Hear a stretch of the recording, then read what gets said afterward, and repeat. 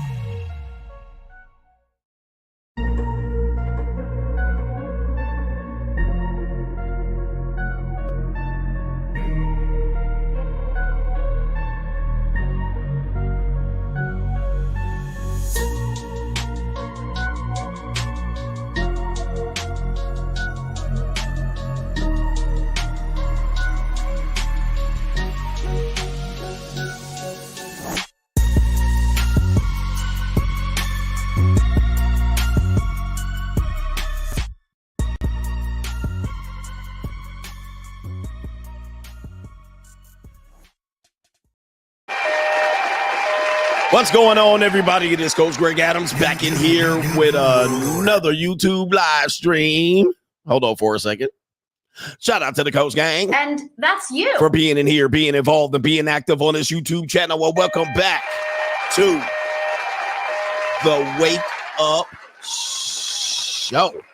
Part of the Free Agent Lifestyle podcast here on the Free Agent Lifestyle channel. You in here with the Bruce Wayne, it is Ish, the King of Kings, the King of Content, and the Speaker of Truth, yours truly, the Notorious One, a.k.a. Mr. Coachellini, better known as the Prognosticator, Coach Stradamus.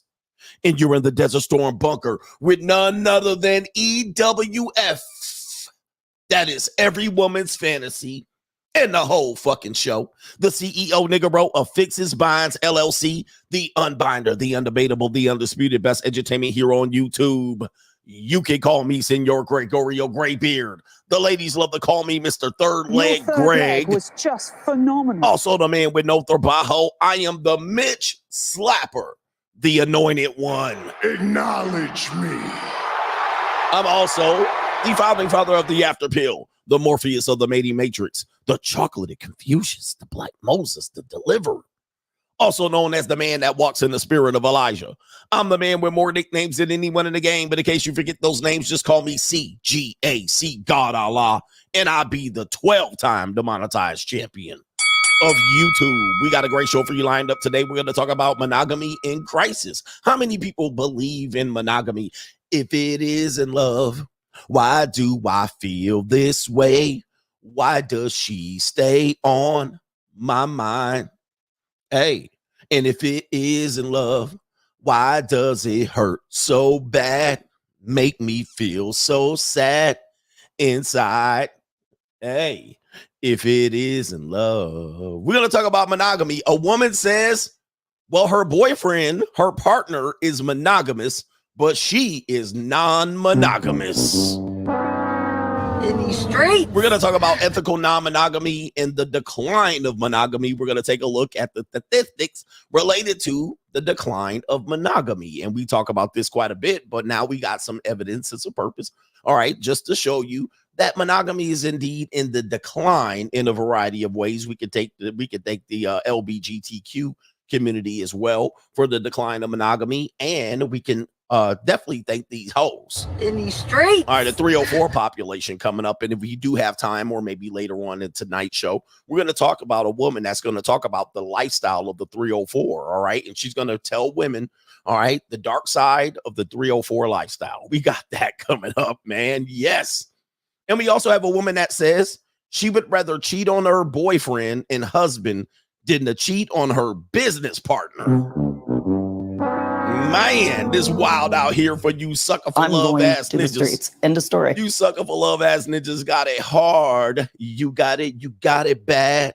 When I'm on the phone, hang up and you call right back ass ninjas. But anyway, we got a great show. We got Doom and Gloom CGA, Straggle and Sniggle Theater, and we also have Crime and Law CGA. A young lady, a college girl, a freshman, as a matter of fact. Are you a freshman at the university? No. You look like a freshman. A freshman at a university delivers a baby in the dorm bathroom, and she throws it in the trash. And she gets arrested for this one. Yeah, she gets arrested for this one. This doesn't work out well for her. All right. And what state do you think that was in? Matter of fact, I know a woman that actually did this exact same thing at a college dorm. So I've worked at colleges and I've heard that type of story before. And of course, she was not a 28-year-old woman. She was a freshman. Are you a freshman at the university? Right. No.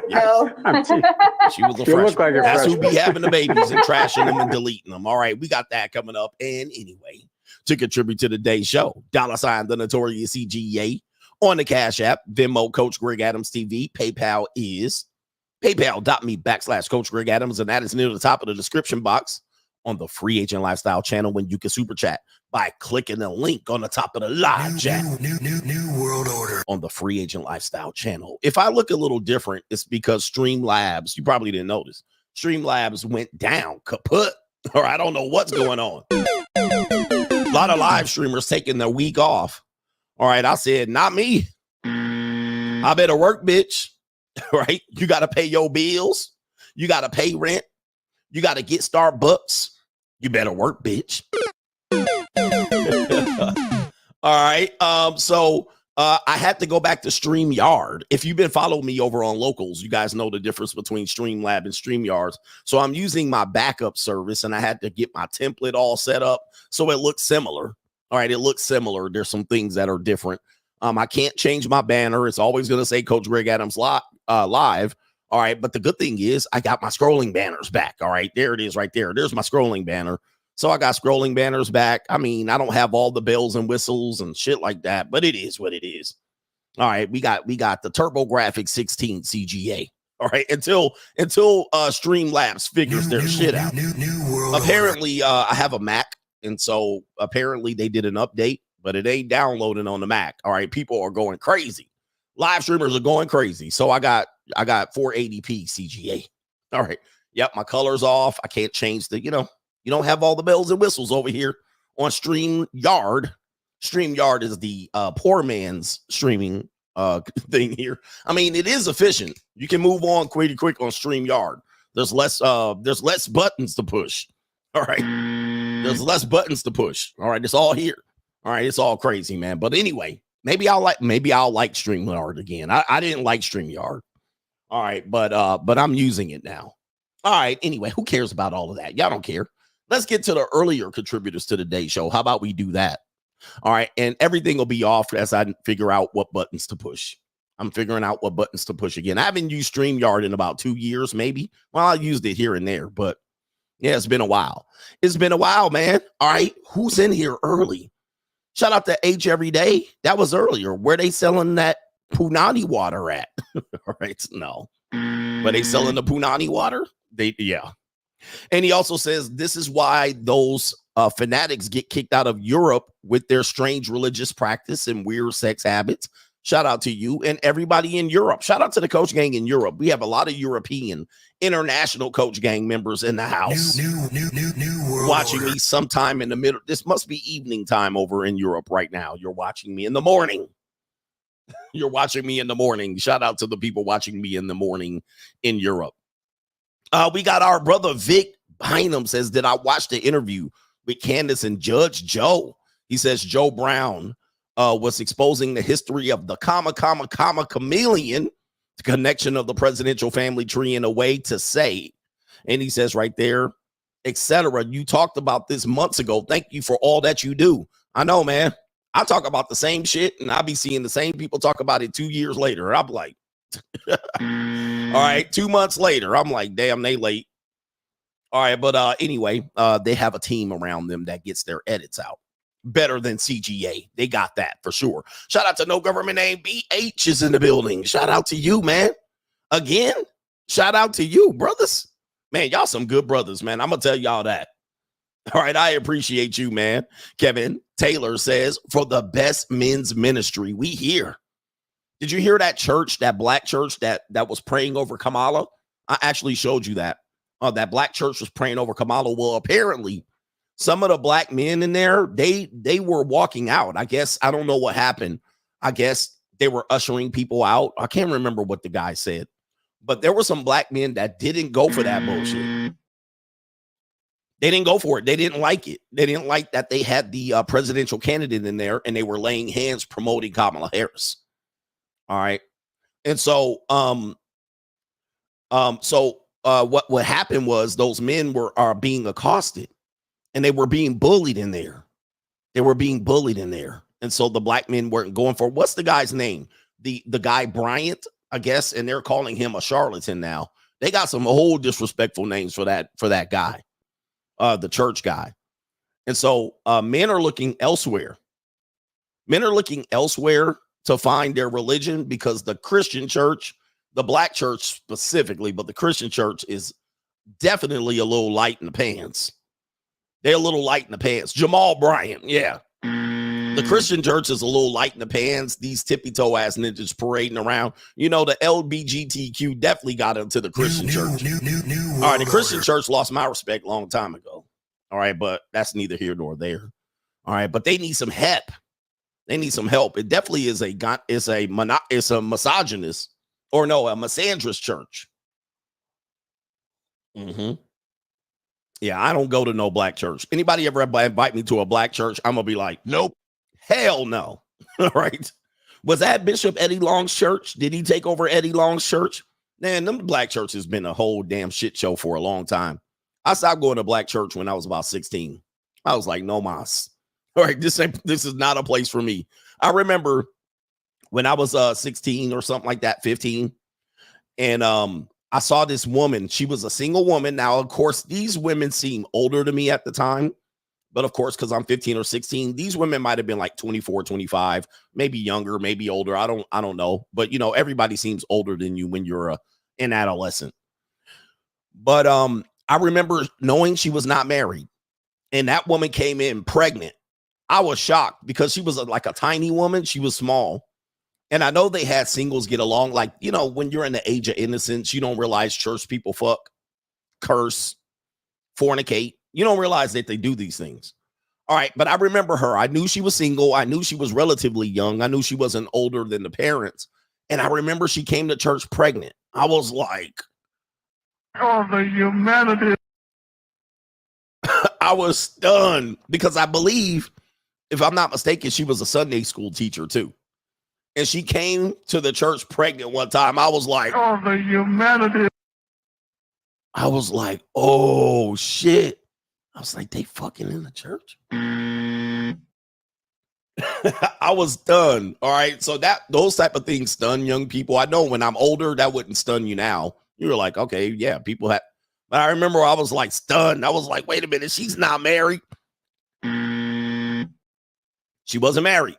She wasn't married. She was single. All right. And I'd never seen her with a man. All right. Then she came in one day pregnant. I was like, oh. All right. So anyway, yeah, I was stunned. I was like, what's going on here? You know, everybody, the adults. Back then, the adults, you couldn't get in adult business. They wouldn't let you talk. All right. You just had to listen. You couldn't be like, hey, why is she pregnant? All right. You couldn't say that. Shout out to our brother, JJ. Problem with relationships is that men are the main givers and women think just being there is enough for you. Indeed. And that's you. They're doing you a favor. I'm just going to show up. Now, this is American women. American woman. But this is mostly American women that have that ideology for sure. They just think, just showing up. I'm here. Treat me well. Spoil me. All right. Spoil me. I'm here. All right. Now, when you get leverage and options, it's a little bit different. I'm going to just let you guys know that. And that's what I push and propose to you guys. Get the Free Agent Lifestyle book. You can listen to it on Audible. You can read it. It is a thing that you can always use back as a resource to remind you. It is a well-written book. It is a short book, but it's a well-written book with daily reminders and gems to get you in leverage and options positions. If you're not in leverage and options, you're going to struggle out here. You're going to struggle, and the women, you're going to start making deals with these 304s. All right, I make deals with them, but I'm not out here trying to make deals like, okay, all right, I'll take what you're giving me. I'll take conversation. I think a woman, I remember a woman on a dating app contacted me, and she was old to me. All right, so she was old, and I swiped in a lustful desperation. I was like, all right, I guess I'll fuck her. Right. But she contacted me. She was like, oh yeah, she was about 35. And she was like, oh, I think we could get along. I think we could I have something to offer you, essentially. That's what she said. And I was like, oh, okay, what? She was like, communication and something else. I was like, I was looking at her like, oh, what the hell is that? I was like, that's simple shit. See, that's what I was like, that's the bare minimum, you goofball. I was like, what else? What? I looked at her ass like this. I was like, communication and conversation. I think that's what she said. I think she said communication and conversation. I was like, huh? What that mean? Communication and conversation? That's what you got? I thought you was going to actually kind of pull a rabbit out of the hat. I thought you had something up your sleeve. You know what I mean? I thought you had something, you know what I mean? I thought you had something brewing. You know what I mean? She was like, all right, this is what I'll offer you. Communication and conversation. Ma'am? I mean, what are you offering anybody else? Like, do you give that to everyone? Like, what the fuck? All right, these people offer you the bare minimum. I thought you was going to say some deep and soggy punani. I mean, I'm going to drop off some deep, soggy punani. All right. Grabbing ankles. All right. Like, what? I was like, this is crazy, bro. You out of your mind. All right. What kind of desperate ninja do you think I am? I'll offer you communication and conversation. I have it. I don't want none of that. That's exactly what I don't want, you old skeezer. All right. What the hell is this shit? Like, that's what I don't want. I want some soggy punani. That's what I want. Maybe she would have said, you know what? I know all girls shave their camel toe, but me, I got a sticky bush. All right, maybe I would have been like, I like sticky bush. That would have been something to offer me. You know what I mean? I'm hairy down there. All right. Oh, that's nasty. Yeah. I like it hairy. You know what I mean? Like, that would have been I haven't had a hairy one in a minute. Right? But she talking about some communication and conversation. Like, I can find anybody for that, skeezer. It's like this. Oh, my goodness. Like, I could go see an old lady on the goddamn bus stop pushing a shopping cart, and she can give me that. She can give me conversation and communication. Oh, my goodness. All right. Anyway. Woo. Do we have any other support systems here? Let me check. All right. This is absolutely atrocious. Tell me you know men or you don't know men without telling me you don't know men. These women don't know what men want. Shout out to Press that says the same ones that that'll turn you down will sell it to you on another site. Yes, they don't. That's where we are. That is definitely where we are. All right. Because, women used to turn you down. All right. They used to turn you down. They used to be like, ew. Or they'll be like, nah. Or they'll be like, he fine. Right. That's the level of men. Like the level of men women take is he fine. I'm going to give him some. He all right. I'll sell him some. Or ill. All right. I don't want nothing to do with you. So there used to be ill. I don't want nothing to do with you. And ooh, he fine. All right. There used to be that. Now they got a middle level. I'll sell them some punani. All right. I guess. When I start selling pussy, I don't want to hear it. All right.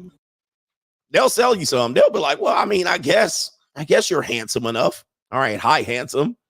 I'll sell you some punani. All right. That's where we are. Like, we got a new level. It's the monetized dating marketplace. Hey, if you're not subscribed to the Notorious CGA channel, more content on the monetized dating marketplace to come up. Oh, we're going to be talking about tricking Tricking is in full effect, man. We're going to talk about the trick industry right now. How I'm looking on the new, it's not a new camera, it's just a new streaming software. Shout out to Monte says, Coach, you my unk. All right, shout out to you. I'm in unk years. I'm in my unk years. All right, I'm definitely in my unk years.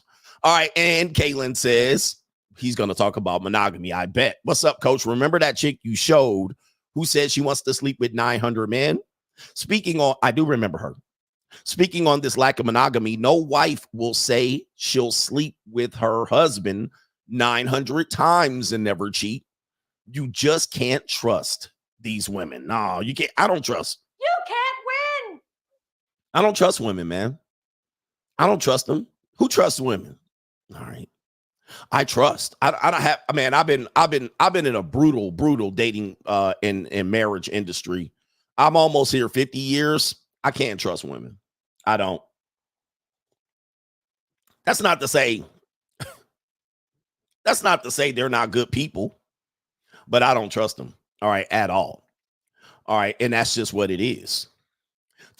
Excuse me. 2K teacher says, Coach, my stomach was hurting so bad from laughing at you talking about that woman saying she offered communication. He says, take me out with the, did you hit her with the, okay. He says, take me out with the, did I hit her with the, What the hell? Oh right. My God, no way. Communication and conversation. Like that is the bare minimum. What were you going to do? Like if you didn't offer that, what were you going to do? Grab your ankles? All right. Nobody wants to talk to you, obviously. Nobody wants to talk to you. But speaking of talk, let's get to Doom and Gloom CGA. All right. Let me see how I can get to it. Oh, I see what I got going on. Doom and Gloom CGA.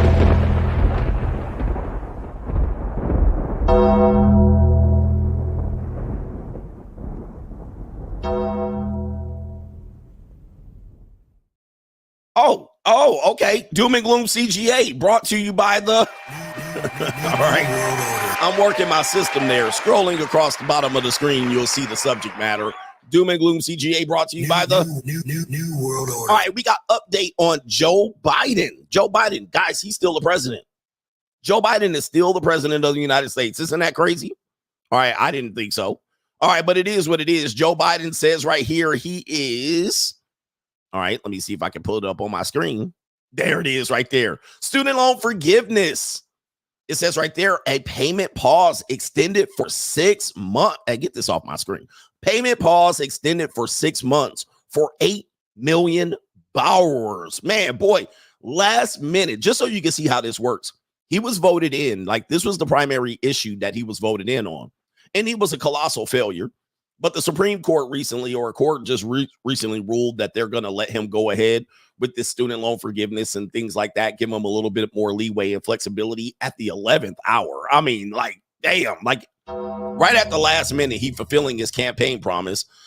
He's already got 1 million borrowers, people that worked in the public sector. He's already got them off. And of course, a lot of people that went to for-profit universities, he's actually got them to get their student loans expunged, if you will. But right here, he has now extended the payment for 6 months, which I believe was going to start back up here in October or November. I actually reported on that. And so now here it is. He's got right here. He's still focused on canceling debt. Now, he only got a couple more weeks in the office. He's in the office until January 6th-ish. All right. And he's speaking about this debt payment for some student loans will remain on pause for at least the next 6 months. All right, boy, it was about to be a catastrophe out here. It was about to be a catastrophe. And it says right here, the pause covers some 8 million borrowers under the federal savings on a valuable education or the SAVE plan. And it's right here, said the forbearance comes as the Biden administration continues to fight legal battles over broader student loan relief efforts. I don't think he's going to pull this off in time. I mean, yeah, he paused the payments a little bit and they're just kicking the can down the road until disaster. All right, current enrollees in the SAVE program will be excused from their monthly payment and their existing balances right here won't accumulate any interest again. I mean, this has been the whole time since he's been in the office. They just been kicking his can down the road. All right. And people, I'm going to just tell you, the sad part about it is you could have paid off the loan at this point. You could have paid off the loan. It's just like you could have paid it all the way off. All right. And with no interest, but you didn't. Now you're stuck. Bitch, look at you now. All right. There was no interest. I mean, it's sitting there at the same balance. I mean, this is the best thing you could have done was just paid it off. All right. But since you didn't, you're out here kicking this can down the road, but he didn't forgive the loan.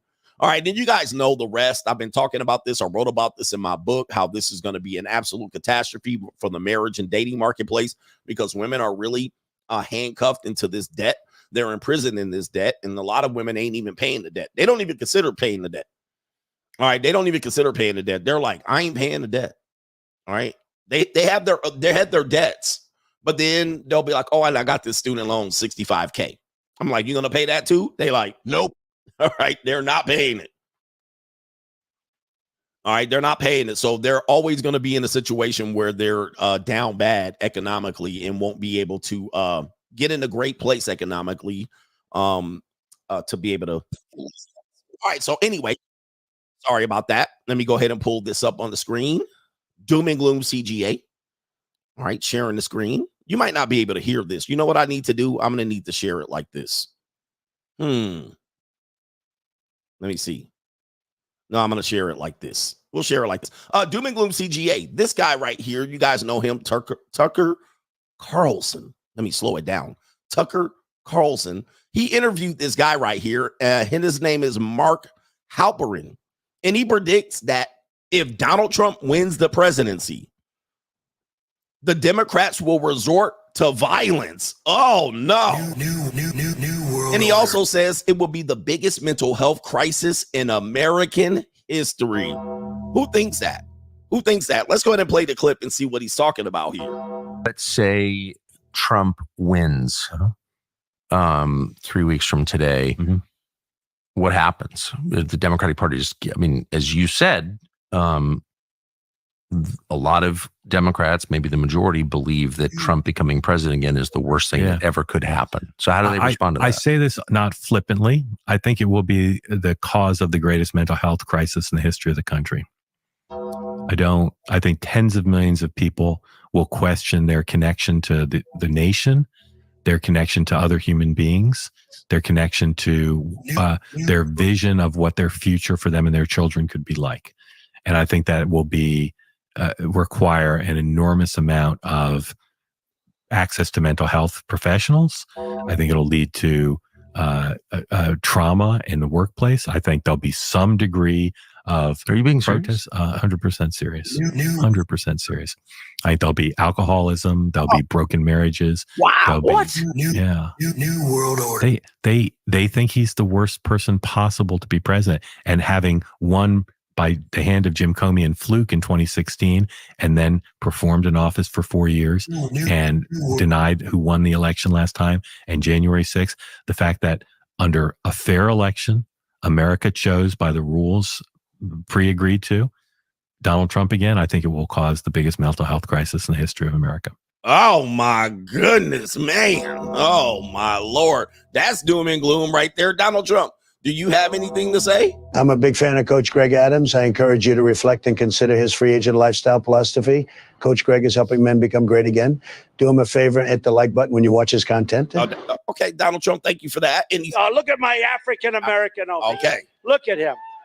Are you the greatest? Do you know what I'm talking about? I do know what you're talking about, but this guy right here, he said it's going to be doomsday for a lot of people. A lot of Americans won't be able to handle it.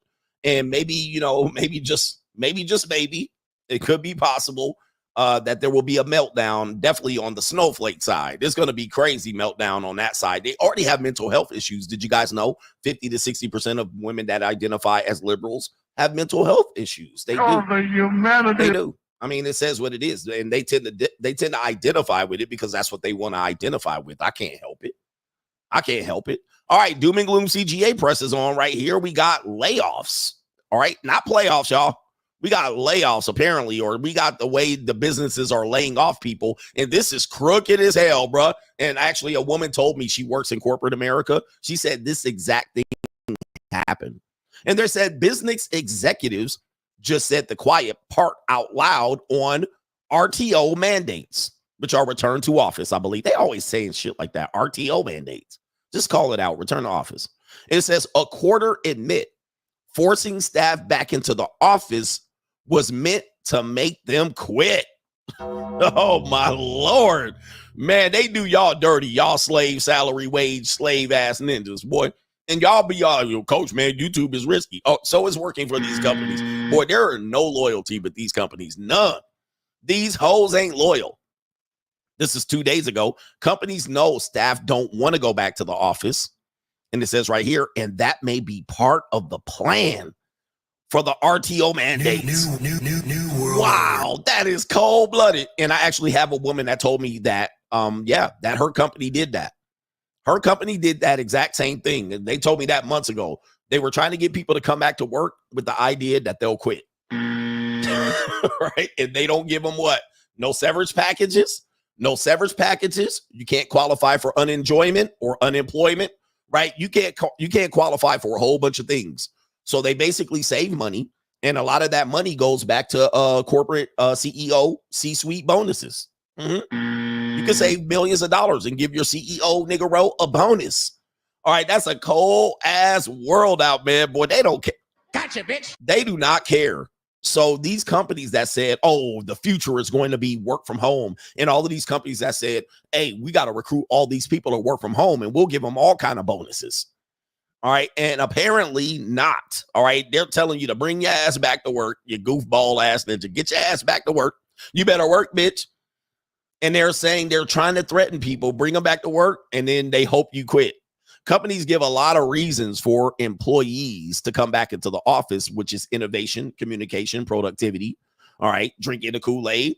But as many as a quarter are also quietly hoping their staff quits.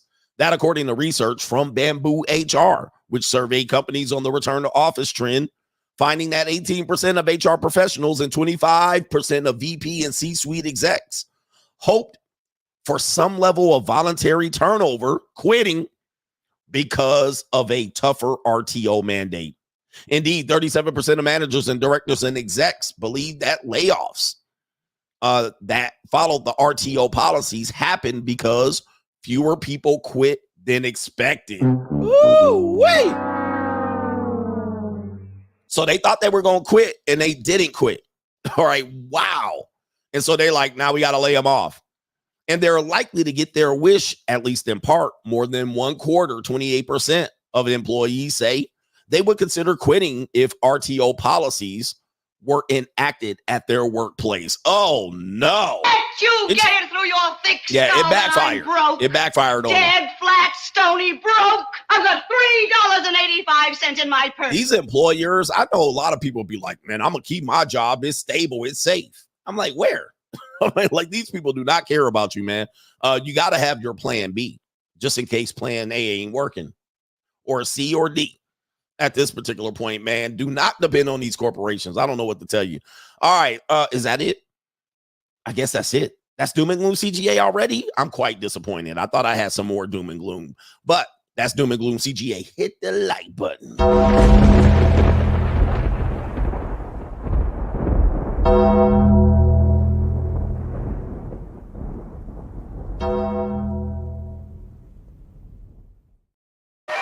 All right, Doom and Gloom CGA, man. That was a great segment. We're pressing on. I'm behind the new cockpit here. Pause. Hey, yo, chill, son. Hey, yo. I got a new buttons here. I got a new rhythm that I got to get used to here, but I think we got it going on. Every now and then my mic might get muted. I don't know what happens here, but do me a favor. Hit the like button. Donald Trump says hit the like button. El Presidente says hit the like button. All right, hit the likes. Don't pass or scroll. Kevin W says if Trump gets elected, therapists will be making the big bag. Yes, they will be. Woo, they gonna be making the big bag. I'm rich, man. All right, let me see if I can find that one Twitter, that one meme. Why do I still call it Twitter? All right, because X sounds just ridiculous. All right, woman screaming. Let me see here. See if I can pull this up. Trump elected. Who remembers that in 2016? Some of y'all young. Y'all don't remember. Yeah, this woman right here. Let me see if I can pull it up on your screen here. This was the big meme. And of course, hey, man, the Republicans had equal amount of memes on January 6th. So it is what it is. But this was the meme right here. This is the woman that we all know is going to happen here. Donald J. Trump is now president of the United States.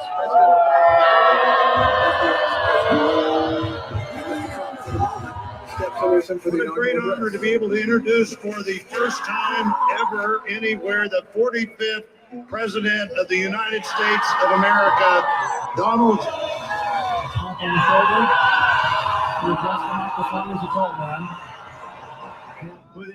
Oh, no. I am so sorry. Oh, no. To my world. I am so sorry to my world. This is not what we want. They got Benito Mussolini in the background. They got Mussolini, the fascist, in the background there. Oh, no. Do you notice that people called the Republicans and Trump the fascist, and then the Republicans called the Democrats the communist? I mean, it's World War II all over again. We will face challenges. There's so much potential. But we will get the job done. For beauty and for devastation.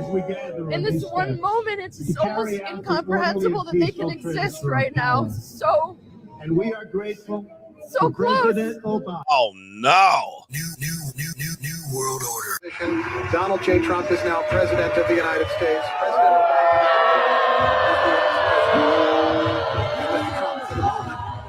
Oh no! All right, that's terrible. What a great honor to be able to introduce for the first time ever anywhere the. Oh no! New world order. Yeah, I don't think she's taking that well right there. And yes, that was a woman. That was a Zimzer. It wasn't a woman, sir. It was a Zimzer. Or a they, them. All right, I don't know what you want to call it. All right, it's a whatchamacallit. I suppose that's what you would call it. Whatchamacallit. All right, let me see here. Should I jump into Straggle and Sniggle Theater? But it's been around the world, and I. Coach, you got a new light? He says, maybe great. Have a good weekend. No, I have just a new streaming. I'm just on an old streaming service. I actually have to turn off one of my lights. I normally have 2 lights, but it's too bright. I'm only using 1 light. All right, damn. It's Streamlabs. They got me. All right, Streamlabs made me go get some extra work in last night. I had a nice piece of chocolate calico here, and instead I was in the office working after I put her to work. All right, anyway. All right, I think we got almost everybody. We're almost going to get ready for the next part of the show. We got Straggle and Sniggle Theater. All right, so let's do it. Like, ride with me if you ride with me. You can slide with me if you feel like 550 on the 5 sticky. Come get high with me. That's a deal, right? Straggle and Sniggle Theater. Let's go. All right, let's get into it. What is on Straggle and Sniggle Theater this week? Or today? Straggle and Sniggle Theater. Oh, what do you think about this, man? Oh, man, this is an interesting clip. All right, so this is a clip of an African-American. You guys, we might have to do a poll on this one. So here it is right here. Here's a man with his wife. Here's an African-American man. I think it's a man. This ninja look like Manny Fresh. All right, he'll look like Manny Fresh. All right, so there's a man. He's putting in a car seat, and there he is with his PAWG. All right, yep. All right, porcelain pale skin PAWG. All right, he got him a PAWG. All right, feed out. And they got their mulatto kid. Shout out to them. This looks like, well, never mind. I won't say it. All right. He's got his blonde PAWG. And Big Mama in the back. You see Big Mama? All right, let me show you Big Mama. All right, so there go Big Mama right there. You see Big Mama. Of course, she's overweight. She's double the size of the PAWG. All right, and so here you go right here. In this particular video, you have the Big Mama upset at the PAWG for getting in the car in the front seat. Now, white folks, let me talk to y'all for a second, white folks. Let me talk to y'all for a second. Hey, white folks, I don't know how you guys know, if you guys don't know. In the black community, mama is the authority, right? The Italians have the same thing, but mama is the authority. Big Mama calls the shots. So in essence, what happens is if you guys are all in the same car together, it is expected, and many other cultures have the same thing, that Big Mama rides in the front. She don't ride in the back. Now, in this situation, there's hypocrisy because the baby's in the back. And in any other situation, wherever the baby is, Big Mama is. But of course, when you go in the car, Big Mama rides in the front seat and the woman rides in the back seat. So yeah, like you have a woman, you have a wife, you have your child's mother. But if your mother is there, she rides the front seat and then your spouse rides the back seat. Yeah, she rides shotgun. Big Mama rides shotgun. Now, who agrees with that? You might have to take a poll on that one. But, you know, priorities. I believe that the spouse is now the mother, especially if she has a child. Mama, get your ass in the back. All right, that's just me. Because when you are married and you're producing children, you are the new family. That is the new family. All right, the old family takes a back seat. The new family is the priority. And Big Mama, go ahead and take care of your grandson. In any other situation, Big Mama will want to take care of her grandson. But in this situation, Big Mama's got an ego, and she don't like that white girl. She don't like the white girl. And you're going to go ahead and see how this plays out. Let me know what you think. Let's play the video.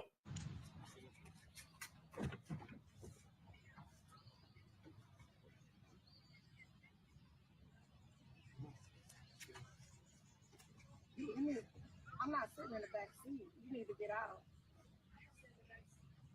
You gonna sit in the back seat today? You need to get out. I'm not sitting in the back seat.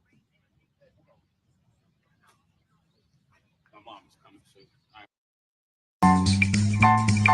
Big back, big back, big back, big back. All right, so that was definitely, well, they have the camera set up for this too, which is interesting. So it might be a skit, but this is a scenario that plays out quite a bit. So she came in with attitude. You better get out in the back seat. I ain't sitting in the back. All right, here we go. What you mean you're not coming? It's not that deep. Just sit in the back seat.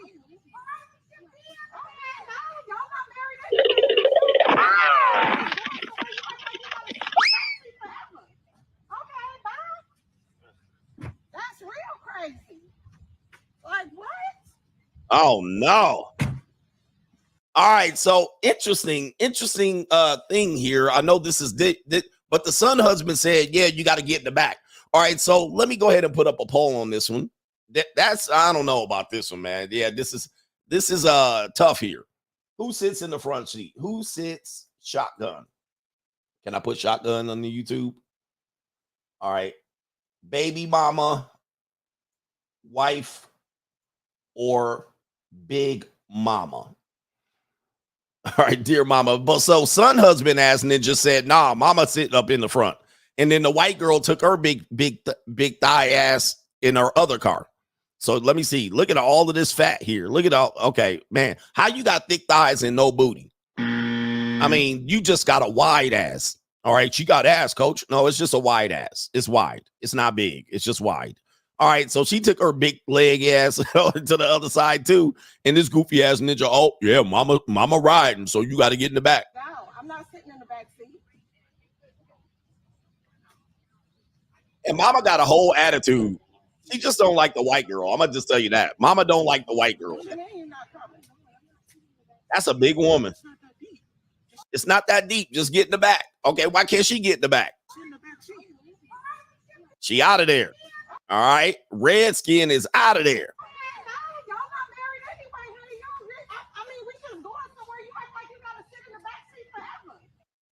My question, why don't you sit in the back seat? All right. You act like you got to sit in the back seat forever. She's mad that she got to sit in the back seat. All right. And she's telling her you should be okay with sitting in the back seat. That's hypocrisy. Now, the other part is in this situation here, you have the son husband who has a conundrum, and the mother says you're not even married. So I guarantee you this woman doesn't like the other woman. All right. The mama is jealous. By the way, this is mama jealousy. This is big mama jealousy. This woman does not like this white woman. All right. And so this is one way she's taking this out. Of course, this is, you got to consider that this is planned out because there's a camera there. Maybe the mama setting up the camera. Who knows? They have a nice house, multiple vehicles. The mama probably lives there too. All right. But big mama jealous of the white girl. And that's how she's taking it out on her. And it doesn't matter that the girl is white. I think if the mama didn't like the girl, period, she would do the exact same thing. All right. So it doesn't matter. It does matter that she's white, but of course, if she was black or Latina, it would be the same thing, I believe.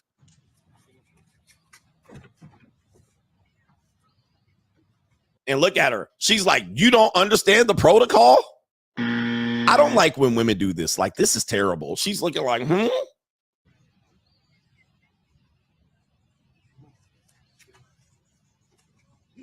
This look at the shape of this woman. I mean, good Lord, look at her shape. Look at that pop belly. All right, and you got Jesus. We need to bring moo-moos back. We need to bring moo-moos back. All right, let's see here. Straggle and Sniggle Theater. What's the next clip? Oh, we got studs getting a compliment from a guy. All right, so let's go ahead and play this one right here. A stud giving compliments to, a guy giving compliments to studs, and the studs turning into their feminine. All right, let's play the video. Absolutely beautiful. Oh, what you say? You said what? You all are absolutely beautiful. Okay, so listen. I appreciate that, but why you say that? We are literally. Hold on. All right, so this guy right there, look at his brother right here, of course. Yeah, that brother's starving. Yes, All right. So he finds some studs, and he says, you studs are absolutely beautiful. All right, now I can't wait to see these women here. Let's play the video. Fucking camera, goddamn. We are studs and wearing boy clothing, and a lot of studs don't like that shit. So why do you say that? That's why I said mad respect. Okay. Type shit. Have to get the compliment off my heart. Type shit. I appreciate it because type shit. We love boys. We can't help it. That's what I'm saying. We're just girls in boy clothing. You know what I'm saying? We can't help the shit. Nobody. We're just pretty. It's not pretty. We can't help that you ugly. We did not provoke that. Our face card is that balance. Now I thought you looked like your daddy. Yeah, that brother's starving. Yes, sir, brother. All right, he said these girls are beautiful. All right, okay. All right, let's take a look here. Look at this ninja right here. Yeah, that brother's starving. All right, hey man, go do some sit-ups or crunches or something. Do some planks. All right, like what? This ninja? Yeah, that brother's starving. What? Lord have mercy. All right, he said they beautiful. I mean, they dress like that rapper Boss back in the 1990s. Like, why they dress like they about to shoot an album cover for a rap album? Look at this right here. All right, studs. This is crazy. All right, they look like they about to shoot a rap album cover. And look, beautiful, you say? Yeah, that brother's starving. Now, the funny thing is, when he gave them that compliment, they then turned to girls, right? Oh, we like guys. We're just girls. So because we're girls, we have emotions too. And they're saying because we're studs, just because we're studs doesn't mean we don't have emotions. So now they have emotions and they're like, we're just girls. We want men to appreciate our beauty, and they should, according to them. That's what they're saying. All right, that's what they're saying. That's not what I'm saying. All right, but this ninja said, I just want to let y'all know y'all beautiful. Beautiful. What you say? You said what? You all are absolutely beautiful. Okay. Oh my. So listen. We just mad respect. We just giving out compliments to anybody. Listen, I appreciate that, but why you say that? We are literally. Hold on, let me fucking camera. Goddamn. Oh my. We're studs and wearing boy clothing, and a lot of studs don't like that shit. These ninjas look like what is it? B2K. These ninjas look like B2K and Amarion and them and Lil Fizz. Talking about, all right, bada bing, bada boom. All right, these ninjas look like they about to, they look like the rap group IMX, Immature. What the hell is going on here? Where's this? This is Marcus Houston and them? What the fuck is this shit? B2K ass looking ass people. All right, what is this? I don't like that shit. So why do you say that? That's why I said mad respect. Okay. Respect, but I Type still shit. have to get the compliment off my heart. Type shit. I appreciate it because type shit. We love boys. We can't help it. That's what I'm saying. We're just girls in boy clothing. You know what I'm saying? We can't. And she got a 40? Hey, yo. Or is that some Pinot Grigio? All right. Or Mag Dog 2020. All right. What the hell is that? All right. I need that sound effect. What the hell is that? All right. Straggle and Sniggle Theater, man. Sometimes y'all got to come on home, brothers, man. We, Balding is a sign of high testosterone, my ninjas. All right, so some of y'all ninjas be holding on way too long. And shout out to my African Nigerian brothers. Brothers, y'all got to let this shit go, man. We can't be out here walking around like this, especially in these wonderful, colorful suits.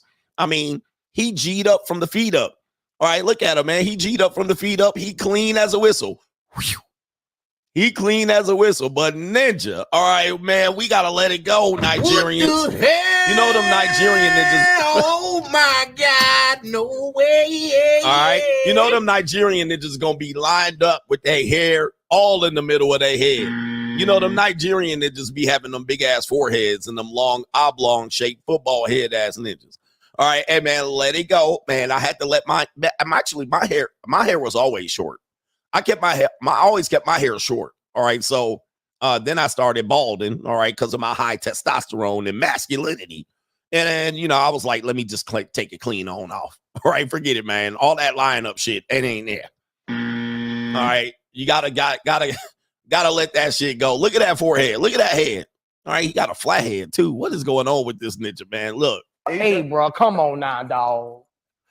Come on, man. Nah, that ain't it, bro. That is not it. Right? You got to let it go, man. We can't just be out here like this. We can't be out here looking like this. All right. The hairline, it ain't lining up. All right. This is crazy. All right. How many more Straggle and Sniggles we got? We got 2 more. All right. We have these women that say we're ghetto. And these look like community volunteers, 304s. We are ghetto. All right. There they go right here. Let's play the video. We're ghetto. Of course we link with the plug just to set him up. We're ghetto. Of course I'd suck it for a black and mild. Bitch, same. I hit him with the... We're ghetto. Of course we link with the plug just to set him up. We're ghetto. Of course I'd suck it for a black and mild. Bitch, same. I hit him with the... Oh, my. All right. Shout out to these young ladies here. Their bodies look like... All right. It just looks like, yeah, there's, you know, okay. All right. Shout out to no body shaming. All right. We're ghetto. Of course, we'll do what? We're ghetto. Of course, we link with the plug just to set him up. All right. We'll link with the plug just to set them up. All right. These strags. All right. These strags are out of control, man. You guys got to realize a lot of ghetto girls, a lot of girls y'all see on the gram, they will do shit like that. They will link with the plug, set them up. They will hit you up. They will communicate with the ops. They fucking the ops. They are having sex with the ops. All right. So look, they just, oh man, these hyenas are crazy. We're ghetto. Of course, this is a mud shark, a whole mud shark. You already know what's going on here. Look at these tattoos. This woman has been ninja, throttled, and she probably got a pimp. Suck it for a black and mild. You'll suck for a black and mild. Oh boy. Not for a black and mild. Right. Bitch, say. And look at these feet. Oh no. What the hell? Oh my God. No way. Look at these thighs. Woo, wait. Look at these puppies. All right. Them dogs barking. All right. Look at them little chicklet toes, them little fat toes. We're just looking at the booty. We're looking at the breast. We're looking at her neck. We're looking at her feet. We're looking at her. I ain't looking at no feet. Man, ain't nobody looking at no feet. You don't looking at feet? I'm looking at feet. I'm looking at them too, man. That ain't gonna cut it. All right, them feet look bruised. You've been out there, right there on the track. You definitely been out on the track. You're on the right track, but you're on the wrong train, baby. All right, what's your P doing today? Your P, I am. All right, that's got y'all out there with them. You look like you've been out there on Figueroa with them dogs. All right, anyway, get your feet right. Get your feet right, ma'am. And $2 black and mild, you will suck somebody off for a black and mild. All right, man, that's terrible. All right, that's broke. All right, we got a woman says a baddie. All right, that word's going around just quite loosely here. A baddie shares this screenshot right here about when she told her man that she was pregnant. All right, and why you text your man that you're pregnant? That's a phone call, baby. That's not a text. But there's the baddie. Is this Houston, Texas? This is a Houston baddie. They just be like, we got baddies in Houston, coach. All right, so there's a Houston, Texas baddie, definitely a gordita, and a pregnant gordita at that, you know? Anytime you see a gordita like that, you better wear a condom or you're going to risk pregnancy. Look at them cellulite thighs. Look at them thighs. All right, that's definitely gorditaville. She going to be a torture by the time that baby come out. But of course, this Houston baddie texts her man and it says, I think I'm pregnant. I told you not to come inside of me, not to nut inside of me. Oh, she told her right here. Do not come. Do not come. I'm going to come. All right. I told you don't nut in me. He says we should have used the condom. That's what she said. Now, here's where the problem is. You knew he was going to nut in you. I mean, haven't you had intimacy before? You know when he about to bust. Like, are women still surprised? Like, oh, you nutted in me. I didn't realize that. Like, you knew he was doing it. Like, what are we talking about? Like, you knew he was about to bust. You could feel he was about to bust. He started breathing quick and he started pumping faster. You knew what was about to happen. Why didn't you tell him then? All right, now you try to tell him now. You know, I ain't got no birth control. You know, you can feel it. He all getting all, you know, constricted. You didn't grew an extra diameter, centimeter. You can feel it. You know what's about to happen. You've done this before. This ain't your first rodeo. You should have told him to pull out then. All right, now you're like, I told you not to nut in me. You knew what was going to happen. All right, anyway, let's see his response. Let's see his response. He says, SMH, shaking my head. Let me tell you some real ish. Out of all the women I've dealt with, you are the most kind-hearted and the smartest one. He says, you have your ish together like no other. Now, normally I would pull out, but something heavy on my heart said not to pull out. I see something in you that you probably don't see in yourself. I know that you will make a great single mother.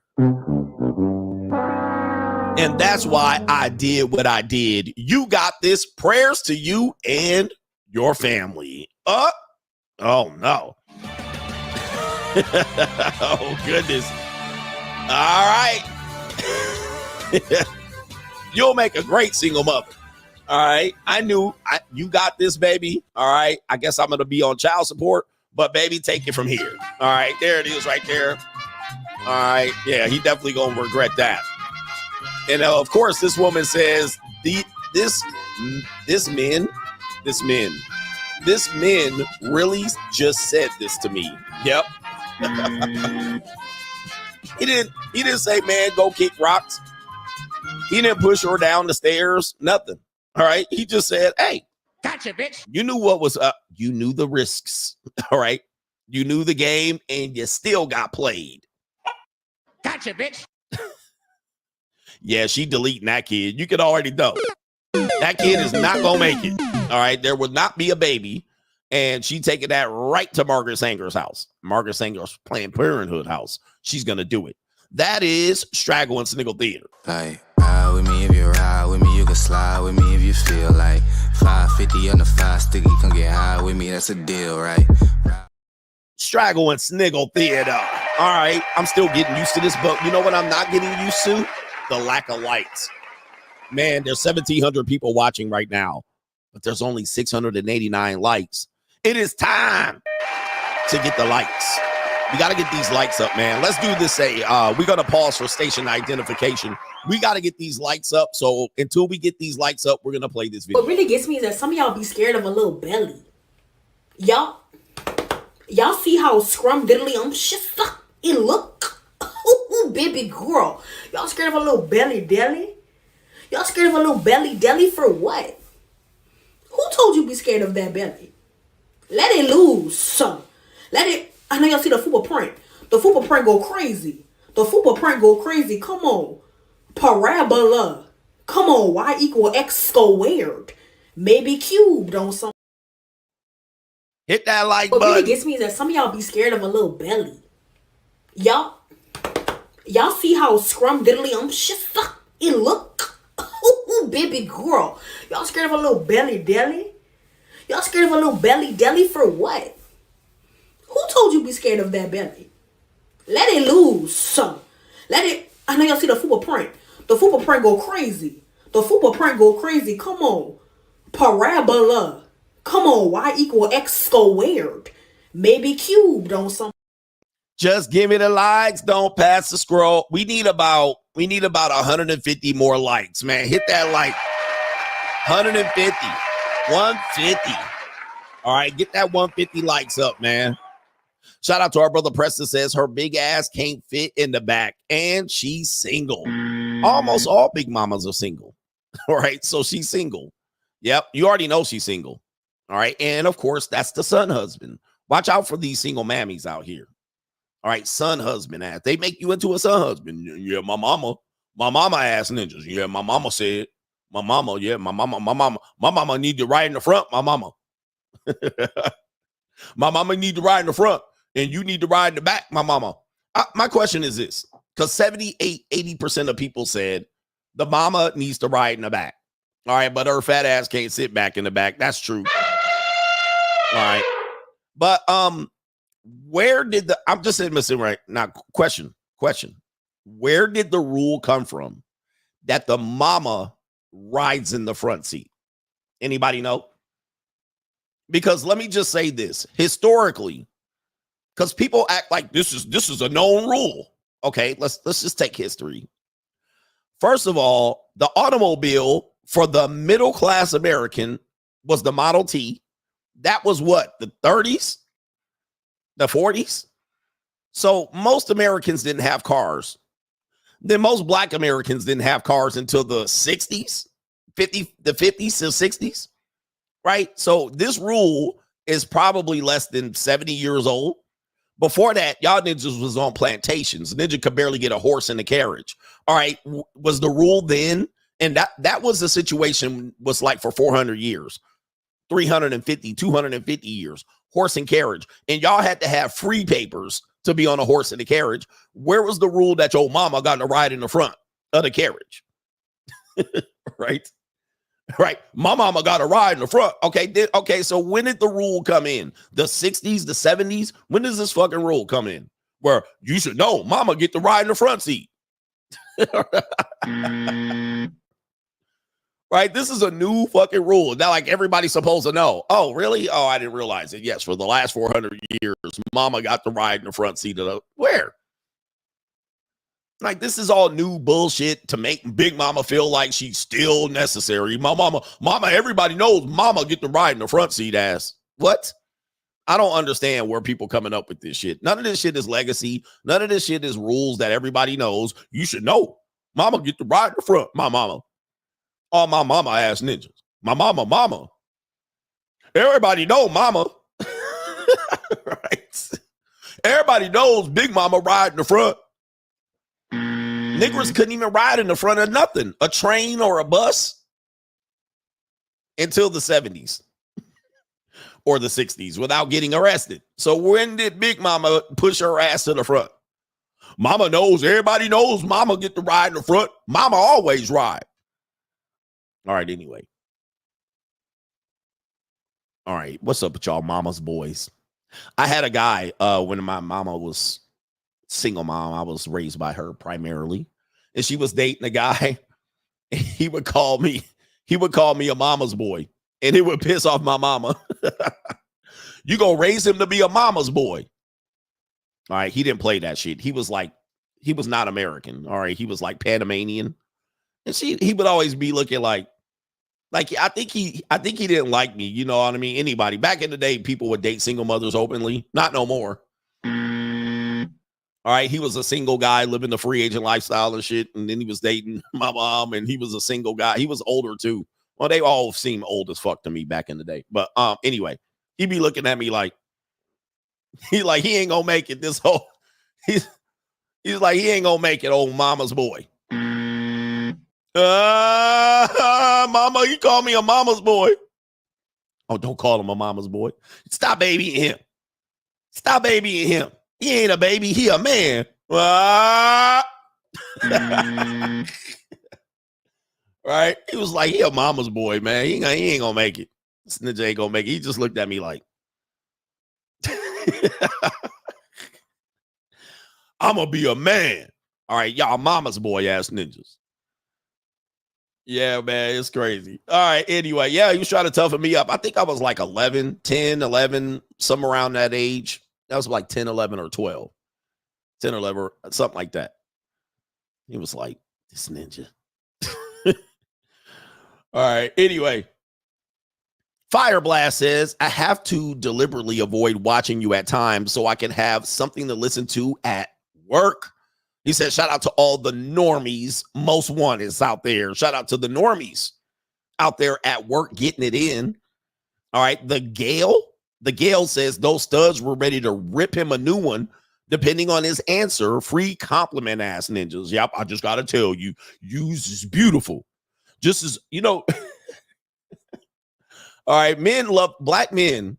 Y'all, we love to compliment people. We are really natural charmers. We're charming. We go back to an era where it was like, tip your hat. Hi, lovely darling. Hi, beautiful lady. Hi, beautiful. All right, I'm going to tell you, boy, woo-wee. Look at all that wagon you dragging. Girl, I tell you, boy, you got some gams. Woo-wee, sister girl and the sister just be walking by. Back in the day when a compliment means something, they just be eating it up with them big-ass legs, big booties. Ooh, girl. I like some fries to go with that shake. Baby, I tell you. All right, I like the way you move, baby. Look at how you slide and glide. That's what I'm telling you. Ooh, I like the way you comb your hair, sister. Sister, you've been on my mind. That's how ninjas used to be back in the day. We just hand out compliments like it was fucking butterscotch candy. All right, at your grandmama's house. You just walking around, brothers just talking. Ooh-wee. Sister girl, you wearing that pencil skirt. You wearing that dress. You wearing that dress. Now today, they call that cat calling. They call that cat calling. So guess what happened? Men are very pragmatic. Whatever you tell men not to do, they literally stop doing it. Right?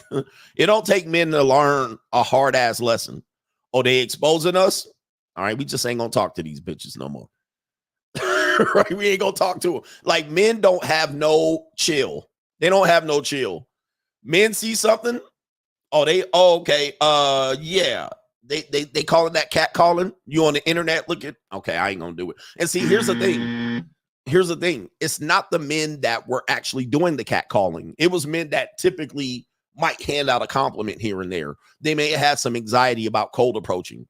You know, the poor ninjas, the ninjas that always talking, they gonna always talk no matter what. They ain't got nothing to lose. They barely got a job to lose. But men that are somewhat kind of plugging away, doing what they need to do, like those are the guys that get affected by videos like that. They're like, what? I ain't losing my job. Fuck it. Men don't have no gray area. There's no gray. If men are black or white, they tell you to stop catcalling. Men stop catcalling. That's it. You just gonna say no more of that. Oh, Me Too sexual assault at work? Bitch, don't talk to me at work. All right. Hi, Cleavon. You looking at her like what? I just wanted to say hi to you. Hi. Right.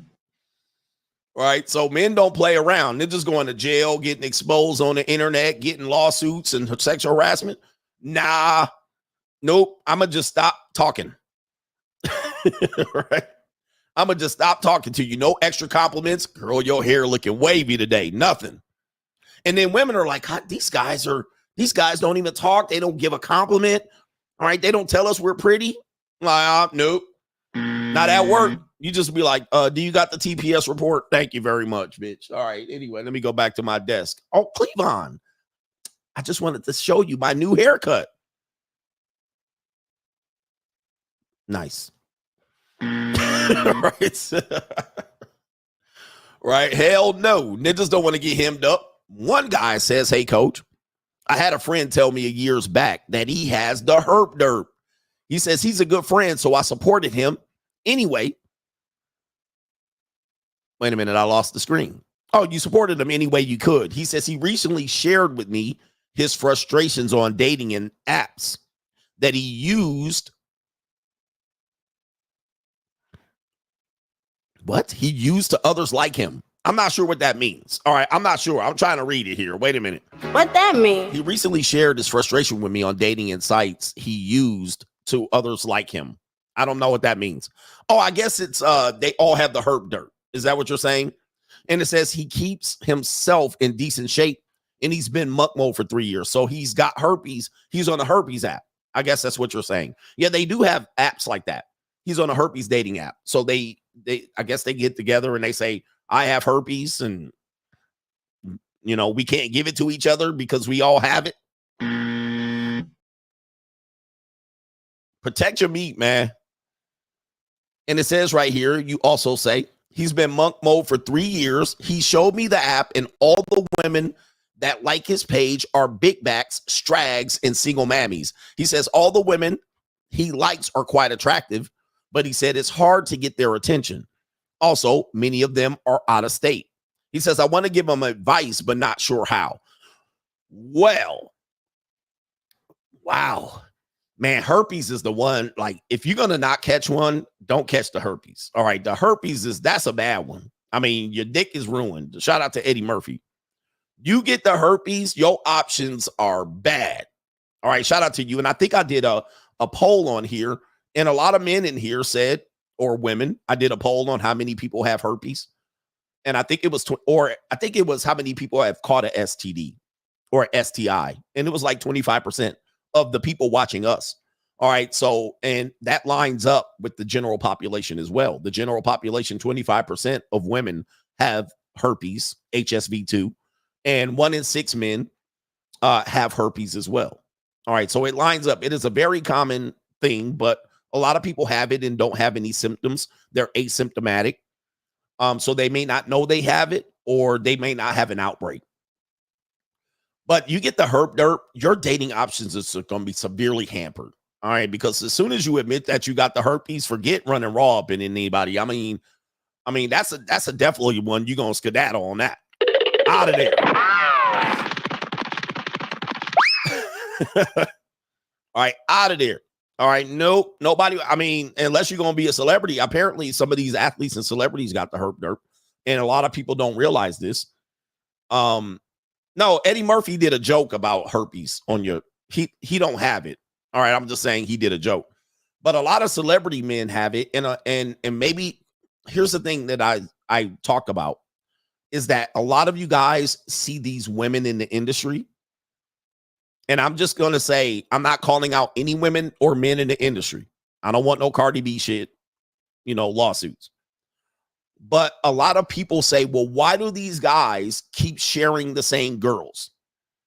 Okay. And one of the theories I came up with is a lot of these people have the same STI. Now, that's just an assumption. I'm just throwing that out there as a possibility because they're vetted. You're vetted. You know what they're going to do. They know how to follow contract and rules. And some of these athlete males have Herp-Derp. All right. So what happens is they can't mess with the general population of women because they're going to pass. They could allegedly pass the Herp-Derp, but they got it. But these other women know how to play the game and they might even have it. All right. So now it's the same thing as this dating app where you're dating people that have the same STI. You're dating people in the same industry that have the same conditions. And so they're more likely to accept you.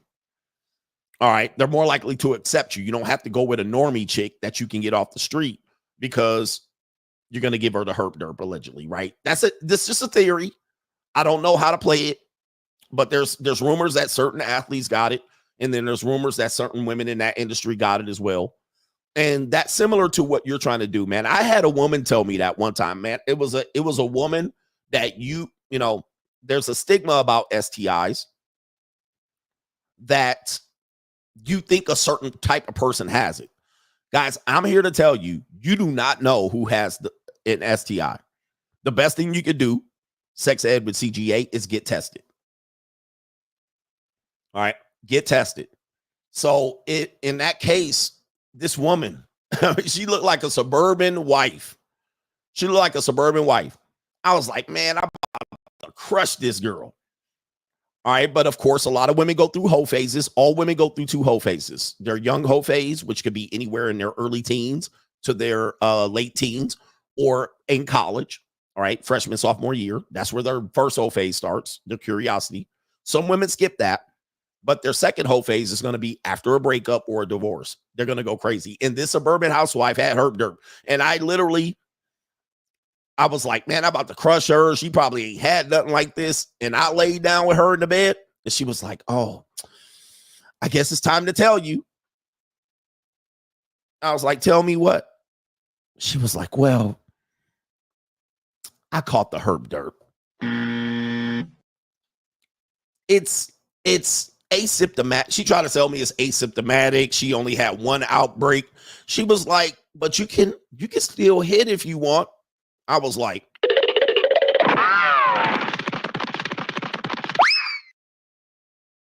right when I was going for the panties, I'm about to peel them panties off the backside. And she was like, yeah, I guess I got to tell you now. I didn't realize we were going to hit tonight. I was like, I came over to your house. What you think I was going to do? Play ping pong in the garage? All right. I guess I better tell you now. I was like, all right, bye-bye. Oh, the humanity. That's that. There's the end of that. I'm not going any forward than that because I don't have it. So I'm going to just let you know. I'm like in my late 40s. No goddamn Almond Joy on my Johnson. My shit do not look like Nestle Crunch. I managed to get this far. And I want to keep using my Johnson for the next like 35, 40 years. I'm going to still be poking on shit out here. But what I ain't going to do. All right, what I ain't going to do. So there's the advice. If you got Herp-Derp, that is a one you're going to have a very hard time finding potential partners. The only ones you're going to have are the people who have it. And you have you have to cast a big net. Right? It's going to be somebody outside of your area for sure. Especially if you admit it and they admit it. Now, we also tell you that that condoms don't stop it necessarily. All right, they don't stop that one because it just takes skin to skin to contact. So whatever you're covering with the condom, there's also still skin exposed. And once the skin is exposed to the other skin that has it, it doesn't matter if it's your elbow, right? Your elbow, your mouth, your tongue, your lips, your ball sack. It don't matter. All right. That ain't covered by a Jimmy hat. So it's going to rub on it and it be gone. All right. So y'all just bumping and grinding and she grinding her lips all on your salami.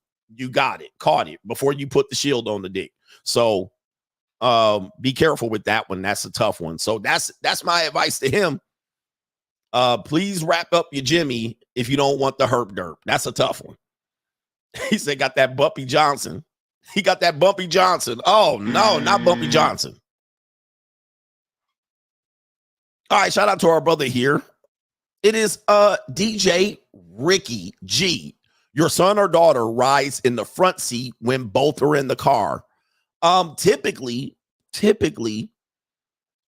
kids tend to ride in the back seat no matter what. But as they get older, they do the what is that shit called? Rock, paper, scissors. Rochambeau, as white people call it. They do the all right, or they do the last time. They do the last time I rode, you were in the front, and they do the switch up. I'd be like, man, I ain't in it. My name is Bennett, I ain't in it. So they do the Rochambeau. All right, shout out to our brother Isaiah says, and by the way, the safest place for young people to ride is in the back seat. Yeah, or they call that shotgun. They call that shotgun. All right, so yeah, that's who rides in the front seat. Safest place to ride is in the back seat for young people. All right, until they get older. Isaiah says, Coach, I think, by the way, go look it up. I think they have to be at least 4'9", 4'10", and weigh over a certain weight to ride in the front seat. All right, because it depends on your state. So you have to be a certain height, because if you're lower than that height, the seatbelt will not stop them from being ejected out of that seat. Isaiah says, Coach, what do you think is more delusional? The dating coaches that tell men that they all can become high value when it's statistically not possible, or women who say they want that said high value man? Who's more delusional? That's a good question. I know I use a lot of this. You need leverage and options, but I know only a small percentage of men are going to achieve it. In that case, I know I'm only talking to those men that are going to do it. And as you can see, a lot of men do achieve it. All right. In my mind, when they're saying become high value, they already know statistically only a few people are going to be able to achieve it. So I don't know if that's delusion. They're just trying to talk men into the possibilities of using that. That's not as delusional.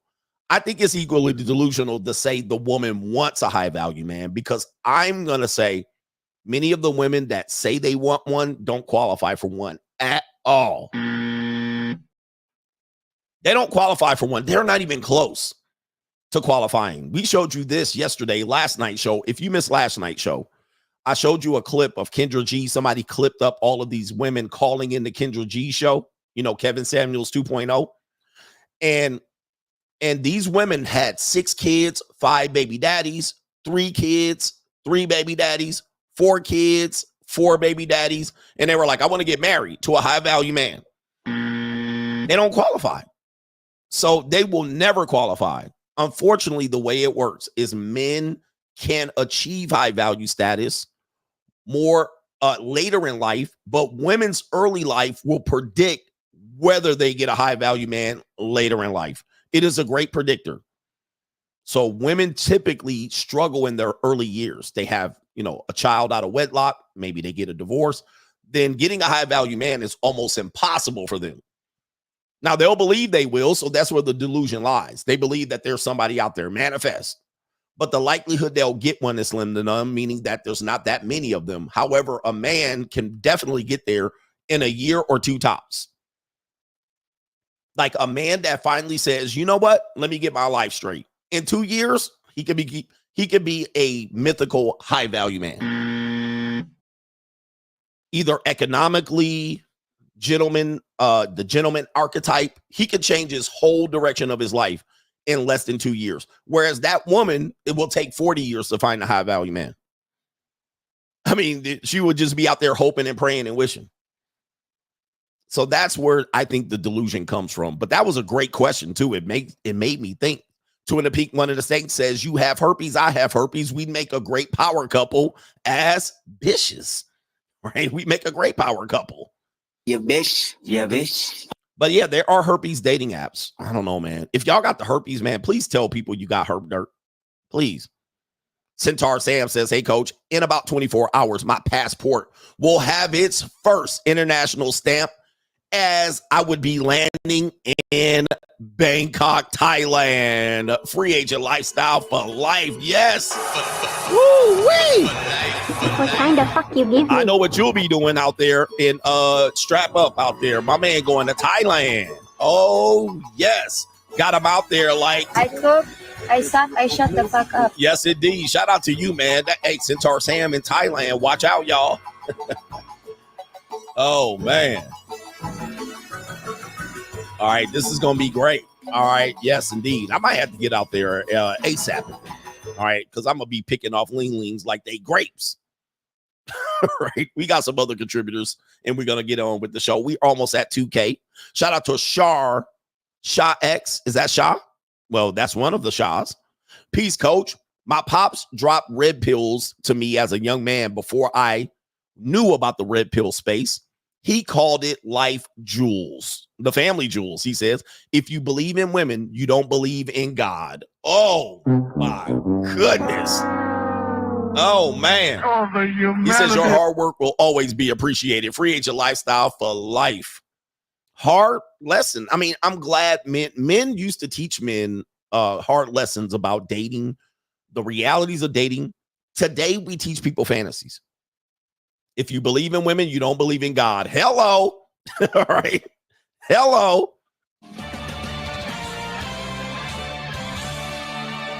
Write it down. Write it down. You guys got to understand. And I know the women are like, this is just terrible. I'm a good woman. Okay. I didn't say you weren't a good woman. I'm just saying, if you believe in them, you don't believe in God. I agree with that.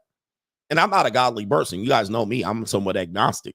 All right. But I believe, like, dude, you should not be running around here. I trust women. Like, this is a psyops to have. I believe all women. No, absolutely not. They cause problems in your life, and we cause problems in their lives as well. Ladies, if you want me to do a show on the 5 ladies watching me right now, or the 25 ladies watching me, I can give y'all some information. I can speak the same way on the other side. I'm just saying. I'm just speaking to men. You can't be running around trusting them. Dude, that is a fool's errand. Do not do that. You're not supposed to do that. They're always supposed to be under your guidance and your watchful eye. Now, they don't want to be. All right. The one thing they don't want is to be controlled, because they know you're going to hold them accountable. Women run when you hold them accountable, right? Meaning that I'm going to watch you. I'm going to make you report to me. I'm going to look at your spending. I'm going to watch receipts. I'm going to see what's on your phone. They be like, The reason why is because you're going to hold them accountable. They hate that. They hate it. I don't care if it's your mama, your daughter, your girlfriend, your wife. So what do men do? You take the bitch and then the move. You take the Mitch move. Well, I trust her. 10 years down the line, worst mistake you ever made. All right, you got to watch them. Women are made to be watched. You got to watch their ass. Where you going? Why you got that on? All right, and so what they call that is controlling insecure. No, I'm not controlling insecure, baby. My job is to protect you as a man. And I take that job literally, ladies. I am a true protector. I'm a true man. I'm a all true man. I'm the true gentleman out here. I'm the true gentleman. But here's the thing. God put me in a position to protect the woman that's close to me. My daughter, my mama, my wife, my spouse, my girlfriend. They put me in a position to protect. That's what I do. And the number one person that I'm supposed to protect you from is yourself. That's the number one person I'm supposed to protect you from. Not the guy in the bushes with the goddamn Pookie Shiesty mask on. Not the pervert, not the rapist, not the terrorist, not other women. I'm supposed to protect you from you. Right? Right there. Gotcha, bitch. That's the ultimate person I'm supposed to protect you from. Now, here's the thing. In today's world, we can't protect women from themselves. We expose them to actually the worst things for them mentally. They're all in therapy and mental health crisis right now. All right, they all breaking down in therapy. They don't know what to do. They be at home crying in a soup at night, broke, about to get their car repoed, and they over here talking about, you need to protect me. What? I can't even protect you from you. So when I'm coming out here, we supposed to trust them and let them do what the fuck they want. Nope. I don't believe that. I don't believe that at all. These out running around here getting pregnant at 19. Wait till you hear crime and law CGA. They out here getting pregnant and deleting their babies in the name of Margaret Sanger and the nanny goat. They sacrificing their child to the nanny goat every time we turn around. Black men race declining like crazy in America. And we're supposed to just let them run out here and do shit. Any woman that I can't not protect from herself, I don't protect them at all. Write it down. Shout out to our brother. Write it down. Any woman that doesn't allow me to protect her from herself, I give them zero protection from that point on. None. You don't get no protection from me. So if somebody go upside your head with a brick and I wasn't protecting you from you, and I didn't tell your ass to not carry your ass out there at 2:30 to get hit by a brick, that's your goofy ass. Ain't mine. All right. Hey, that ain't my bitch that got hit by a brick. That's y'all bitch. All right. That's how I do it. That's how I do it. And I'm a I have a philosophy about life. So if a woman says, nah, you can't tell me what to do, well, then go upside her head with a brick. All right. That's what I'm going to just look at your ass. You'll learn next time. All right. You'll learn next time. And I'm going to watch that nigga skin it. Damn, you let him hit you in the head with a brick. All right. I have no protection for you. Any woman that I cannot protect from herself, I refuse to try to protect her from anyone else. All right, write that down. That is my rule. Man rule number 5011. Here we go right here. All right. Anthony B says, hey, coach, I was watching a podcast with financial guru Ramit. Is it Ramit? He talked about how when he was talking to his wife about getting a prenup, they talked about how they viewed money. He said he viewed money as growth while she viewed money as a security. You don't miss CGA. It's very simple. Women want protection and security. That's what they want. They marry for security. They don't marry you because they like you. Guys, I've been telling y'all that for a long time. They don't marry you because you like you. They marry you because you provided something. security, self-esteem, mentorship, wisdom, you know, a little bit of love. That's why they marry. Shout out to Preston says her big. Okay, I got that one already. You know who they had sex with? They had sex with the guy that doesn't give you any of that. Yep. And these things should be what we know. I mean, these are classic American teachings. This is what we should be teaching men. She loved me, coach. She said, I give her the best, Johnson. No, you don't.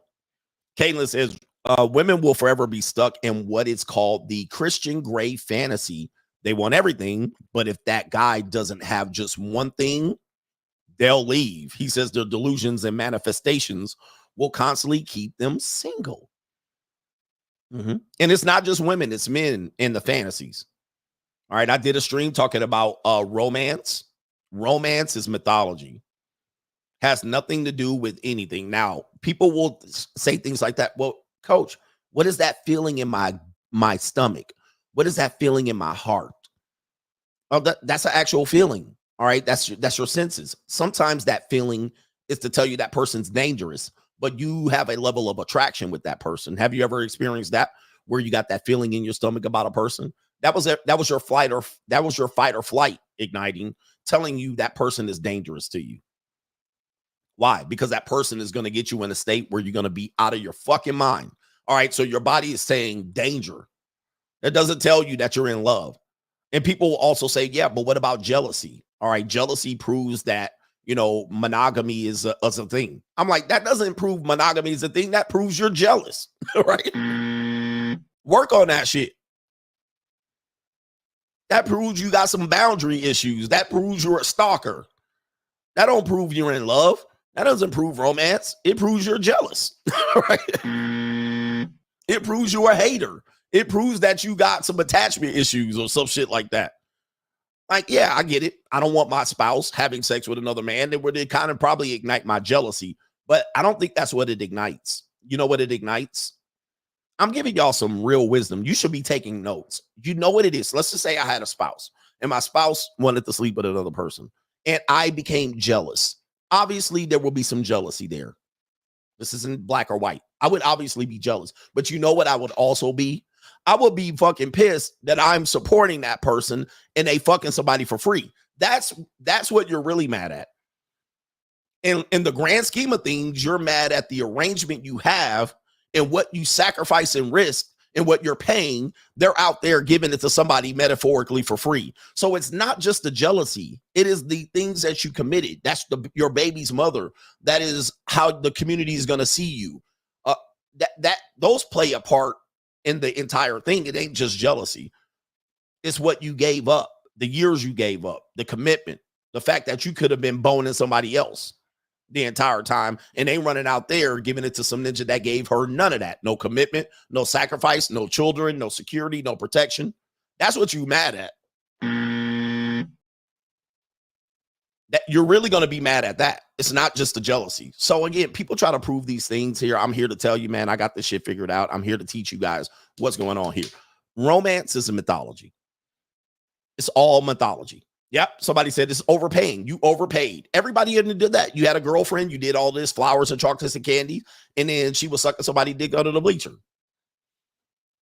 Right? You're jealous of that, but you're certainly mad that you had to take her to Pizza Hut and give her flowers and chocolates. And you're like, damn, you had to wait. Here's another one. You had to wait 6 months for some punani. The next guy got it in 1 day. That's what you're mad at. You're not jealous. You're like, damn, right? Why did I have to wait 6 months and he got it first day he met her? You're going to be wrestling over that as opposed to the jealousy issue. Yeah, man. Yeah. All right. It is what it is. Let's get back. Do I get back to the show? Let's get back to the show. Crime and Law CGA. Where's the sound effect? Crime and Law CGA. Yeah, you got played. Yep, you mad you got played, not the jealousy. Same thing as women. You mad you got played. Crime and Law CGA. All right, we have this woman here. Apparently a 19-year-old college student from Fathers Lives Matters Instagram. A 19-year-old freshman. Are you a freshman at the university? No, in no. Florida. You look like a freshman. I think this is Florida. Teenager faces manslaughter charges. Let's go ahead and pop this up on the screen. It takes me an extra second to press a couple of buttons. Shout out to Alan Donovan with this story here. Let's see if we can play the video. Teenager is facing manslaughter charges after investigators say that she gave birth in a University of Tampa dorm and then put the child in a garbage bin. State Attorney Susie Lopez says Brianna Moore was arrested in Mississippi this morning. Back in April, police were called to the McKay Hall dormitory on the university's campus. Officers found a newborn wrapped in a towel inside a trash can. They say that Moore told them she gave birth in the dorm bathroom and held the baby tightly while crying. An autopsy revealed the infant had multiple broken ribs along her spine and hemorrhaging in her lungs. The medical examiner says the cause of death was asphyxia due to compression of the torso. State Attorney Susie Lopez says this is a stark reminder of Florida's safe haven law. Florida lawmakers recently expanded it to allow parents to anonymously surrender unwanted newborns up to 30 days after birth. A parent can surrender their child to medical staff at a hospital or any fire station.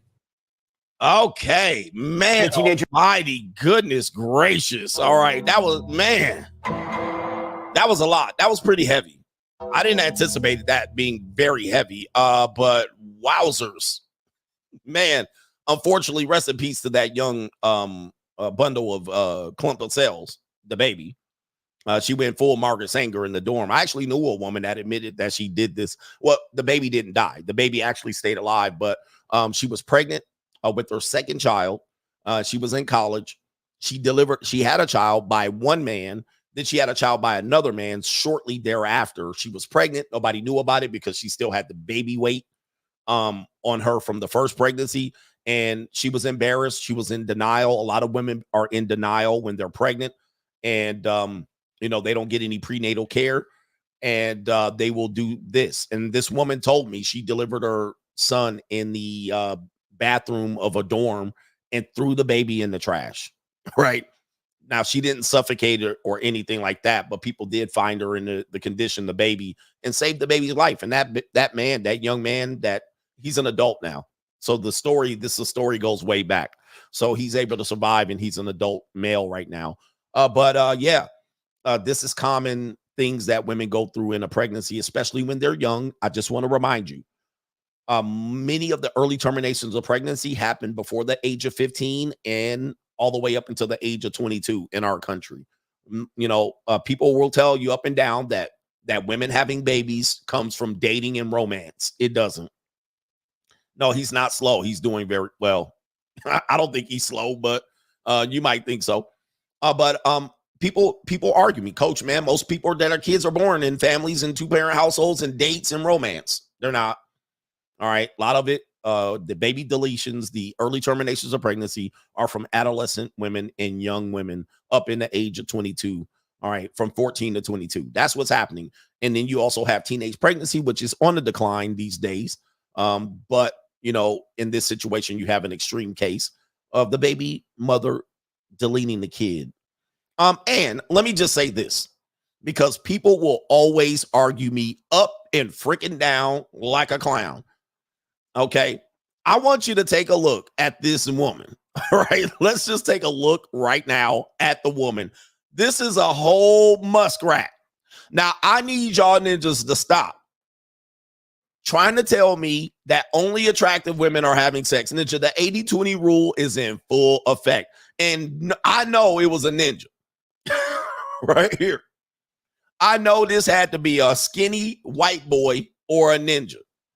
All right, something happened. She got knocked up in the dorm. Look at her head all sweated, bangs sweated to her scalp. I mean, this is a whole entire nerdy muskrat getting throttled and skeeted in, okay?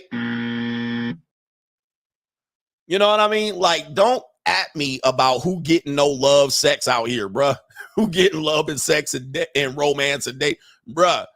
Any woman can get this work. She got a slip between her legs. Ninjas is going in. All right. When I say ninjas, not just black men. Somebody got this freshman. All right. And it could have been a sugar daddy for all I care. I have no idea. But I don't want to hear Nathan about she ain't that attractive. If she getting skeeted in That means any woman can get this work. Right? I mean, she a regular degular. I mean, where's her lips? Look at this, bruh. I mean, come on, man. This could look like a boy. Well, I mean, today's world, Gen Z. So I don't want to hear nothing about you ninjas talking about, man, she mid, she ain't that good looking. Anybody can get that work. Any woman.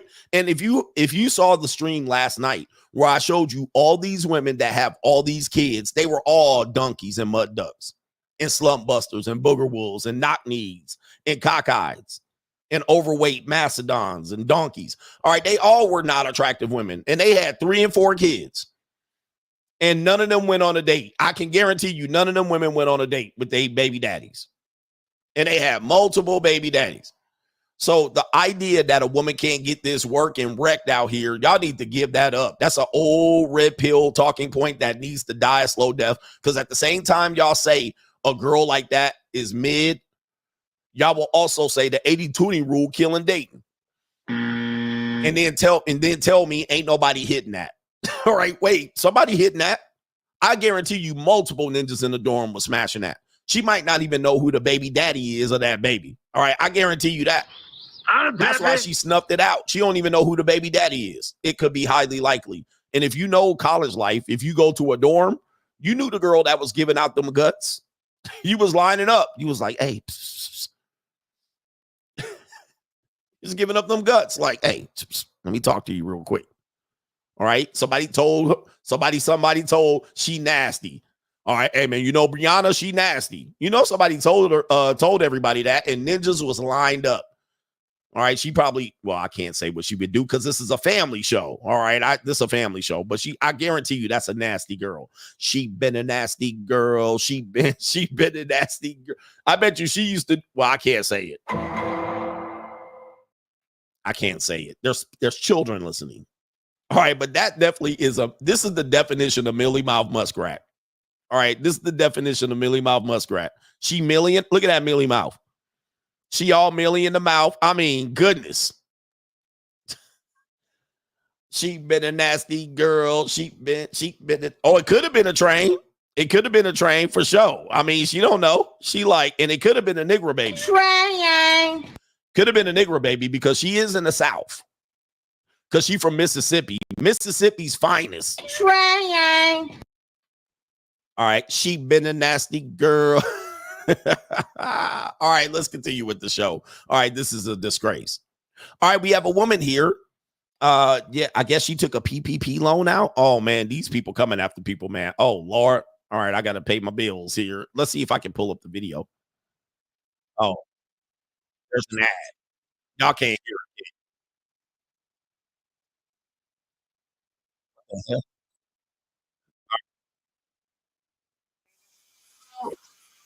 I don't know what's going on, but you can't fight it. Yeah. Okay. The feds are always watching. On September 13th, woman gets arrested for COVID-19 unemployment fraud 4 years later. All right. So this is the thing that I've been warning you about. I actually said this in 2020, in 2021, when y'all ninjas was scamming the PPP and unemployment. Well, they watching now. They coming back. All right. They doing their due diligence and they hired a whole bunch of agents and firearms. We got this sister out here who scammed the COVID unemployment and they coming to get her. Oh, no. Unemployment fraud that she allegedly committed 4 years ago. But let's take it back to 2020. In the wake of the COVID-19 outbreak, numerous Americans lost their jobs, resulting in a significant rise in unemployment applications. This also led to some people attempting to exploit the system for benefits they were not eligible for. A financial investigator with the Department of Economic Opportunity informs a detective in the city of Delray Beach that 4 people had reported they received unemployment claims by employees who were still currently employed. An investigation was then initiated. 3 months later, after all the information was collected on the claimants, their phone providers were issued subpoenas. Detectives find one of the claimants was victim of identity theft while the other 3 had filed for benefits themselves. Each employee was paid the minimum $275 a week and did not have hours reduced. Therefore, they were not eligible to file with DEO. Fast forward to December 2022, the detectives speak to each claimant over the phone and meet for an in-person interview. Oh, no. 2 of them all filed unemployment claims for themselves when they should not have been entitled to the benefits, but there was insufficient evidence to support a criminal charge for filing a fraudulent unemployment claim, as they believed they were filing based on the work status of a secondary employment. As for Destiny Harris, she allegedly told the detectives that she did not file as she was working full-time, but after police accessed her bank records, it was found that she had received $19,975. Harris scheduled to meet with the detective on January 2023 but failed to show. She was contacted several times after and the phone would go straight to voicemail. A letter was then sent to her listed address, however the letter was returned as undeliverable. But Destiny failed to realize that due to this her case remained active, and eventually, police would come knocking. Oh, no. It is all Jermaine's fault. It's always Jermaine's fault. 19, you don't got much of that 19K left here. Oh, no. Here they come. Sitting at the table. All right, let's see if we can skip ahead here. See if we can get the woman out here. Oh, there she go. Right there. Wait, whose door opens outward like this? Is that on? Is the door on the wrong hinge? You don't want to come outside. I wouldn't come outside. I'd be like, kick in the door, wave in the phone. Whose door goes outward like that? All right, let's continue. Hello. Destiny? What's going on? Are you Destiny? We have a couple people here. Okay, I'm That's the inquiry. I'm not the residential owner. Something going on? Are you Destiny? No, ma'am. Okay, can I speak with Destiny, please? What is Casper, quiet. May I ask what it's regarding, please? Are you Destiny? Nope. Destiny don't live here. He know here. I inquired like what it's for, and then I can make a consensus. If you don't mind. I'm asking you if you're Destiny. Are you Destiny? No, ma'am. Oh. Okay, is Destiny here? No, ma'am. Nobody here named Destiny. All right, go find somebody else. Huh? That's her. She matches the photo. What'd you say? You're Destiny, right? Would you mind if I just made a quick phone call? Nope. A phone call to who? Nope. Listen, we just want to talk to you real quick. It's kind of weird when you're holding the door like. Well, because they have the dogs, and I just well, don't that's want why them we're asking. I don't want to get bit by a dog. Man, hey, just so you guys know, do y'all got a warrant? Do y'all have a warrant? No? Well. All right. Oh, you do have a warrant. Okay, come on in. All right, that's the end of that conversation. Or there's gonna be a shootout at the OK Corral. That's for damn sure. All right. Yeah, she's shuffling right now. But let's see if we can get to the bottom of this situation here and see where. Okay, do they let her in? Okay, they don't let her in. That's a good idea. Oh, look at Destiny. Oh my goodness. What is? I know what she did. Now we know what happened to the 19K. All right. She ate it. All right. She ate the 19,000. All right. Hold up for a second. I'm always hungry. And this is a woman that wants a high value man. And look how she living. She's like, I don't care. I got a punani between my legs. I can get a high value man. I have conversation and I have communication. She definitely wasn't expecting no visitors at the door today. All right, man. All right, let's see what we got here. Let's see what she's doing. Okay. Yes. Detective me. Oh, detective. Oh, detective. Okay. Yes, they're all detectives. I think they're all detectives. I can't see. She talking on the phone to her lawyer. Hey man, get your lawyer on the phone, Destiny. Up, here come the tears. I thought it was for something for like Jaquette, what he's handling with the ticket that I took care of for the Deerfield Beach Courthouse. I thought that's what it was for, but I'm like, there's no way because I'm not scheduled to go back to that hearing until. All right, she got other problems and other issues for sure. All right, yep, here he comes right here. I understand. So you have to go. I don't know what's going on. Damn, going to jail. You can't fight it. Yeah, you'll get another charge. I know that I can't do that. I'm going to call the attorney. You have to go with them. I mean, Delray PD is good people, believe me. But you have to go with them. I'll call Jaquette. You're going to call Gary to see what the charges are, and we'll go from there, okay? All right, yeah, your lawyer going to tell you, man, you got to go with them. I'll bail you out later. All right, we'll get the bail. All right, we'll go to the hearing and all that shit. We'll try to bail you out.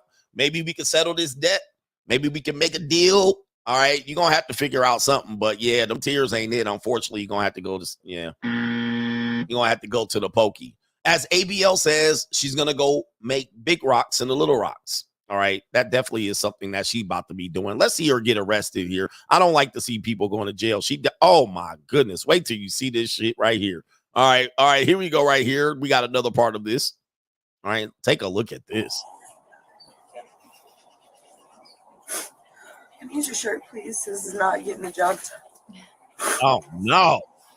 Does the nose ring come out or no? No, it doesn't. It does not. Just make sure Oh you yeah, get there's that one. one earring.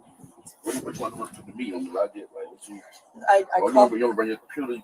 $18,000. Just close it. I called my boss. And I told him, listen, I have a family emergency. I have to go. Why they ain't handcuffing her?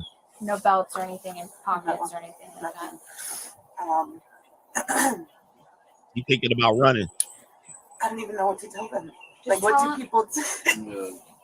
Just tell them that you're coming back to talk to us This is about embarrassing. something. Oh, it's embarrassing. All For right. now. Oh no. Oh no. Look at wait. You got your okay. There's two types of people. There's people that tuck their belly in their pants, or the type that lets it all hang out. What type are you guys? Do you guys have a fupa? You have a fupa? You have a belly deli? All right. Are you the type to tuck your belly into the pants, or do you let the belly hang out?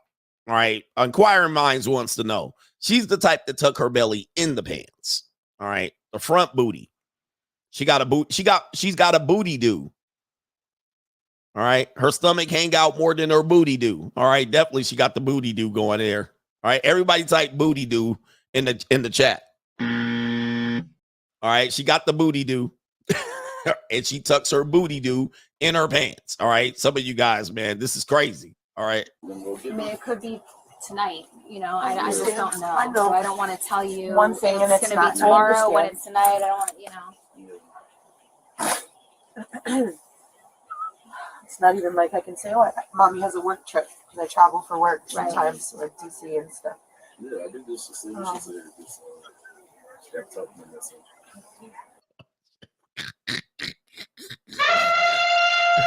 All right, let me. Oh man, we know where the 19,000 went. I know where the 19,000 went. All right, I know where it went. She was not. Yeah, well, anyway, let me stop, man. This is a family show out here. All right, we know where the 19K right there in her belly, right there. I'm always hungry. All I spend my money on is food. Papa John's, McDonald's, America's Best Wings, Popeye.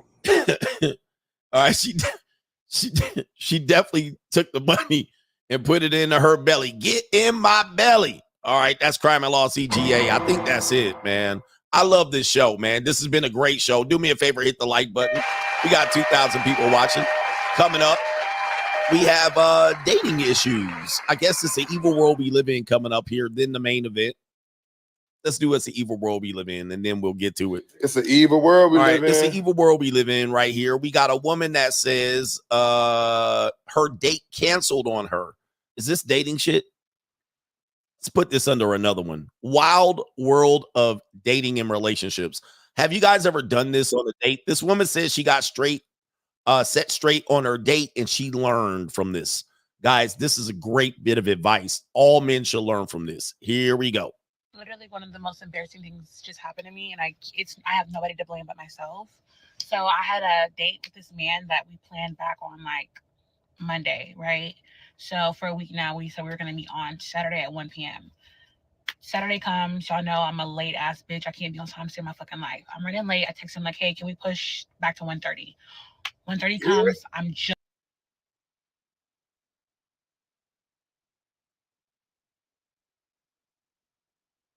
pissed off. I'm like, I get there, I call him, no answer. I text him like, hey, I'm here. He's like, yeah, I left. You're wasting my time. Enjoy yourself.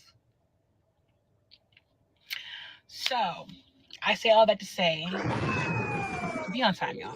Be on time because I have nobody to blame but myself. And I'm not gonna lie, I'm still finna have a time. I'm about to go grab me a little drinky drink at this restaurant and shop me a little bit. Like, it is what it is. Like, you win some, you lose some.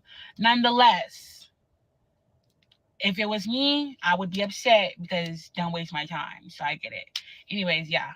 All right, so shout out to her. She took it in stride. But gentlemen, we do have this rule, depending on your rule and what you're doing. If a woman shows up 15 minutes to a date and she does not notify you 20 minutes prior, like what women will do is they'll text you that they're running late, but they'll text you at like 8:55 and you're supposed to meet at 9. Oh, I'm running late. I'm going to be a half hour late. Bitch, you knew you was going to be a half hour late, not at 8:55, because I'm almost there. I'm there or almost there. All right, you guys got to have some codes about it. But don't text me at 8:55 saying you're going to be 30 minutes late. You knew you were going to be 30 minutes late 30 minutes ago or 20 minutes ago, right before I would have left. All right, so now I can get, but showing up late. So my rule is 15 to 20 minutes late, you're allowed to leave. Just get up and go. Now, once you stay, if you do stay, you have just now set yourself up for disaster in that relationship. It's going to be disastrous. All right, so you're going to find that she's, you let her show up 30, 35, 40 minutes late and you settle for it. You took the deal. Don't think that that's going to work out for you. That relationship is cooked already because she doesn't see your time as valuable. She doesn't see you as valuable, and you waited for that. Imagine waiting for this mastodon right here for extra, 15 or 20 minutes. All right, so she took accountability, and she said she was late, and possibly because she probably was not, she took him for granted. She took him for granted and didn't think he would walk. I've done this several times, all right, and people will call this toxic. All right, but I've done this several times. And here's another thing about it. If you do this, you do not have to tell her that you bounced. You don't have to tell her she was late. You need to learn. Now, if you think it's a learning experience for her, right, you think she needs to learn, then you can tell her. But what you'll do is, if she says, oh, I'm on my way, I'm almost there, just ghost. And then when she gets there, she's going to say, where you at? You don't have to say nothing. All right. You don't have to say nothing. And don't block her either, because you're going to give her the satisfaction of her. Oh, you blocked me. No. So I've done that several times. Woman says she's late. All right. And she running, like, I will give them a couple minutes here and there, but not no 15, 20 minutes. All right. And if you do this and you're dating for relationship purposes, your relationship is going to be a disaster, just to let you know. And if she start cursing you out, because some women will be like, I can't believe you left and that's fucked up, don't answer her. Okay? Don't answer her. Let her figure it out. All right? And then maybe she'll learn. Maybe she'll learn. Many of them don't learn. They'll still blame you. And I was just 15 minutes late. I was around the corner. All right? But no, it's very inconsiderate to tell you that you're going to be late. But they only tell you that knowing you're going to be at the fucking place or at least en route. Now, I do have another rule that I share on locals. All right, and I've done this one as well, just so you guys know. And this is a piece of advice that I've always told guys. What you're going to tell them, this is what you tell them. Let me see if I can post my locals link. Grift time with CGA. Come over to local. Set up a free profile for free. But I tell them is, here's your time. This is when we're meeting. This is where we're meeting. I'm taking leadership. This is what you're going to be dressed as. Dress like this. High ponytail, black skirt, no panties. Whatever you want to tell them. Then you tell them, you make sure to message me when you're on your way. Text me when you're on your way. So that way you know that you don't leave the house until you get the text message. Now, this is what you'll tell her. I will not text me when you're on your way. I won't leave my house until I got the text. So that if what you'll do is, a lot of guys won't get that confirmation. You won't even confirm on the day of. Afternoon, confirm. We still meeting up. Okay, here's the instructions. Text me when you're on your way. That way, I'm still sitting in my damn chair. So a lot of women will do this. They will run late or they won't text me and they'll show up at the restaurant. And they'll be like, where are you? You didn't text me that you were leaving. I clearly put there in that message box, text me before you leave. You didn't do it. All right. And so I'm still sitting at home. Are you there? Okay. You're going to wait for me. Now, most of the time they're gonna wait for you. They're gonna wait, but text me before you leave, just so I know that you're leaving. And then sometimes they'll text you, "I'm leaving," but they're late. All right, they're late. It's 8:45, and you're supposed to meet at 9, and they're 30 minutes away. I'm like, shit, you gonna be late? But what they're proving is they don't listen, they don't follow instructions, and they could just treat you like they treat every other guy. And for you men, a lot of men, you guys, especially minority men, unfortunately, the women that you date that are in your same ethnic group or race, they don't respect you. They treat you like you're another ninja. You're just another ninja. You're just another ninja I'm going on a date with. Another starving, thirsty ninja that's going on a date.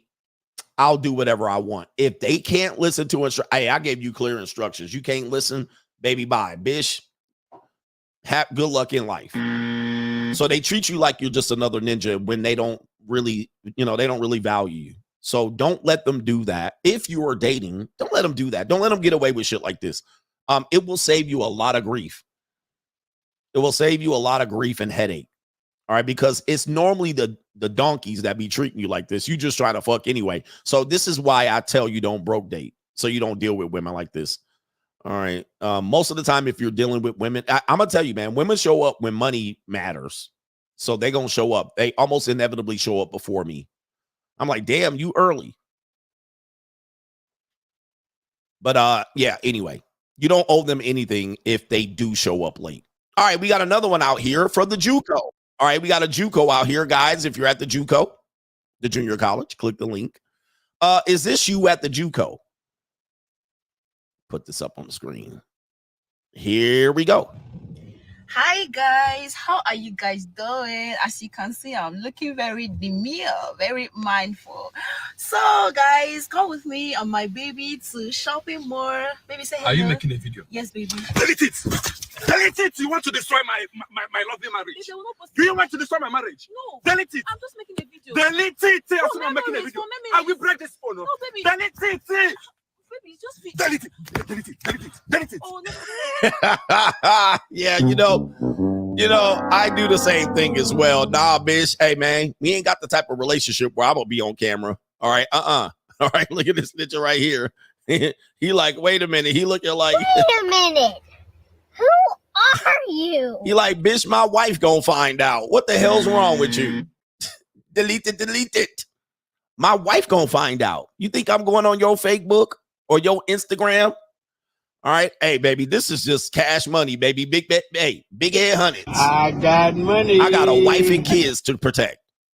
All right, you're not about to ruin my marriage with your young ass. All right, just what I said, black skirt, no panties. All right, and show up just like this with your wig on, black skirt, no panties, A cups. All right, delete it. No video for you. Show up, right? Yep, she ain't got no panties on. Yep, she followed instructions. Black skirt, black dress, no panties. Black dress, no panties. Black dress, no panties. This is a family show. All right, here we go. Hi guys, how are you guys doing? As you can see, I'm looking very demure, very mindful.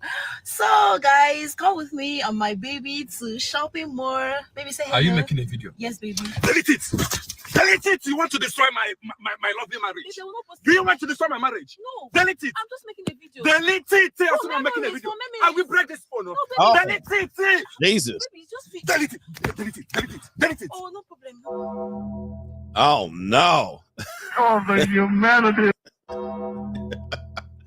Dim Day did not want Dim Day's wife to find out. Delete it. All right, delete it. And I will give you extra money. Get him, daddy. All right, delete it.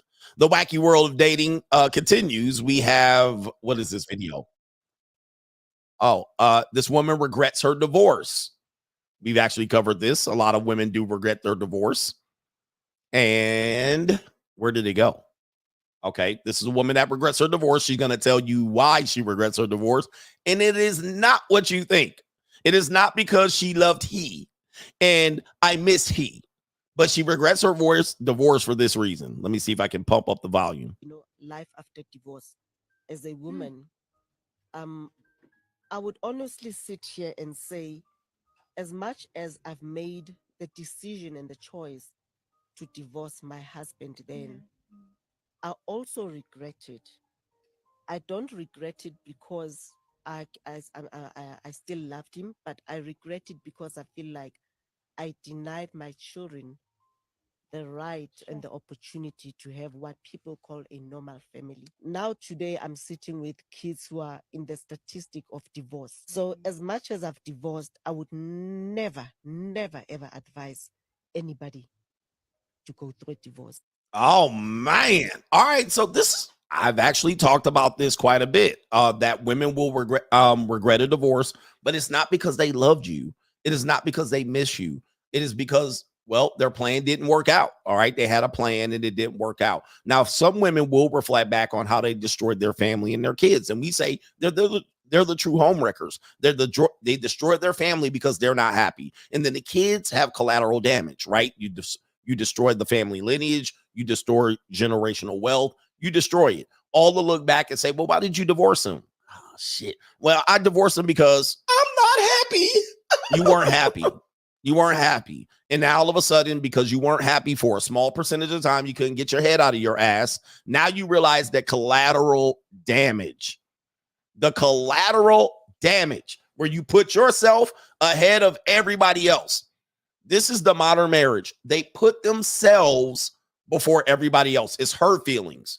When you live in the happy spouse, happy house, or the happy wife, happy life house, she feels like the whole house should operate on her emotions. She's happy, everybody can be happy. She pissed, irritable, PMSing, everybody else got to walk on eggshells. I'm not happy, nobody's happy. And they bust up their families for this reason. This is my question. And I've been saying this and asking this forever. And I want somebody to answer this, but nobody will answer this. This is what I want to question is. This is what tells me they be bullshitting out here. They be bullshit. Somebody's got to hear this. And you monkey simp ass ninjas, I want you to hear this. Why don't we ever hear women like this that do this? Why don't you ever hear them leaving the relationship and the kids? What? That's my question. That's my question. If they're so unhappy, why don't they pack their fucking bag and leave? They almost inevitably don't do that. They ain't happy, and then they destroy everything. The house, the finances, the kids. They never just pack their shit up and leave. I'm out of here. And then go to the Sisterhood of Traveling Pants and eat, pray, love. Why don't they just fucking leave and everybody else can be happiness and I can bring in another woman as your substitute?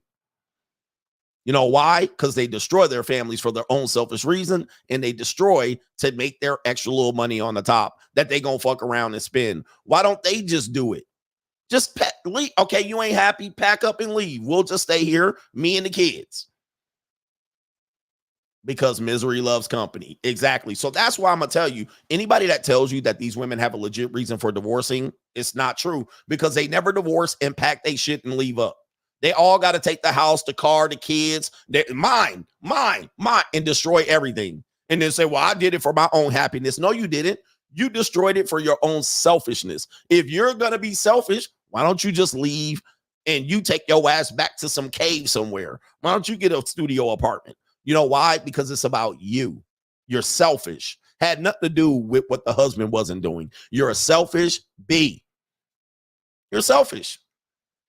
Right? Because if you really wanted to leave and get your own happiness, you could have left everybody else alone, but you didn't. All right? You selfish wench. All right. Anyway, it is what it is. Gotcha, bitch. All right. So they're never really an authentic, real, legit reason for them to leave. I left because he was abusive. Okay, leave then. All right. Was he abusing the kids? Nope. He wasn't abusing the kids. Well, he was a good father. He just wasn't a good husband. Okay. Why don't you leave then? If he's such a good father, but he wasn't a good husband, well, it looks like you're the issue there. The kids seem to be doing okay. It's you that ain't doing okay. Why don't you pack your shit and leave? Right? They won't do it. Why they won't do it? Because you see there's an incentive to why they won't do it. So it's all bullshit at the end of the day, but I respect her for saying that. But just so you guys know, if a wife comes back after leaving you, she's not coming back for you. Didn't I tell you that?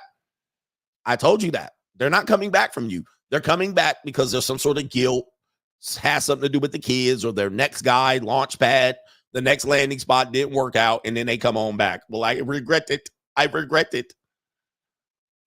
You will have nobody even defend this, right? Nobody will ever say why they won't leave. Why do I have to leave? Because you're the one unhappy. What the fuck?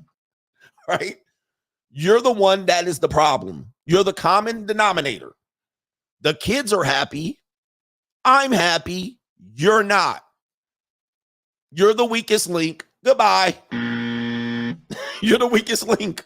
You literally are the weakest link in this whole relationship. The kids are in a better mentally stability than you. You're the weakest link. Goodbye. All right, you're the one. We vote your ass off. We voted you off. How about this? You're fired. Why don't you leave? They won't leave. They won't do it because they got to destroy all the rest of the shit. Let's continue here. All right, we got one more. I believe we do got one more, and then we're gonna do it. Man, this woman is Ebony again. Ebony's making it. Okay, Ebony, this is your last appearance without payment. All right, I'm done with you. All right, I'm done with Ebony here. Ebony again has this to say. And she says, men, this is men. Men have 3 different sets of women. This is kind of true right here.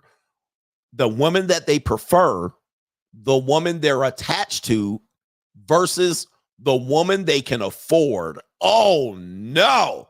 Shout out to Ebony's sister right here. You're getting a little bit of extra free shine, but this is your last ride on my show unless you come out here and show me your feet.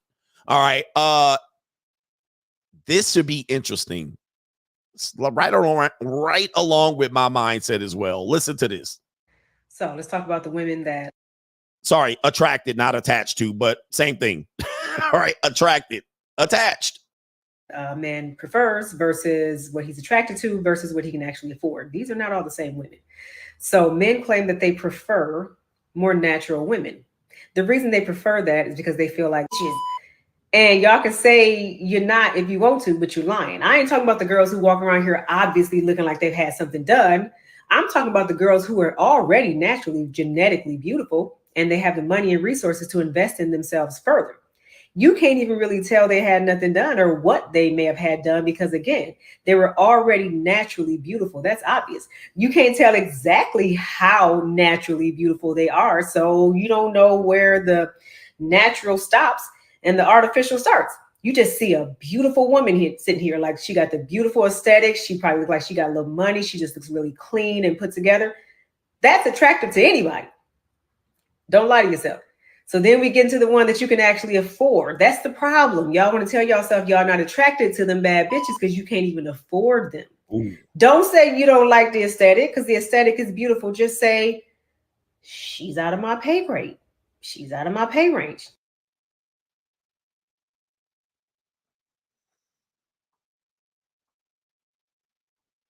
Wait a minute. Who are you? Wait a minute. Who are you?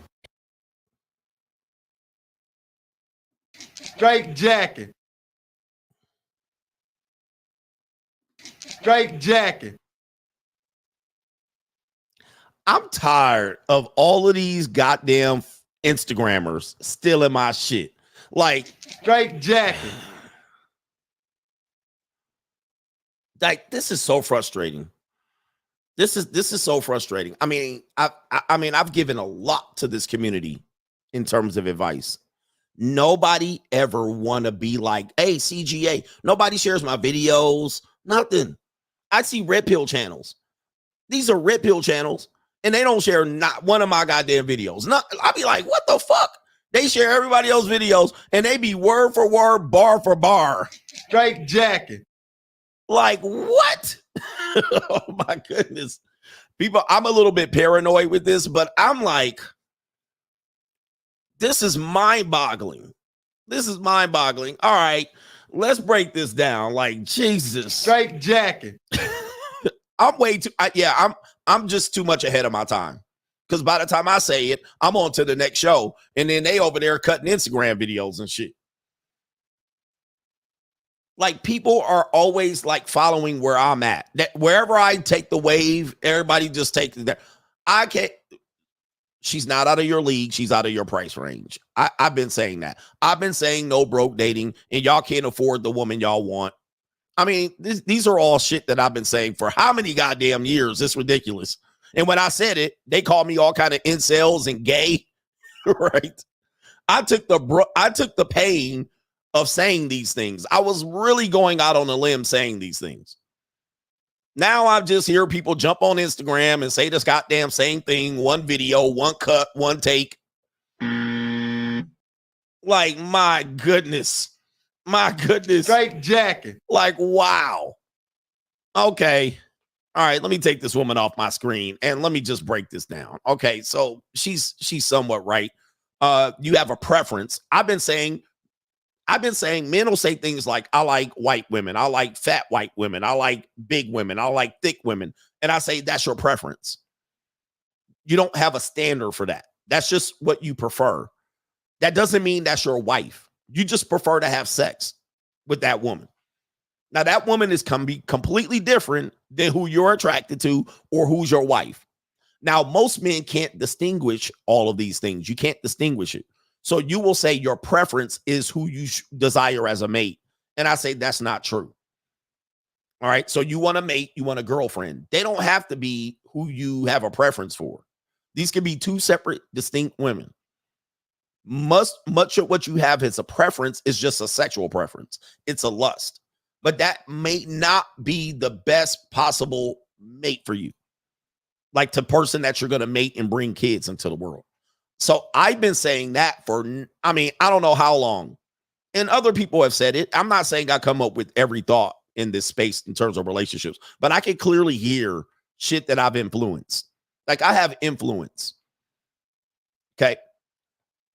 But I mean, some of these things are direct, right from me. All right. With not a damn source, nothing, a stitch, a shared video, nothing.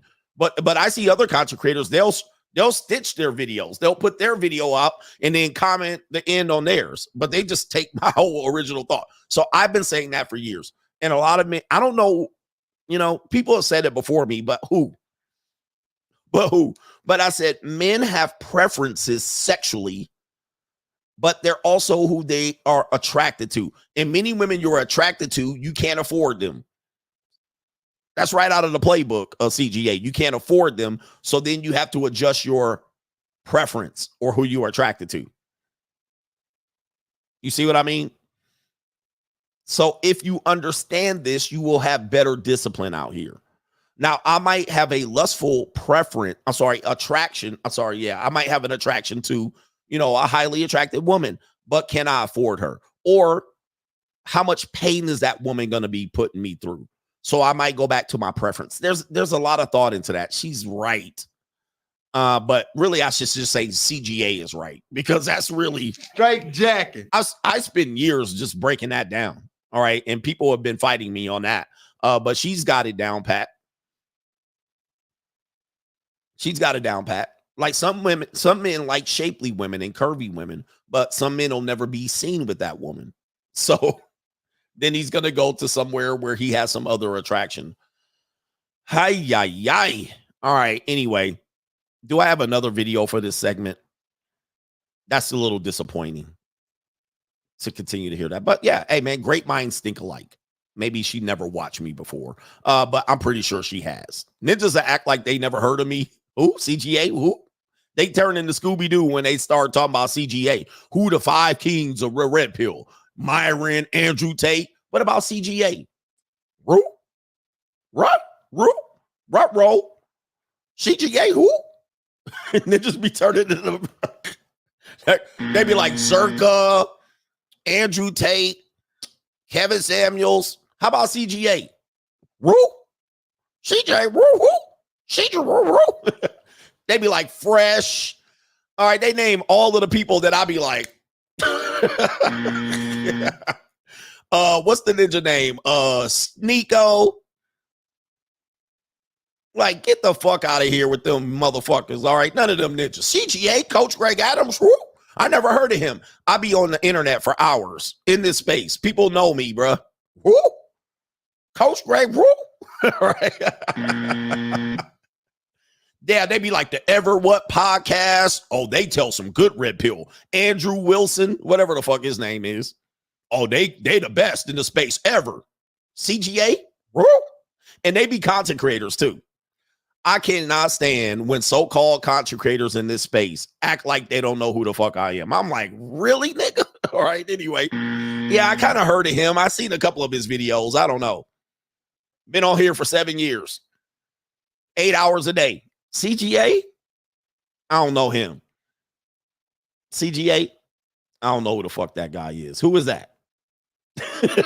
All right, anyway, here we go right here. Last one. What do you think about these flatbacks? What they got to say? All right, here we go right here. Flatbacks. Opinion on your boyfriend following half-naked women. Opinion on boyfriend following half-naked girls on Instagram. And he's liking them, etc. Absolutely not. Absolutely not. You can either unfollow them or you stay following them and I unfollow you. Okay, so here's in life. I'm going to go the other foot of this. And Sophia and Scarlett always yell at me because they're like, you're wrong for feeling this way. My whole thing is if the guy I'm seeing follows women, he wanted them, go out and try to get them. Clearly he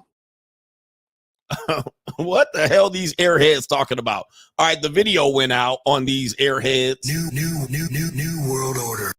All right, man, these some bimbos right here. Half-naked girls on Instagram. Oh, they don't want to show. And he's all right. We get the point on this one. New world order. All right, what these bimbos talking about here? These are some severe airheads. All right, I got a headache listening to this. All right.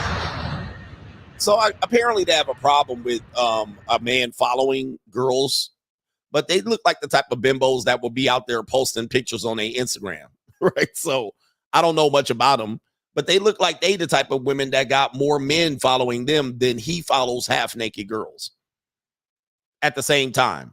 And she's like, that's a red flag. It's a no-go. It's disrespectful. But they post on the internet all day long. Thirst trapping, bikini pictures. It's just a bikini. Right? It's just me and my new socks with my booty cheeks in the picture.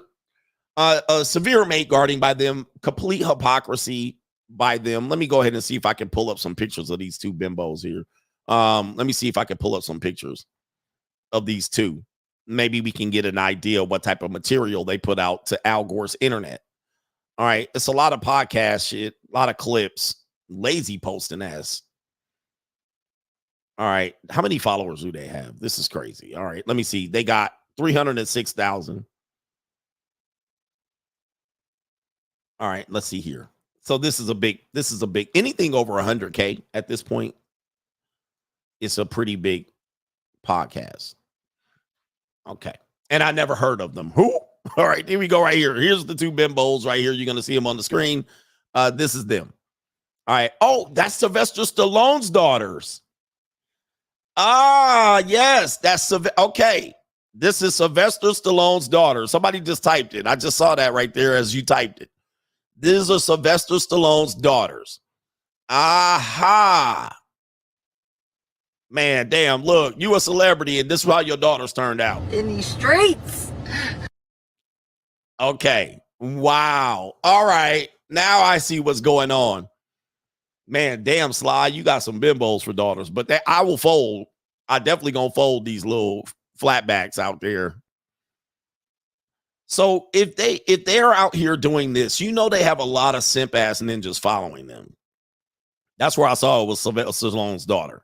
All right, so they end up being podcasters. I don't think they got much to offer to the world than taking advantage of their beauty.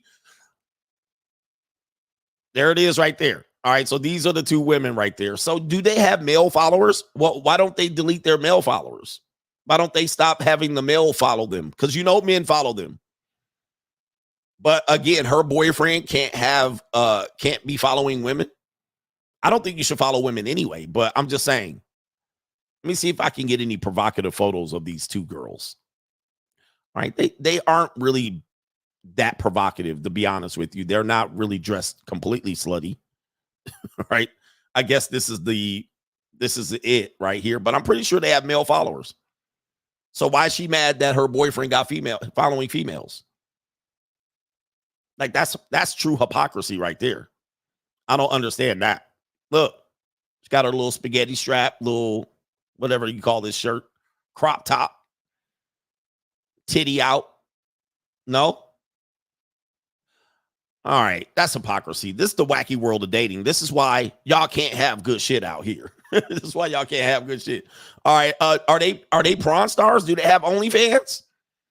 Do they have an OnlyFans? Oh no. Let me see if I can find her IG. All right, her IG has, she got 1.8 million followers, one of the daughters. All right, let's take a look at her provocative Instagram. Will we say it? All right, her boyfriend can't follow girls. All right, but let's look at her IG. 1.8 million followers. All right, I see some bikini. All right, it's not that bad. All right, I do see tan line bikini, crop top, or what do you call it? No shoulder strap shit. Tube top. All right, some see-through shit. She got her little bitties out. All right, it's not completely bad, but this is definitely men don't follow this for sure. So why don't she not have men follow her? Why don't she block? Well, you can't block all the men. It's not completely slutty. It definitely is showcasing, and I wouldn't say thirst trapping. It's definitely showcasing her assets. All right, so this is hypocritical, in my opinion. All right, let's take a look at this photo right here. All right, cleavage, right there, showing her belly, midriff. Flatback Supreme. Oh, we got lingerie. We got lingerie draws. This is fair. She definitely got some implants too. She definitely got some implants. All right, this is fine. All right, but your boy, yep, there we got a little lingerie. But so you can do this on Al Gore's internet, but he can't follow slutty girls on the internet. Okay. That's terrible. All right, that's terrible. That's bad dating advice. Let me do the super chats and we'll do the main event, monogamy in crisis. Who believes in monogamy? All right, so I said this is slutty. Of course, the women. Watching a whole woman wear lingerie draws. Ladies, can we talk for a second, gentlemen and ladies? How long we in? We're barely halfway through the show. What's the difference between a bikini and some underwear draws for women? Is there a difference between a bikini and undies? All right, let me see if I can pull this up right here. Woman wearing bikini. I know everybody has their opinion. All right, let me see if I can pull up a woman wearing a bikini. All right, here we go. All right, ooh, a Sista too. All right, so here we go right here. Then I'm going to pull up a woman in bra and panties. I don't know if I can show this on the on the YouTube. Okay, let me see here. All right, make sure I don't pull up no OnlyFans. All right, here we go right here. All right, so let's pull this up. We're going to pull up a woman wearing a bikini. All right, there's a woman wearing bikini right there. All right, there she is right there. It is a white bikini. That's a bikini. All right, now we're going to pull up woman wearing bra and panties. All right, just so we can see here. Woman wearing bra and panties. All right, so what's the difference? Is there any, right here, is there any difference between the bra and panties and the bikini? Let's just start there, Morgan. Let's just start there, Morgan. All right, Morgan, the woman, is in here. She's getting to, what's the difference?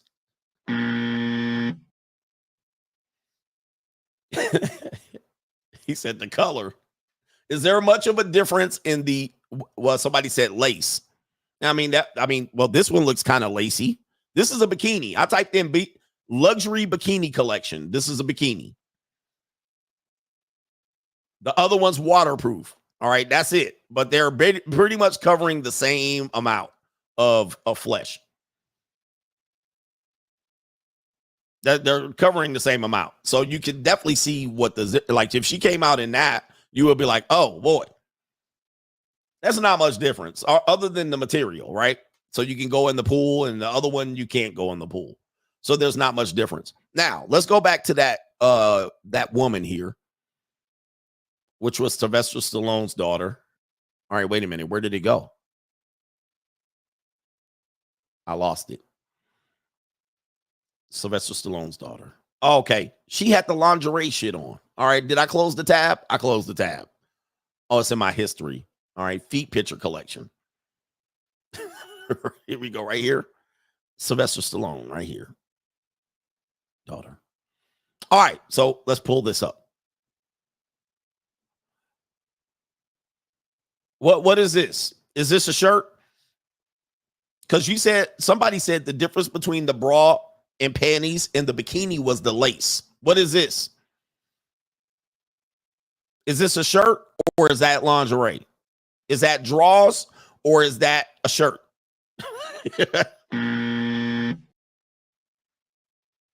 All right, so people are going to say it's a camisole. What is a camisole? A camisole is drawers. Now, a cami is a shirt. Is there a difference between a camisole, nightie, like a nightgown, a camisole, a nightgown, some lace shit that you put on the bed? With what do you call this? A bustier? It's a bustier camisole. This draws. All right. But now it's a shirt. So is she on the internet with this is the difference between a bikini and panties and drawers. All right. Is that a bustier with a camisole, lingerie? Is that lingerie or a shirt? This is how women distinguish it. Oh, it's just a camisole. It's just a cami. And they'd be like, that's not sexy. That's not whorish. But it's literally drawers. There's no difference between that and some shit that you will wear as a high-class hooker or an escort. There's literally lingerie. All right, but everybody's like, that's not slutty. Really? She's in the bedroom with it. That's drawers. All right. She says it's a corset. It's a corset. It's a corset. What is a corset? Is it a shirt or drawers? Where is a corset worn? It's worn over something to enhance the bosom. All right. So a corset is going to be worn. Well, corset is not drawers necessarily. You can wear a corset in public.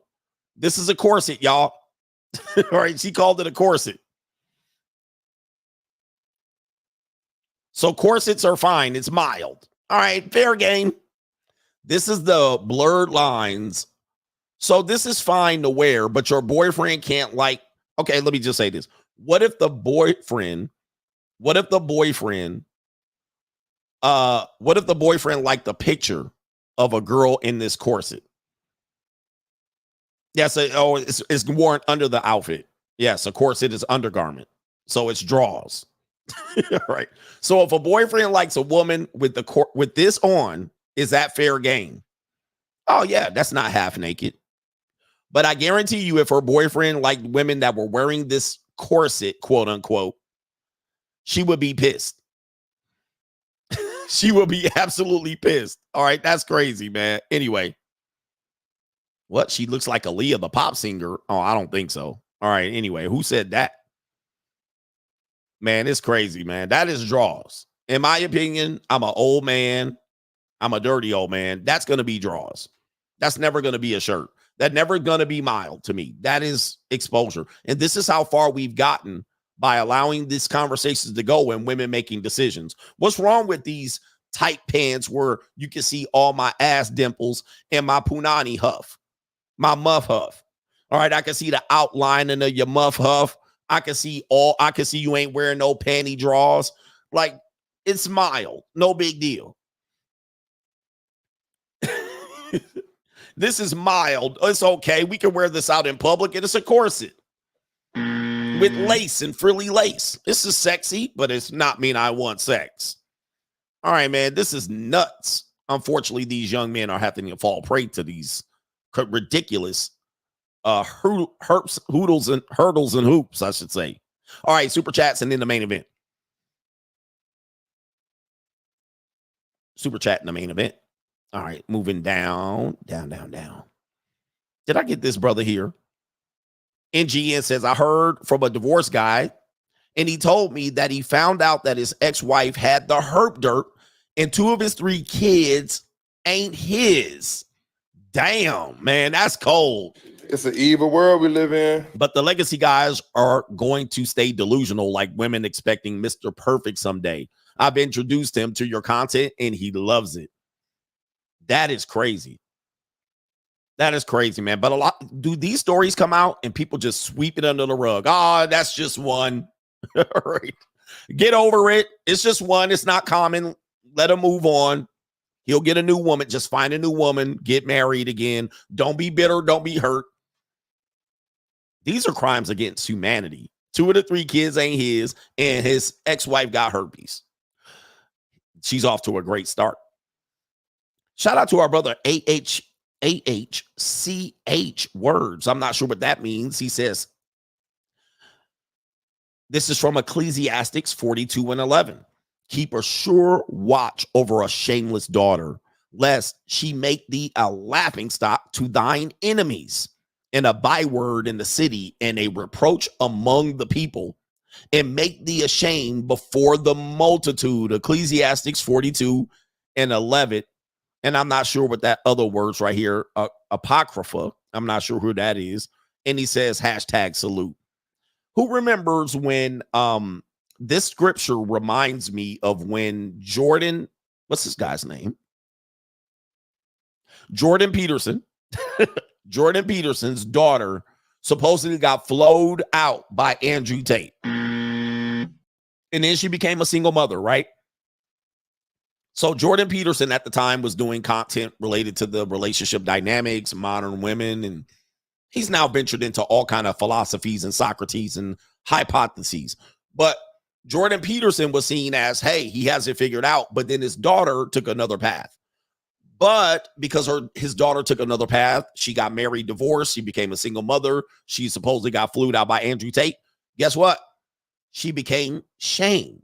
And they shamed Jordan Peterson. They was like, hey, look at your daughter out here. You talking about all these women. You talking about relationships. Look at your daughter.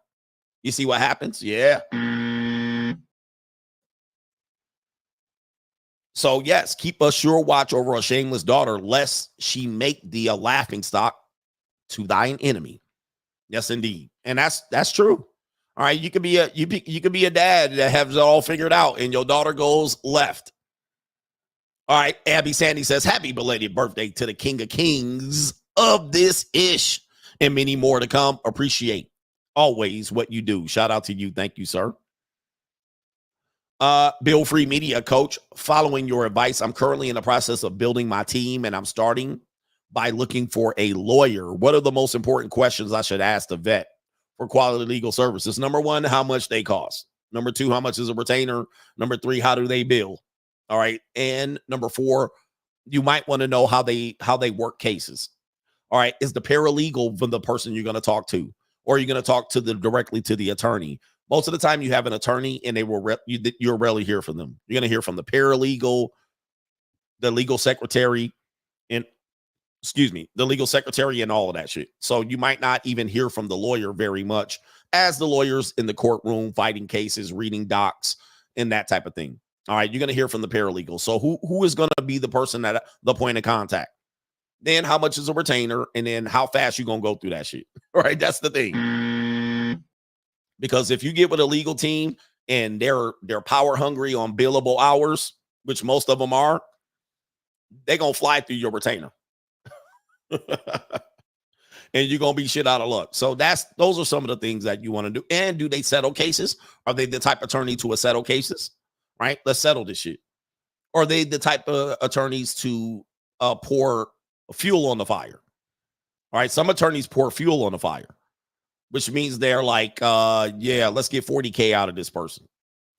And they'll drag it in billable hours and drag that shit on for months and months. And they won't settle at all. They won't play hardball. They softies. And your attorney's really working more against you than they are working against your litigants, whoever you're litigating against. So they're working you more than they're working the litigant, the defendant, the petitioner, or the They just working your wallet. They squeezing the fucking blood out of a turnip, right? And they just squeezing you. And you're like, why can't you go over there and smack them? Well, because they are in cahoots. And essentially, they know how this works. All right, they can squeeze you for more money than it's worth. All right, getting involved in legalities is not it, guys. I'm going to tell you, man, if you're on the other, I don't care what type of the legal system you're on, it ain't it, bro. All right, Ken Rose, shout out to you. And what I would tell you, man, is avoid the laws as much as you can. Stay out of court. Stay out of court. But, of course, if you become famous and build a business, you're going to get sued. All right, so be ready for that. All right, they going to put the clamps down on your shit, bro. It ain't it. Shout out to our brother Brandon Beach, says, happy belated CGA. He says, just got a fire email. Your boy is about to be a DJ in Cosmo in Vegas in November for Formula One. Sheesh. He says right here, fellas. He says, fellas got to go get out of Tupelo, find a skill, and go make some connections, you Mitch-ass ninjas. Shout out to you. I was just in Cosmo the other day with a fine Asian piece of calico. All right. And she was nice. All right. But shout out to Cosmo. Shout out to the Chandelier Bar. And I see you're going to be out here for Formula One. It's going to be tough. I'm not sure if I'm going to bump into you, but maybe we will. But y'all got to go get it, man. You got to get up out of there. The money tree ain't going to follow you and fall on your head. Preston says, I shout out to you. Our brother Afro Nate says, salute my brother. Afro Nate is in the building. Go get it. You got to go get it. Ace Hood said you got to go get it. You got to go get it, man. All right. You got to go get it. Unfortunately, it's not going to drop on your head. You got to move and make some moves. Go get that money, man. Shout out to our brother. Is it brother? Or sister. All right. Named Kelly. That video of the whole mama sitting in the front seat reminds me of what happened to me. My mama was a big back and wanted to sit. He says, wanted to sit, coach. I had to tell her to sit in the back seat. She didn't argue, but I find that it was funny. She was going to take the front seat. He says, and I forgot to mention, this was on my wedding day. Leaving the reception, my brand new wife still in her wedding dress and expected to sit in the back as we drove off.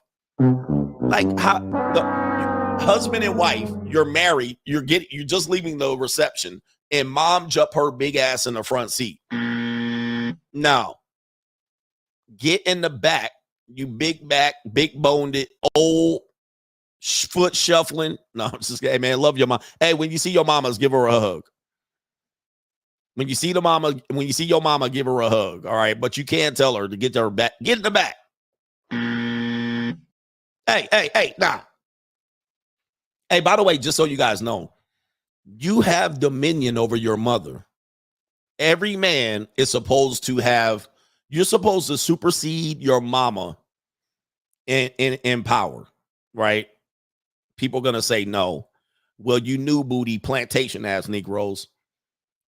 As a grown man, especially in the absence of your father, but many times, you Mufasa, you Simba ass ninjas out here, it's father, son, mother. It's father, son, mother. It is not father, mother, son. This is adult though. All right, you got to be an adult. You got to be a man. You got to be shown and proved. You got to have some stripes. All right, you got to have some stripes out here. It's father, son, mother. Father, adult, son, mother. Somebody said the Virgin Mary, Jesus did the same thing to Mary, and so forth and so on. Now, some of you plantation Negroes where the mammy is the big mama of the house, that shit don't work because a lot of them ninjas, a lot of her kids in jail, shot dead, all right, all kind of shit. And she done destroyed, ruined the family, and spent up daddy's social security check. But it's father, son, mother. Don't let nobody tell you any different. Anybody want to argue that? Right? Even in the movie The Black Panther, the first one before the feminists got a hold of it and said, we want to be in here too. All right, Black Panther, it was father, son, mother. Father, son, mother. All right. This is, of course, when you advance, but you guys got to grow into this. This isn't something that you do at 18. This is normally around 35, 40. Father, son, mother. That's the order. So mama, get your big ass in the back. Yeah. Father, son, mother, child. That's how it works. I don't give a shit what y'all say to me. All right. That's how it works. And as you grow as a man, you're going to realize at some particular point, your mother ain't going to be out here being a world beater. All right, so there are some young women out here, mothers, you're in your 40s, and you still out here trying to be queen of the world. All right, more power to you. But then you're going to be 60. Now what? All right, in 20 years, you better abdicate the throne. You better take a back seat. All right, because your son is now 30 and 40. All right, so you better take a back seat. You ain't going to be killing the world out here. You're going to be wanting to sit down with them knobby ass knees and a goddamn arthritis. All right, go sit down. Right, father, son, mother. All right, that's how it works. And then when daddy goes and your mama's still alive, it's son, mama. All right, that's what it is. Son, mama, and all the kids. So that's how it goes. And that's what we sit down with them bunions and that arthritis. All right, sit them bunions down. All right, got them dogs just woofing. Talking about you still got it out here. Go sit down. Mama, sit down. I told you. You call her mother. All right, don't call your mama mama. My mama. Where's Shannon Sharp? You know Shannon Sharp, listen to me. My mama said. Shout out to them. All right, we go do the main event. Chad Johnson, them niggas like, my mama came out here and she had all that thunder and lightning. Oh, don't mess with my mama. My mama go come out. I'm like, y'all literally scared of y'all mama. I'm going to ask y'all something.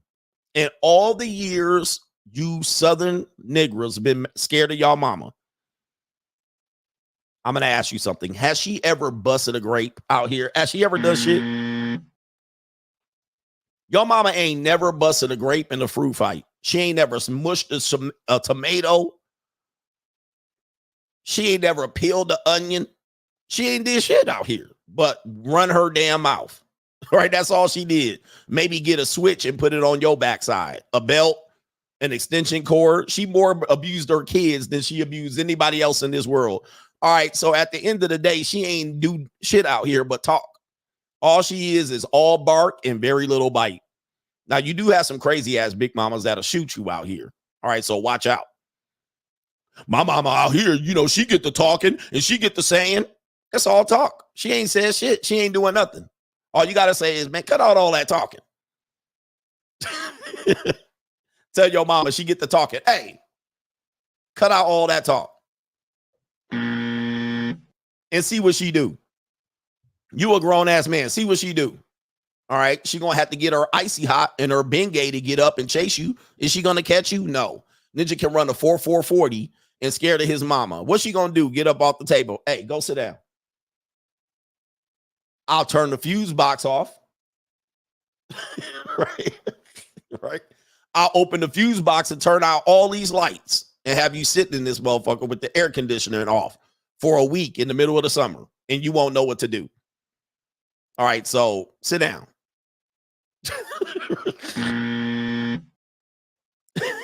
Right. You won't know what to do. You be calling electricians, plumbers. You be calling them motherfucking ninjas to fix your muffler. I'll go in the basement or in the back and turn the fuse box off. And you're going to be sitting there sweating bullets. Go sit down. You know the women don't know where the fuse box is. All right, I'll turn it. Click. All right, turn all that shit off. Leave. Have you calling my phone? I don't know what happened. Of course you don't. You be just talking. All right, anyway. All right. Anyway. I see my mama all the time, man. Anyway, he said, I shut off the furnace. I'll blow the goddamn pilot light off of your oven. Now what?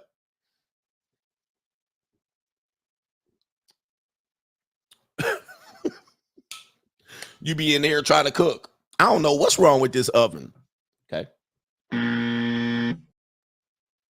All right, man. People out here, look, we don't talk. We do around here. We doers. We don't talk. They just be out here just talking. My mama will do what? Go make you go get the switch. She ain't out there peeling the switch off. All right. Anyway. All right. Anyway, you got to let people respect you if you're the man. You're the man here. Be a man. Stop being a scared ass man. All right. Anyway.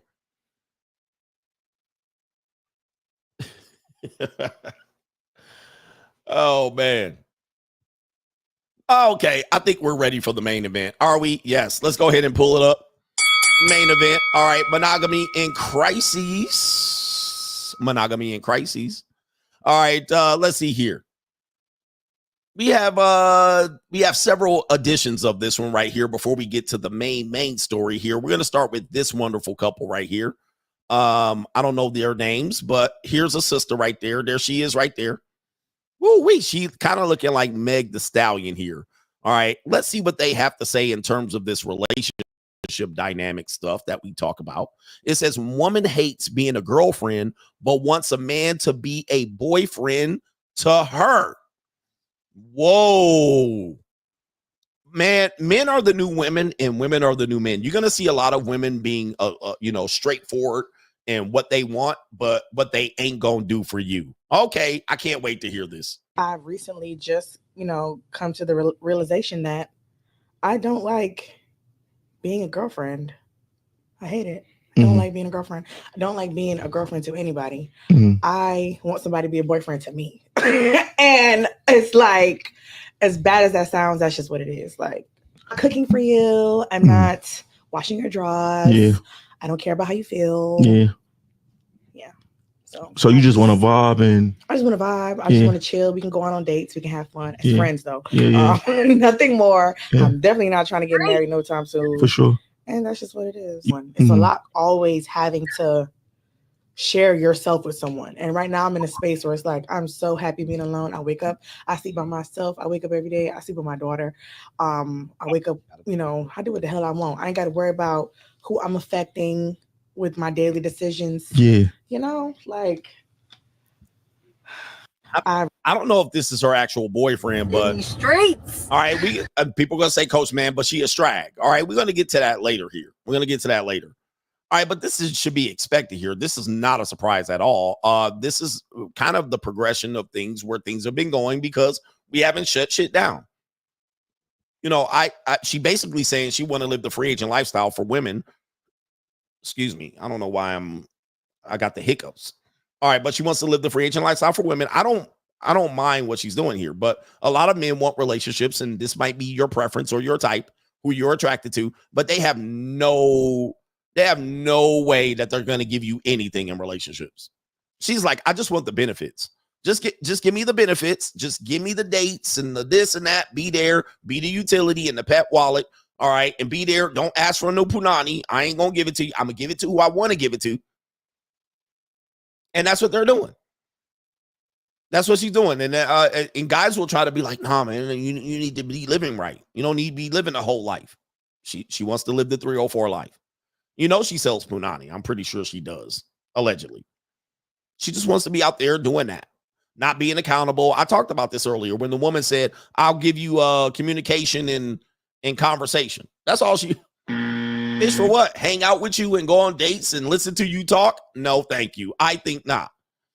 And of course, the young men are not in what I call abundance. They're in desire. Men are the romantics now. Men are the women. We're the women, but I want you for myself. I'm going to protect you and guide you. And she's like, I don't want none of that. Don't be in my business. Let me be out here 304 and let me do what I need to do. Let me come and go. Don't control me. The worst thing you can do is control a woman. I don't want you to control me. Nothing. Don't tell me what to do, where to go, nothing. And she already got a daughter, so you already knew that.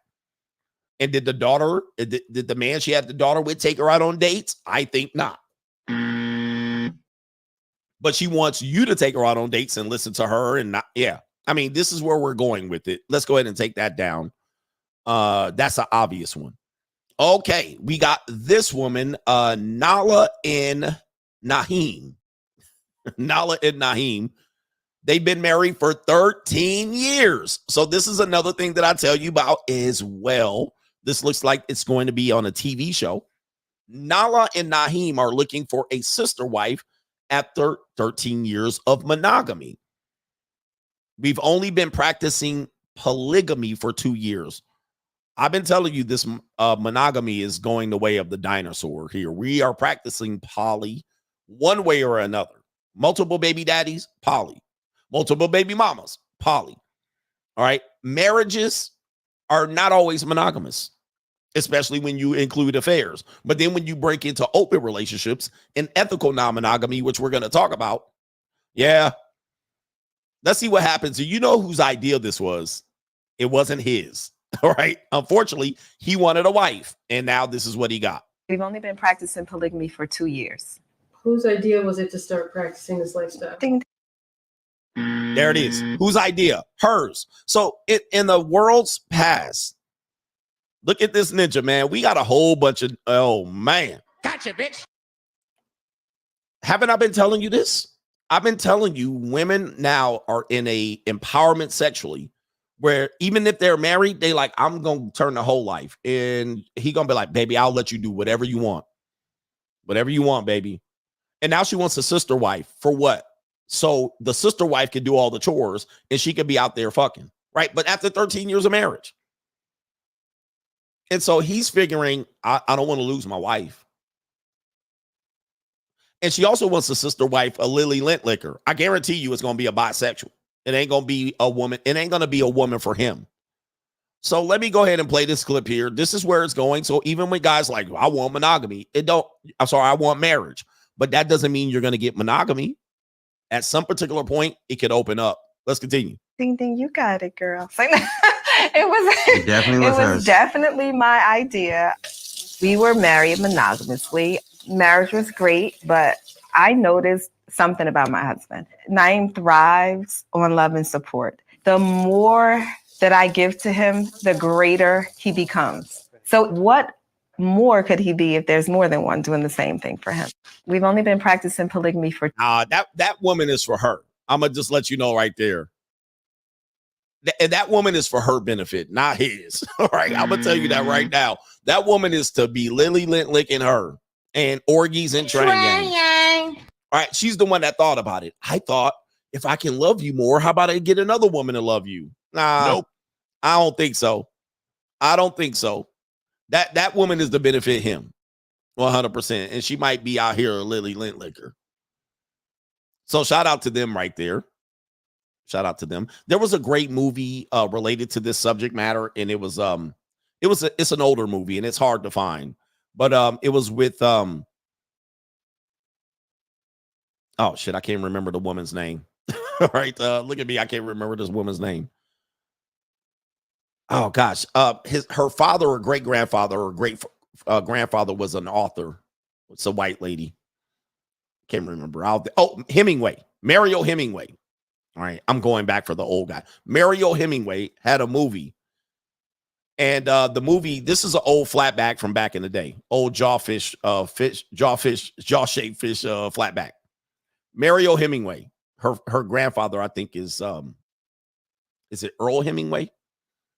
Well, there was a movie that she had, and the movie was she was married to a Gump, but then the guy wanted to have a orgy. The guy he had a square fish jaw flatback. Well, the guy wanted to have another woman in a relationship, and then she had to think about it. Ernest Hemingway. Thank you. All right. Earl. All right.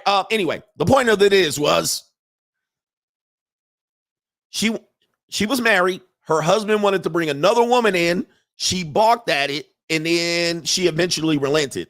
But then when the other woman came in and they had a threesome, a menage, what happened was the woman started to please the other woman, right? She started to pleasure the other woman. So the two women kicked the husband out of the bedroom eventually.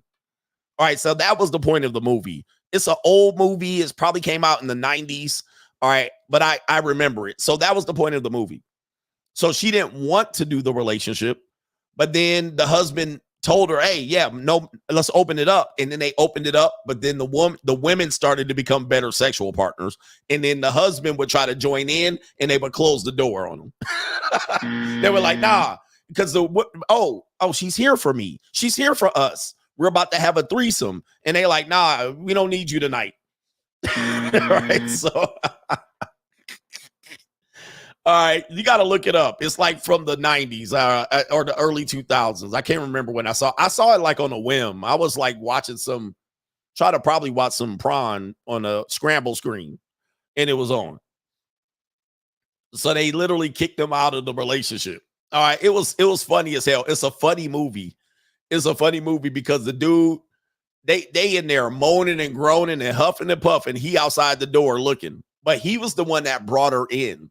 So he shot himself in the foot. That's what happens. That's going to happen to that black couple. Anyway, we have this woman out here. Again, women are the new men. We're in a new day of the dating relationship marketplace right here.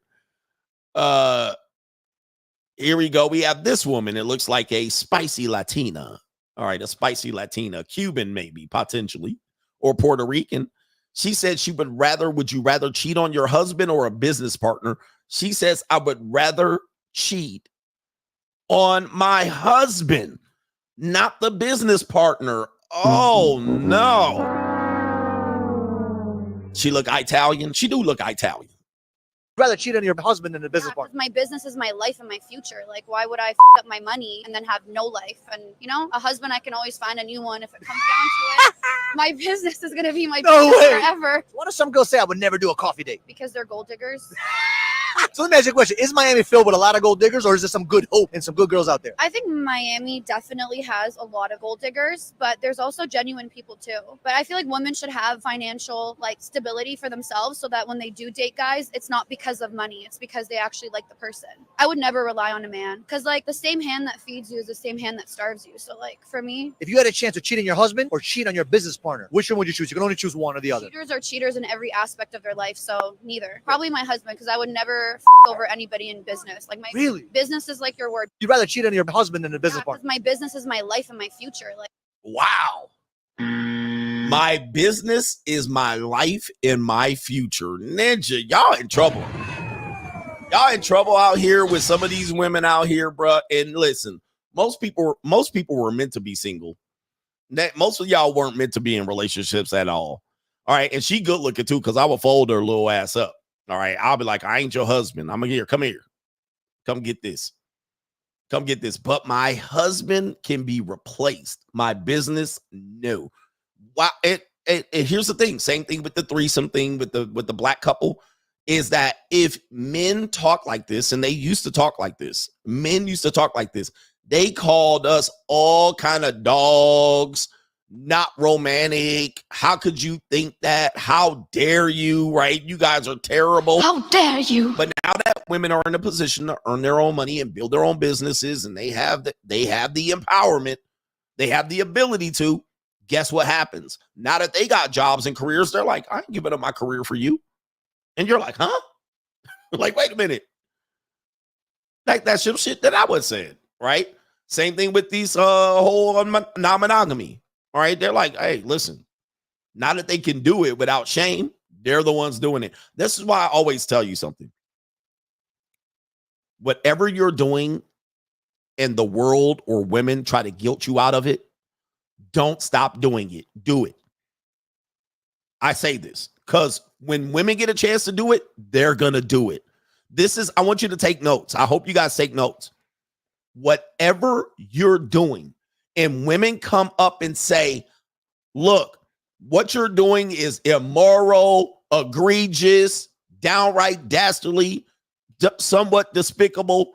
Whatever that is, keep doing it. Because when they get a chance to do it and you tell them it's dastardly, it's downright despicable, it's immoral, they're gonna be like, I don't give a fuck.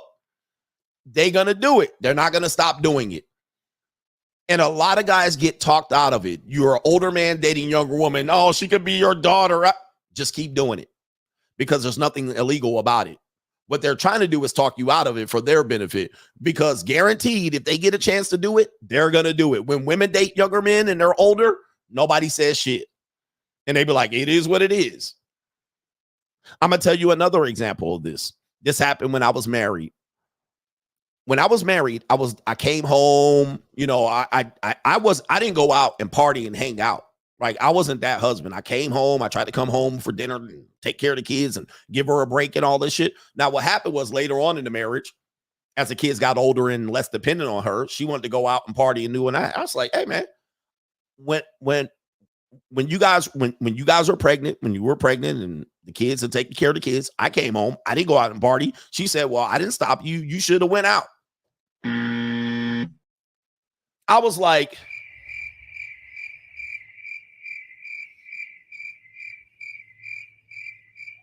case in point, she's like, you should have. I didn't stop you. You could have done it. Now, everybody knows that if I would have done that, that would have been the reason he's out. He never comes home, right? It would have been a lose-lose. And they know this, but this is how they argue. This is how they argue. I didn't tell you to do that. You could have done it. Why? Because she wants to do it. So she's saying that, well, it looks like you missed out, motherfucker. You're like, what? And so when you're in your 40s and 50s and you want to date some 20-year-olds, don't let them talking them out of you. And if there's a 20-year-old woman that wants you to date them in Brazil and Colombia, somewhere in the United States, do it. Because if they talk you out of it and then you see her ass doing it and you're like, hey, she's going to be like, and you didn't have to stop doing it. All I did was criticize you. So here's the deal, guys. I'm telling you this, guys. Please do not let them talk you out of doing something, especially if it's legal and fair game and they're just bitter broads. Do what you want to do. Do not listen to these clucks and these chicken fuckheads. Do not listen to them. Do not pattern your life after these people because they have ulterior motives. And if they start doing it and you call them out, they will not stop and they will be unapologetic about it. They will be unapologetic about it. Please do not listen to these cluckheads. All right, so when it's time for them to focus on their career and put business first over their family, they will do it without hesitation. But if you do it as a husband, you a piece of shit. You need to do this, you need to do that. But there you go. There you go right there. Here we go. Like, why would I up my money and then have no life? And, a husband, I can always find a new one. Wow. I mean, dude, if men said this shit, they would be the worst men in history. In fact, I already know I'm one of them. Aren't you like, why fuck my money up? I can get a new wife. And you can. But you sucker MCs fall for the bullshit. Now that she was on the other foot and she talking big boy shit. She talking big ball shit right now, right in your face. And they don't give a fuck. Yo, chill, son. They don't care. Dude, that's what you have to understand about women. They don't care, bro. They in it for themselves. Right? They in it for themselves. Every woman for themselves. And she nice too. Look at this little piece of calico. All right, I could do something with this. Cheat on your husband in a business partner. My business is my life and my future. Like, why would I up my money and then have no life? And, a husband, I can always find a new one if it comes down to it. My business is going to be my business forever. What if some girl say I would never do a coffee date? Oh, man. Ooh, sheesh. All right, I need to go see where she at. That's definitely down in Brickell. I didn't see her when I was down in Brickell. Oh, but it is what it is. They don't care, bro. So monogamy is in crisis right now. I know. And so what is it going on here? Let's give you the update of what's going on in this world today, because it's an evil world we got going on here. We have, oh, you know what? I meant to put up a poll. Can you guys bear with me here? I'm going to put up a poll, and we're going to talk about ethical non-monogamy. It is a thing. We're going to tell you where it came from, and it is very popular amongst the Gen Z women. And as a result, for Gen Z men, you're probably going to have to do some version of this, and we're going to show you this main story here. But I'm going to put up a poll. Do you guys still believe in monogamy? Let me know. Do you still believe in monogamy? Do you still believe in monogamy? There's a poll right there. And ethical non-monogamy, this is something that's taken it's mostly women by storm. It is definitely psychology. People are talking about it. This has definitely been taken by storm for Gen Z right around 2018, but it's always been a thing. Remember, everything's always been a thing. There's nothing new under the sun. But most of the time, people that wanted ethical non-monogamy would have been men. Women will be less likely to want this. But now we see more women participating in this. So let's go ahead and break it down, and then we'll get to that main story there. E&M can take many forms, but consent and communication is key. So here you go right here. The E&M comes from the Lily Lint Liquor and the LGBT community. So most everything comes from, in today's world, it stems from the LGBT community. Now, people are going to say no, but yes, the way it's accepted first is through that community. right? Then women start doing it, and then men. All right, but men probably came up with the idea. Men would have settled on this long time ago, but we didn't know how to frame it in a flowery way. So it was seen as we're dogs. But LGBTQ has ushered in our new modern relationship. Partners comes from LGBT. The idea of a woman having a partner comes from feminism, LGBT talk. All right, partners are what LGBT community called each other, right? That was a partner. Now women say, I want a partner. And that partner is not a spouse. It's not a husband, boyfriend. She's not a wife. You guys are partners. So you got bisexuals. They will participate. Gays, gay men, liquor women. They will participate in this ethical non-monogamy, which is going to be more, we're going to show you the varieties of it. But they say how to practice ethical non-monogamy. Communication is the key. Communicate openly. Let me show you this. Communicate openly, right?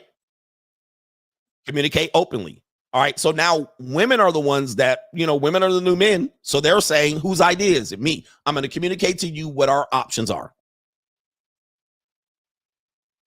Yeah, right there. So communicate openly. Then you have ensure both you and your partner agree. Do you agree that we're both non-monogamous, or that one of us is non-monogamous and you're monogamous? Do we agree? All right. Consent. Then discuss your long-term relationship goals. Are we going to stay married through our ethical non-monogamy? Are we going to stay married? Are we going to break up? Is this going to lead to a breakup? What are the rules? Then check in on one another regularly. Are you still okay with this? That I'm busting her fillet of fish out? All right. Are you not okay? All right. I told you I was out here busting down holes. Or I told you she gonna say, I told you I was out here licking. Are you okay? And then establish clear boundaries and expectations. So E&M is the practice of taking part in romantic relationships that are not completely exclusive between two people. Unlike some forms of non-monogamy, E&M is considered ethical because it involves open communication and consent. Non-ethical non-monogamy would be cheating. All right, you're cheating. And I'm going to tell you, a lot of people will still say some aspects of this is cheating, even though they have an open relationship, right? I've actually knew a couple that had an open relationship. I've actually knew several couples that had open relationships, but then one of the people accused the other one of cheating. And because their communication was supposed to be, hey, I got this girl or I got this guy. Well, the other person said, I didn't know about that person, but they had an open relationship, right? They had an open relationship. And then they still had some cheating aspects or some jealousy or some, because the other person might have been richer or better looking or taller or bigger titties. Yeah, I've seen that. I've seen it. I'm like, damn, y'all got an open relationship. But people know open relationship have rules too. Now, there's some women out here that don't have a relationship, but they practice ethical non-monogamy, which means in effect, if they have a sexual partner, they make sure the partner knows sexually that you're not the only one hitting them guts. Okay. So a woman can say, hey, we can have fun. We can have freaky deaky time, but this is NSA, no strings attached. This is NSA, no strings attached. So we're going to have fun when we're together. We're super duper romantic. We're all of that stuff. We go on dates. Sometimes who pays, blah, blah, blah. This woman is an example of that right there, where this is a form of ethical non-monogamy in her mind. She's saying, you can be my boyfriend, but I'm not your girlfriend. That's an example of that type of position. She's a single woman that is open to sleep with as many other men or women that she wants, but you have to be under the boyfriend rule. Okay, so it's the Wild West out here, which means in effect, since it's the Wild West and more people are practicing a variety of these relationships, you're finding that monogamy is in crisis. I mean, you're seeing that the Generation Z specifically, and most of the millennials are doing something like that. In fact, for Gen Z, they say 20% of Gen Z identify as at least bisexual. 20%. And that's the highest it's been in the history of our country, at least openly admitted, because we know a lot of our country, these ninjas couldn't come out the closet. All right. And lesbians had to marry men. All right. To hide, especially in the South, the lesbians had to marry men and front and even have a kid by that man. But she was a whole Lily Lintlicker. So we do have an open culture of now Gen Z people get to express themselves and be who they are and tip on out that closet. They burst out the closet, kick out the closet door. So ethical non-monogamy doesn't, it could also mean there's some homosexuality related to it. It doesn't have to be a woman with another man. It could be two partners and the woman's with another woman or vice versa. The man is married to a woman, but he has an open relationship with other men. I mean, it's wild out here. So anybody think I'm reaching and all of this stuff with this monogamy conversation? I'm not reaching. I'm giving you the data. All right. Let me see here. Gen Z bisexual. It said biracial. Just so you can see here. I'm going to show you some data. Right there in the LGBT identity breakdown, the report found that 72% of Gen Z adults identify as straight, 15% as bisexual, 5% as gay or Lily lesbian, and 8% as something else, which would be transgender, I suppose. And it gets really confusing with Gen Z because they start talking about transgender woman with a woman. Right? You're like, wait a minute, what? What is that? It says nearly 30% of Gen Z adults identify as LGBTQ. So monogamy is definitely in trouble. Right there. There's the report there. And guys, if you know Gen Z people, this is true. All right. This is not that far from being false. 30% of Gen Z identify as LGBTQ, which means trans was included in that number here. Hey, wait a minute.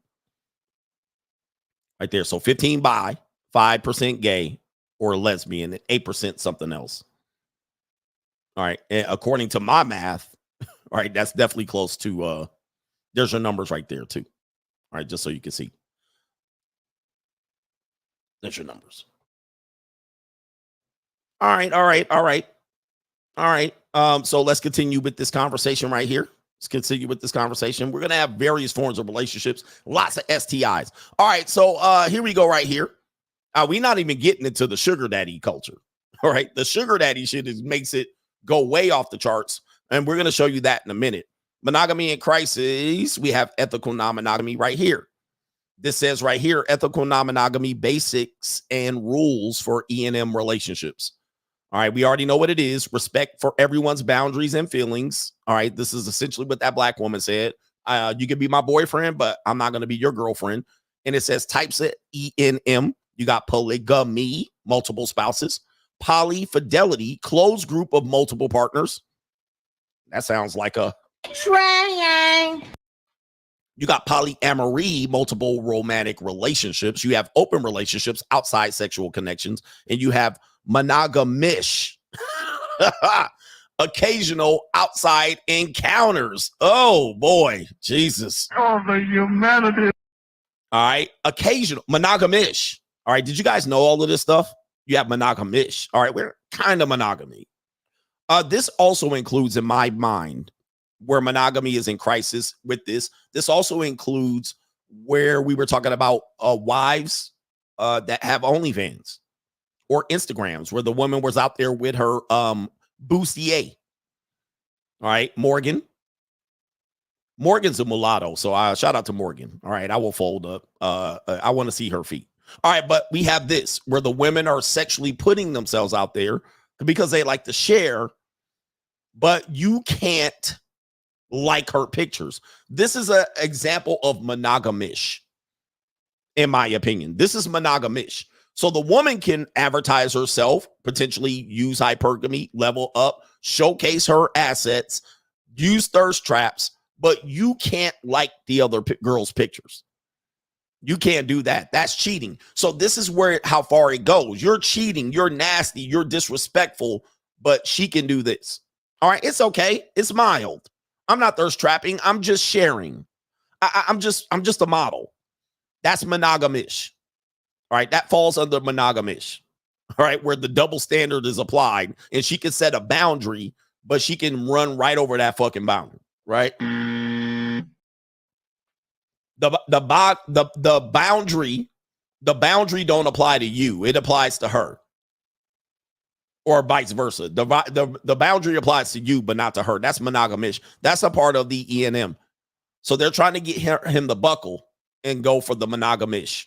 And then eventually he'll go for the open relationship and the full-on poly. By the way, for the people that think they're monogamous, you're not. You're temporary sexually exclusive at best. That's number one. And you're also probably polyamorous at best. All right. If you have multiple spouses, multiple ex-spouses, like you have an ex-wife, ex-husband plus new man. You have the before man, the during man, the after man. If you have a stepdaddy, if you have 2 baby daddies or more, you're poly. That's a poly relationship.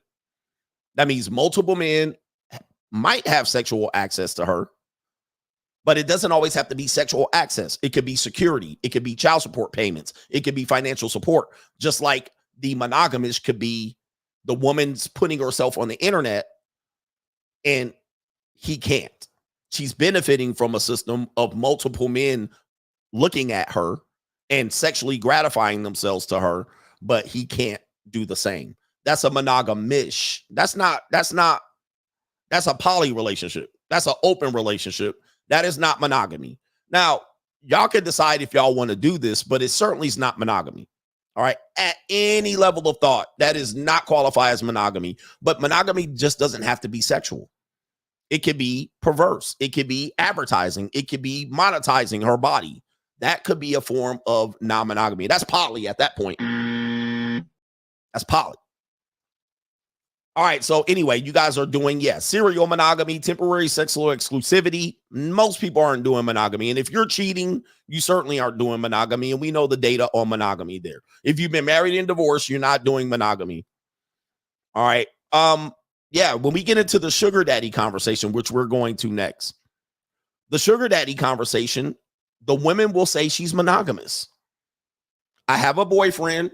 We have an open relationship, all right, or we have some sort of poly, or I have a boyfriend and a sugar daddy.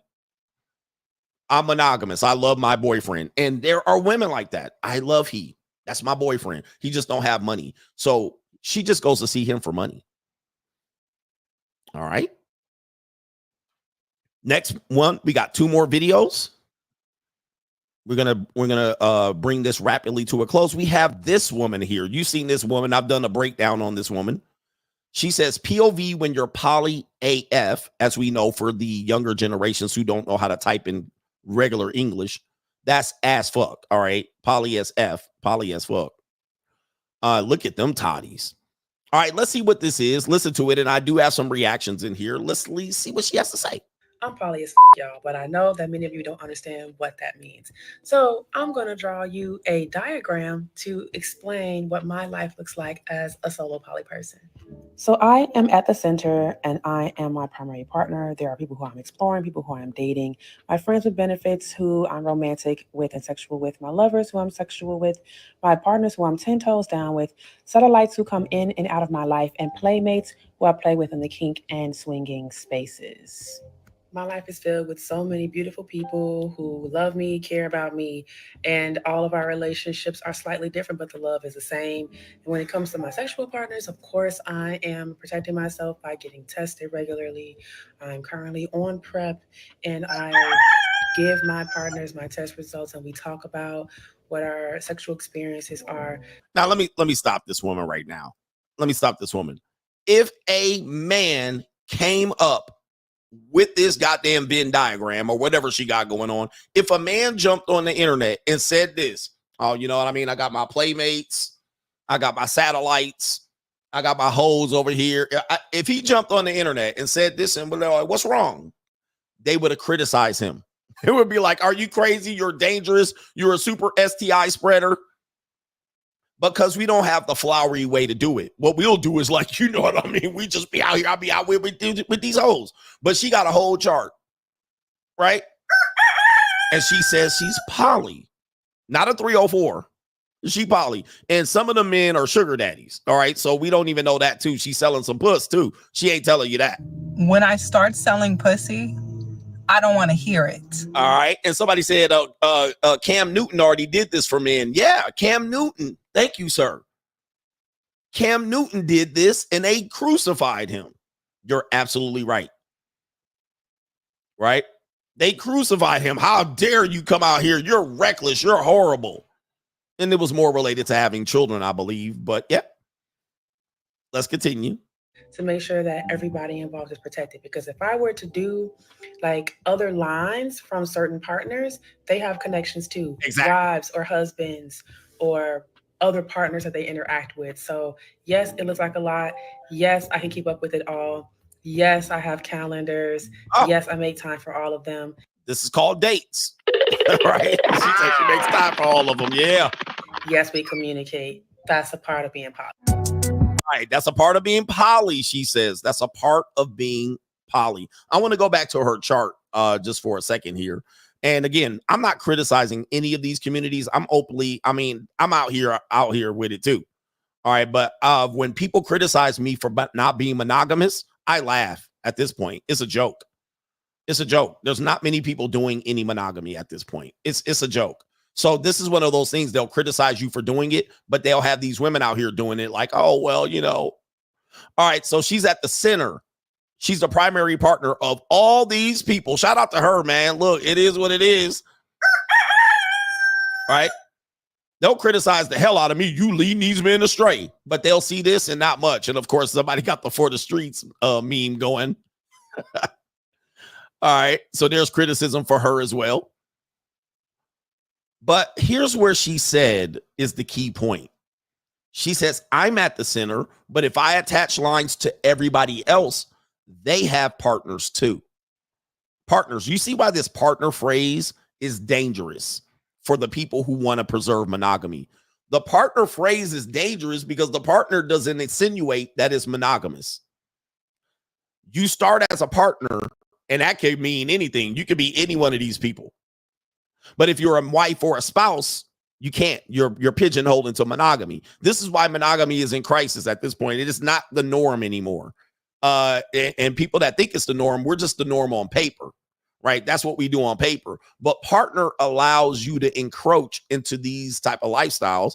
And then you guys are then when a person's cheats or has several other women, particularly the men, when the men do this and benefit, no go. This is dangerous. You guys are nasty. You don't believe in love. You guys are misogynist.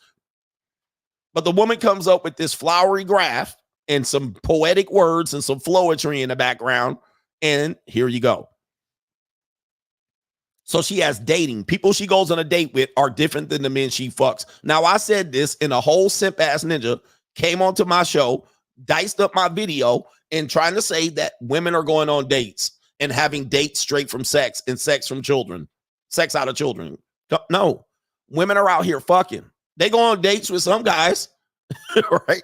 And some guys, they get that long slong Donkey Kong going on right there. Yes, they do. Hey, yo, chill, son. Hey, yo. So those are the foodie calls. These are the guys they're exploring to see what they're going to fit, how they're going to fit in there. These are my partners, multiple partners. These are my lovers, my friends with benefits. Right there. These guys get it for free. These guys got to pay. These guys got to figure out where they at. These guys are my girlfriend, boyfriend, my rotation. This is the true rotation, the partners. And then you have the satellite. I don't even know what that means. Right? Satellite. What that mean? Maybe these are people with other partners. Right? Satellites. And then what was the other thing she pointed at? Her name is, Solo Poly. All right, she got a lot of niggas. Oh, that's not just men on there either. That's not just men. Who are the satellites? Maybe those are sugar daddies and orbiters. Maybe those are sugar daddies. Let me see what she says on satellite. Satellites who come in and out of my... In and out. Okay, in and out. Okay, yeah, I mean, that could be everybody from a sneaky link to a sugar daddy to a casual and occasional. Shout out to Black Ram 313. A casual. You know, you only hit every 6 months, every once, maybe you come in, maybe she flies out. Yeah, that could be in the sugar daddy category as well. Oh, these guys come in and out. All right. They do it. Oh, that's my guy. That's my friend. Right. That's my friend. All right. These are friends that come in and out. Oh, my friend's coming in town. We're hanging out. Oh, your friend? Oh, yeah, he's just my friend. and they in the hotel and making a room stink. They in the hotel making a room stink. And playmates. These are probably women. Life and playmates who I play with in the kink and swinging. Oh, there you go. So kink and swing. Yeah, I mean, that sounds about right. So these are organized events type of deal. Playmates. Or they organize. I know a woman that was in a part of a married couple, and she was the other woman. And they were into the kink and the swinging. And so she would come in. And then what happens in these relationships, she would come in and have fun. They would organize their little thing. They would have fun, and she would go back home. But what tends to happen is the open relationships tend to open and close at random. So they're open 1 year, closed another year. And typically why it closes is because somebody broke the boundary. Somebody broke a rule, or one of the people got intimidated by another person. Oh, you're falling in love with her. 6-week rule. You're falling in love with her. It looks like you have more fun. You bust more nuts on her. All right. You never bust with me. So, those open relationships will open and close. The doors will open and close. So that's why she has multiple of these, what she called playmates. All right. So how far does this go? Well, this is where it is, guys. Remember when I tell you, never look at another person's relationship and assume they have love, the love you're missing. You guys go outside. They tell you, man, you red pill guys need to touch grass. So then you'll go outside and you go to Target and you go to fucking Kmart and Walmart and all these places. And you'll be like, look at all these people. They're together. They look like they're in love. And the guy's pushing a grocery cart and she's filling it up. And you're like, man, they have something. But never believe what you see. Listen to your boy CGA. Listen to this one. Listen to this. This one says, my partner, there's that partner word, is monogamous, but I'm not. Here's how we make our relationship work.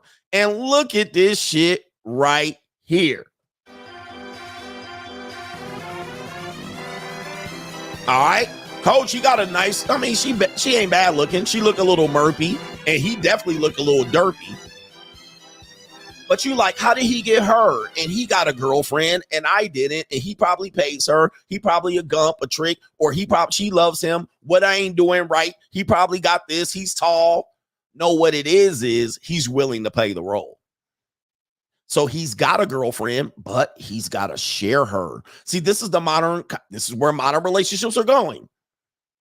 He got a girlfriend, all right. He got a partner, but he got to share her. Remember when I told you that about bodybuilding guys and these hot gym model girls? He's got to share her.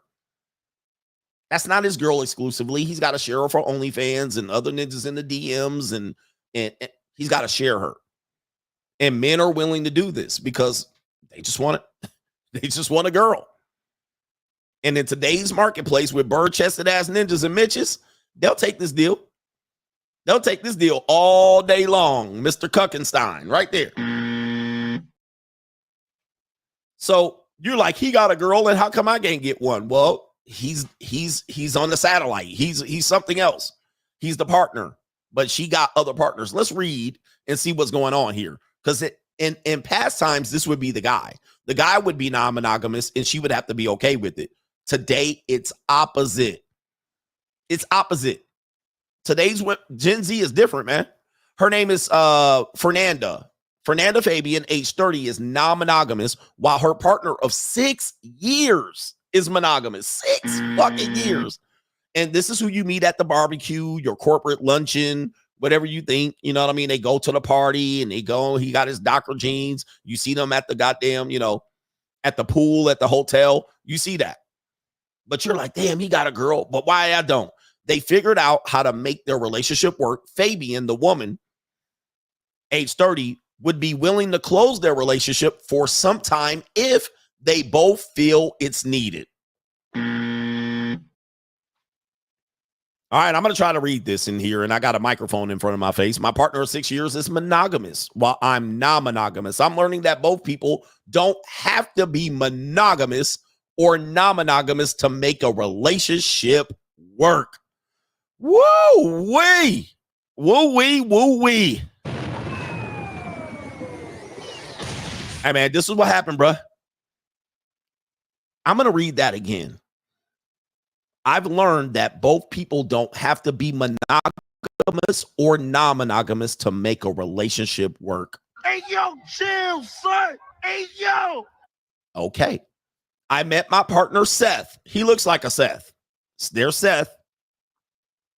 I'm not going to say what race, what people. We know I can't say that. I met my partner, Seth, at Burning Man in 2018. So she a festival girl.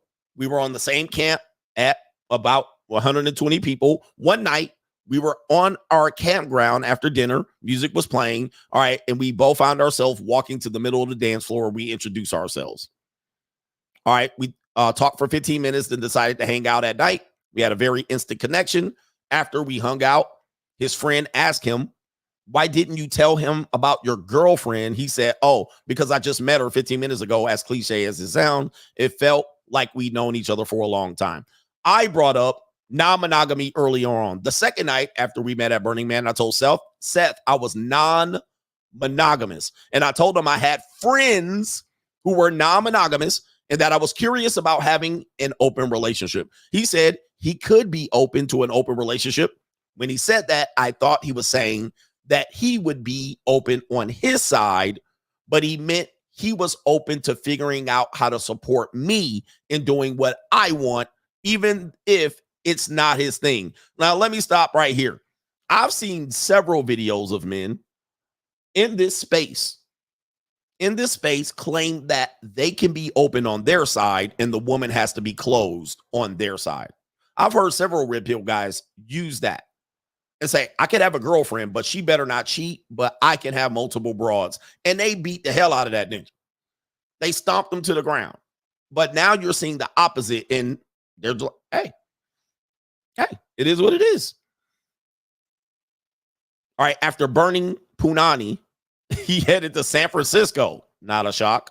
While I went back to New York, but we stayed in touch. 2 weeks later, he came to visit me. And then 2 weeks after that, I went to visit him. We did a long distance for 9 months before Seth moved to New York in 2019. About a month into our long distance relationship, he asked me if I wanted to be his girlfriend. I thought it was cute that he asked, and I said yes. I realized that for him, being his girlfriend meant being exclusive. So I asked him, does that mean I can't have sex with other people? He said, yep, that's what that means. We discussed it further, and he said he wasn't ready for me to date other people yet. About 6 months into the relationship, as I always tell you, gentlemen, guys, relationships are a marathon. It's not necessarily the beginning, it's the end. About 6 months into the relationship, he said it was okay for me to have sex with other people, but only with people I'd already had sex with before I met him. Only people who had a partner, and only when he was away, since we were long distance. A little over a year in a relationship, we got to my ideal situation of being able to date whomever I wanted more regularly. I started off going on dates once a month, then once every couple of weeks. Now I have freedom, but we're still having a conversation as needed. The first time I went on a date with someone else, I could tell Self was jealous and having a hard time. I would come home wanting to connect with him, either being or because being with someone else reminded me of how great Seth was, or it'd be a fun experience that I wanted to replicate with him. Oh my goodness, Jesus Christ. Oh, the humanity. Woo! Essentially what she's saying, she dropped that neck and got penetrated by another guy. It's barbecue in there. And she wanted to come to Seth and do and repeat. Hey man, this guy defiled me. He dominated me right here. Wait a minute. He dominated me. I like to get dominated. All right. And I want you to choked. All right. I want you to do the same. I want you to do the same. Let's repeat what I just did with this other man. But Seth found it strange that I wanted to connect with him after a date and would act a little distance at first. It says when we talked about it, he shared that it took him more time to shake off the idea that I just came back from a date with someone else. You mean a date? My pussy does not ever stink. Oh my God. All right. A date, you say? It was more than a date. All right. Now here's where it goes. Now, this is where it goes off the deep end a little bit. It's tough. We have a partial don't ask, don't tell system when it comes to my dates. While he knows I went on a date, I don't share any details about it, which is very, I don't want any details either.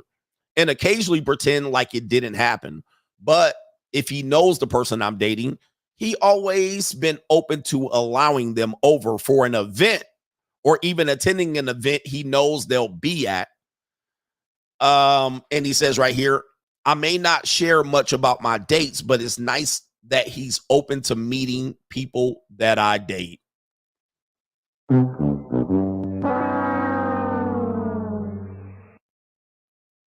Now, this is the last part. My partner has the option to be non-monogamous if he wants. Seth isn't interested in a romantic or sexual connection with anyone else and hasn't been for the past 6 years of our relationship. Not that you know about, but he has the option to do so if he ever wants to. While I feel recharged by going and being with other people, you say. Seth is an introvert who feels recharged by being on his own. I think his introversion is why he's okay with our dynamic. When I came back from spending time with others, we both feel recharged and ready to reconnect. You big dummy. All right, that's it. I can't go on in any more of this. But if you guys want to read the article, I'll go find it yourself. All right, but for people that are still stuck on the idea that it's going to be monogamy or nothing else, all right, I don't see it as such. I see that people are exploring a variety of relationships, and more than likely, it's the women. It is the women that are doing it. It's not the men. It's more like the women. The men still feel like they got to creep around and like, how do you bring up the conversation? Most men can't.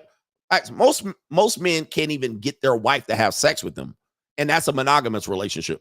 How do men get to the point of bringing up open relationship with their wives without her playing a whole goddamn gaslighting event and manipulating him? So it is the women that have to bring it up. And once they do, let me just show you one more time. We're seeing it's the women leading this charge. It's not the men. Shout out to the players out there.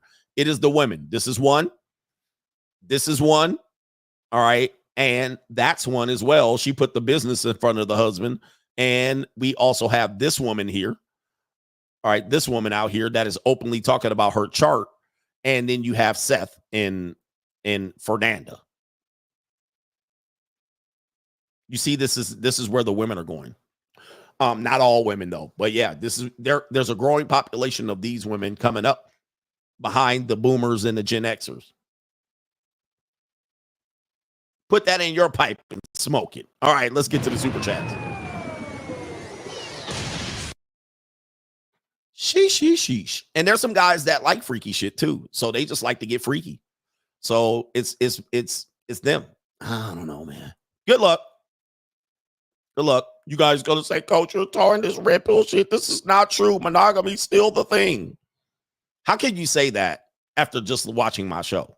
I mean, I brought so much evidence and data. I don't know what to tell you. Shout out to Anthony B. He says, I'm now okay. He says, when I went to college, I was a psychology major. I, however, left the major when I saw the corruption in the profession. And he says, I'm now on the dark side, though. And see, therapy isn't going anywhere. There might be a bag in this. He says, I'm thinking about getting my master's in psychology for an easy bag. Therapy's going nowhere. All right. Mental health is going to be a major crisis. I mean, they're not doing this just for 10 years and then everybody solved their mental health problems. No, we're going to have more and more mental health problems. So if you want to make an easy bag and off women and men, I would get into mental health. But please protect yourself.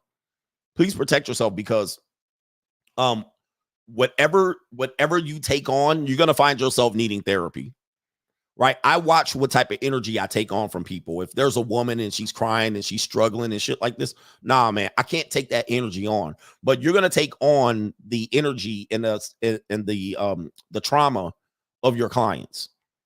So be careful. That's the only thing I'm going to say about that. Be careful because, yeah, it's an easy bag and you'll make money hand over fist. All right, with these goofies out here, but you're also taking on the energy and the trauma of these people. And if you want a funny movie about being into therapy or a therapist or a psychiatrist, go watch the movie What About Bob with Bill Murray. All right. What About Bob with Bill Murray? All right. If you ever want to think about what happens to a therapist or a psychologist in relationship to their clients, all right, that is the perfect movie. I'll give you a spoiler alert. The psychologist ends up going insane and being committed, and Bob ends up being the fucking hero. Bob ends up being the normie that everybody loves, and the therapist was the insane guy. All right, so there's for you, brother right there. You want to be a therapist, go watch that movie. All right, that movie was definitely ahead of his time. Okay. Shout out to Anthony B. Says, Mr. Inquisitive says, CGA, 10 years ago when my ex and I broke up, she had an affair and it hurt bad. That was the first time I realized they're not sugar and spice and nice. When I asked her, how could you do that? She says, I thought you were from Oakland. You know not to trust these hoes. Oh, goodness. Oh, wait. True story. Damn. Hey, man. Wow. That is a cold world.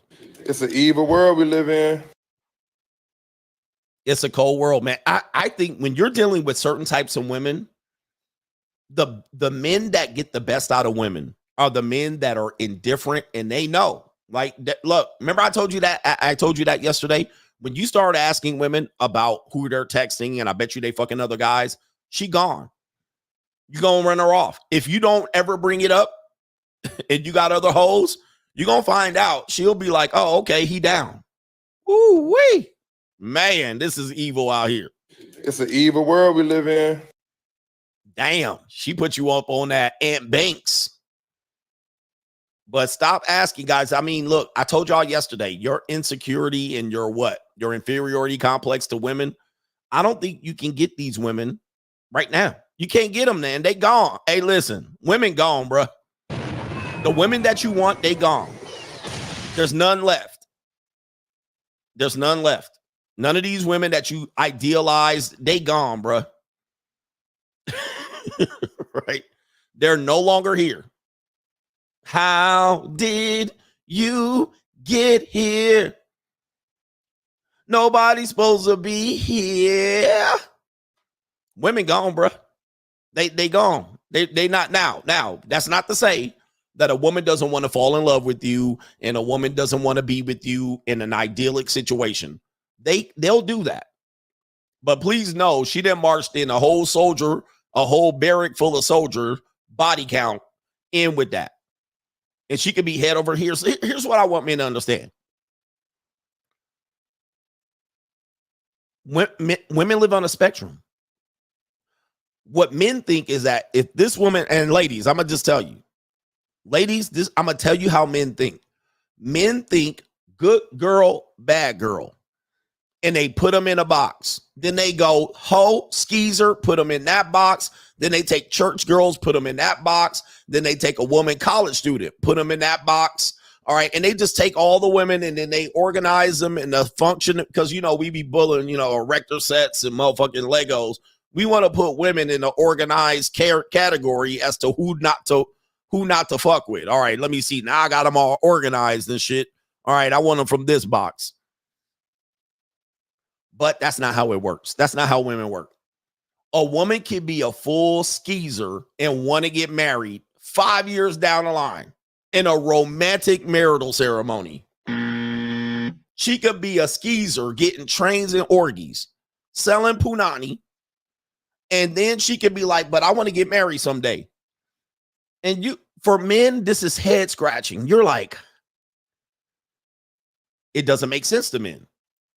That does not make sense to men. We want to know, what about the good girls? Good girls or bad girls that haven't been caught yet? Period. Good girls are bad girls who haven't been caught, exposed, or any of that. That's all good girls are. So you getting a good girl, don't think she ain't been untouched out here. All right. The majority of them have. All right. He says organization. Bobby Trauma says organization. So there are some good women out here, and they 304s. I know a lot of women, 304s, sugar babies, strippers. I know women from every area of life, college students, and there's some strippers that are careful with themselves, and there's some college girls that are skeezers. Absolutely savages with their body. Like they're unsafe with it. It's absolutely out of control. And stripper looking at the skeezer like, are you crazy? You could be making money from what you're doing, but you out here getting a 4 for $4 from Wendy's and pregnant while I'm out here making money from the same thing. They're doing the exact same thing. And then one woman looking at the other woman like, you crazy. But both of them women want to get married one day to a good guy. And the other woman's reckless and the other woman's safe. And she got a little chart and prep and got condoms and the other woman out here letting everybody touch on her. But both of those women, they want a good man. All of them. And that's you. And at some point, they'll get one. All right. So, I don't know what to tell guys, man. I'm trying to help y'all out to understand this because we tend to compartmentalize women in groups of how we judge them, our own judgment. But there she is, Fernanda. She looks like a good woman, right? She looks like a good woman. She looked like she might have been a virgin until she was 24. But guess what? I know women like Fernanda. They freaks. And they don't look like it either. She don't dress like it. She don't look like it. She don't market herself as it. And she will let you do the nastiest shit. She will put her hair back in pigtails and let you bust on her glasses. And she'll be loving it. She'll lap it up and all that. Get choked and all of that. All right. Spit down the back of her throat. Oh, wait, this is a family show. Sorry, y'all. Hey, yo, chill, son. Hey, yo. All of that. Getting black, letting 3 ninjas hit one night in a train fashion. Choo-choo. Right? And come back out there looking like a goofy, sporty nerd. She don't give a rat's ass. She'd be like, oh, she looks like a good one. She looks like she's never been. Yep, she getting smacked, dookied on, all that. And liking it, too. All right, anyway, this is a family show. Right. I've known women like that. And I'm like, damn, you can't even tell, boy. She was getting it up the Duke shoe, all that. And you'd be like, think she one of the good ones. Freak. And if she going to a festival or a rave, she a full 304, just so you guys know. All right, okay. I got to clean up the show a little bit. Kaylin says monogamy is a natural. Monogamy is best for not having STIs, unplanned pregnancies, and every person having a significant other. However, monogamy doesn't stop us from desiring or ultimately having sex with someone else. Yeah, that used to be how it used to be. How could you look at another person? You're married. Oh, baby, I'm married. I ain't blind.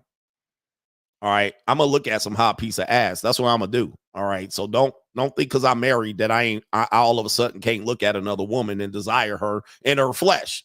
Although the Bible tells you not to. All right. But I'm going to look at some toddies. All right. Anyway. How could you be out here lusting for other women? Yep. I ain't blind. I'm married. I ain't blind. All right. So when I turn blind, that might be the only time I'll stop. H Everyday says, I'm glad I worked in a community clinic in the early 2000s. He says, I thought it was only BWs, but went to work in a rural clinic. And bruh, white women be crawling with bed bugs and lice and ringworms and having kids. The matrix is real. Get you a red pill job. Get you a job where you can see this. It ain't just BWs. I mean, BWs get a bad reputation of doing things that the other girls get lumped into. But dude, I've been with all women.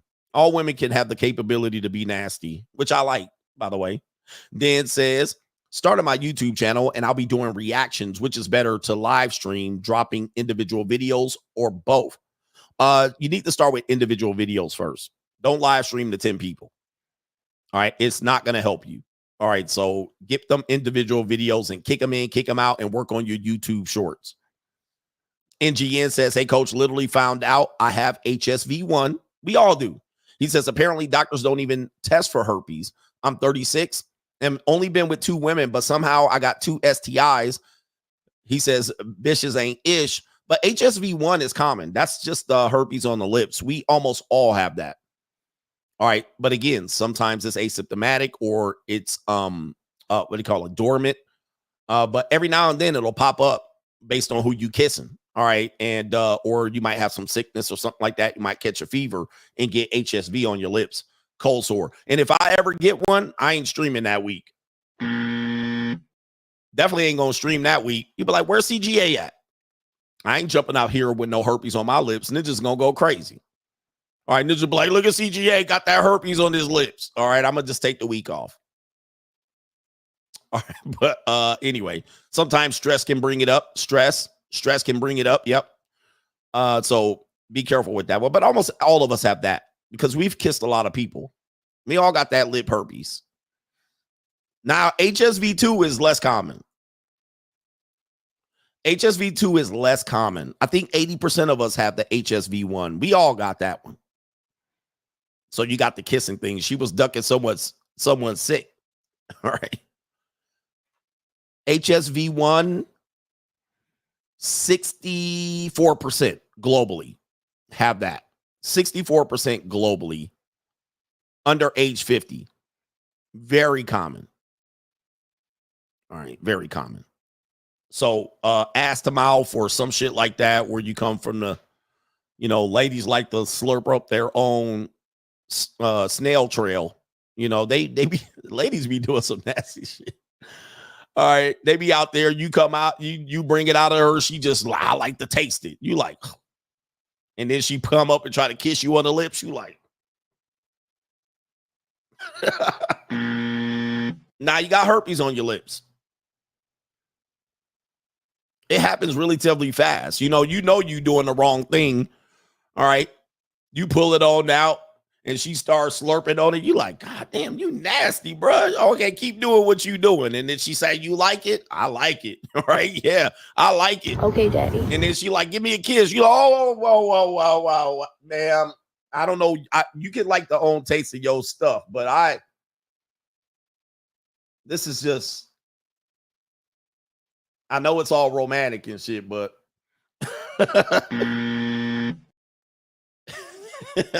you be tugging them and then you come on with herpes on your lips. It's common. Don't worry about it, guys. It's an evil world we live in. Yeah. All right. I got a couple more. Age of Machine says single motherhood, sexist marriages, and polygamy and polyamory are all examples of women exercising undue and unauthorized power over men's sexuality. They admit to having more obligations to business than to her man. I think you meant then to her man. Yes. They admit to having more obligations to business than her man. Now let her man say the same thing in front of her and get a new woman. Yep. So men, the things that we're seeing women do, you're right, is that men would want to have done this for 8,000 years. And I know some women are like, but men were doing it. No, only a small percentage of men were doing it. Sex is somewhat elusive to men. Not a lot of men were able to just do this. But this being said, now that women have the lead in relationships, they do. You can't deny it. They are able to call their own shot and they will find a guy that goes into this, whatever it is. They'll find her a Seth. They're doing shit that men would have done a long time ago, but we got completely shamed out of it. And no, man, it's wild. It's wild. That's the female empowerment. That's the female empowerment. H Everyday says, I really think the LG community is proving around a proving ground to test out new social parameters to label and vox people into smaller and smaller groups. Why you want to respect, he says, why you want respect for your sexual taboo and fetish? It's not a lifestyle. It shouldn't be a lifestyle, but I can't do anything about it now. Like, that's a fight that I can't fight. That's a waste of my time. But yeah, that's where we're and we're not coming back from this, just so you know. The pendulum will swing back at some point. We're all going to be dead now, though. By that time, the pendulum swings back, we'll be all dead. All right, none of us that are listening to this show will be alive by the time the pendulum swings back. I mean, the only thing that can stop this is really a religious awakening of epic proportion. But today, I don't think that will happen in America because we have so many religious, so many religious people. I mean, you would have to do what the Christians did in the 1200s to just chop everybody's head off. The Christians were they were the Muslim of their time. You know what I mean? They were the people that would just terrorize everybody on horses. They call them crusaders. If you guys know anything about Christianity, study the history of the Christians. All right, what they did was just they took a boat somewhere else and stole everybody's horses and chopped everybody's head off who didn't believe in their Christ. All right, crusaders. All right, that's the only way I see anything like that happening, is just threaten people with the chop their head off. All right, so other than that, you would have to have everybody agree on a religious aspect of it to be able to swing the pendulum back. All right, Noman says, shout out to the Coach Gang. I remember listening to another content creator talking about monogamy. He said, if I remember correctly, in the current times we live in, if we are meant to be monogamous, then why don't we marry the first person we ever enter into a relationship with? I agree. Like, monogamy is a joke with how people propose it. I'm like, you guys are crazy, bro. We are not doing anything monogamous at all. I mean, this is a joke. If you've been married or divorced, no. I mean, dude, you don't marry but the 100th person you have a connection with. 100. Monogamy would be very simple to pull off. When you're 12, 13, and you pick your partner from there and grow from it. That's monogamy. And then you can go on for life. We marry, divorce, break up, get into, stop. If it was true that monogamy was what we did, all right, as a natural thing, we would definitely be entering in relationships easily. It would be easy. I pick you. We're together. You're mine. Right? And then she goes, yes, okay, boom. And we'd be like two birds on a branch. Building a nest. All right, she laying eggs. It would be 100% easy to carry off monogamy. What is the most difficult thing to do? Have a monogamous relationship. I mean, that is super duper difficult. And most people can't pull it off. It's a 99% failure rate. 99% of all relationships that are supposedly monogamous absolutely fail. And some fail in classically epic results. It's like a fireworks show. It's like dynamite. It's a colossal failure.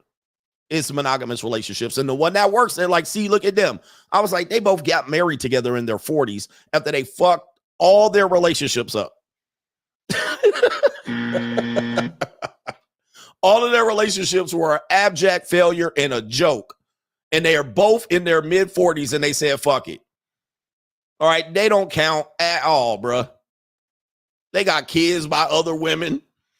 4 divorces between them. You're telling me that? Right, please. Couple of them, both of them got STIs in their past. Kids out of wedlock. You're telling me this works? This is the one you're gonna rest the fucking relationship on? Please. That is not monogamy. Kiss my whole entire ass. All right, that's neither here nor there. But y'all ain't gotta do that. It is what it is. Hey, yo, chill, son. Hey, yo. 100% of their relationships failed prior to meeting each other. Okay. Right? That's monogamy. Oh, okay, got it. That ain't no monogamy. That's temporary sexual exclusivity, serial monogamy at best. All right, at best. And they probably got an open relationship. And they probably don't have sex with each other. They don't even have sex with each other no more. They too tired to have sex. You want to have sex? No, okay, me neither. All right, so anyway, it is what it is. That's the show, man. Shout out to the Coach Gang. Hit the like button. We're going to be back tonight. We should be back tonight. I think we might be back tonight. I got to work on my background stuff here. Do me a favor. Hit that like button. Get the hell up out of here. Peace.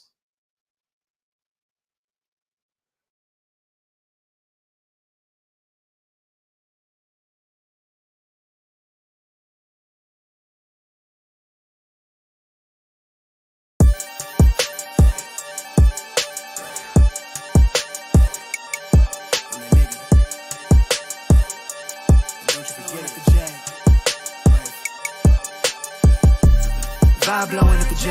Got the loud jumping at the bag. Everything I'm on slab. Everything I do is got the band jumping at the bag. Vibe blowing at my J. Got the loud jumping at the bag. Everything I'm on slab. We've been with the Brazilians. This would be the first. They wild. I think. I'm innocent. Bro, you hear that guy?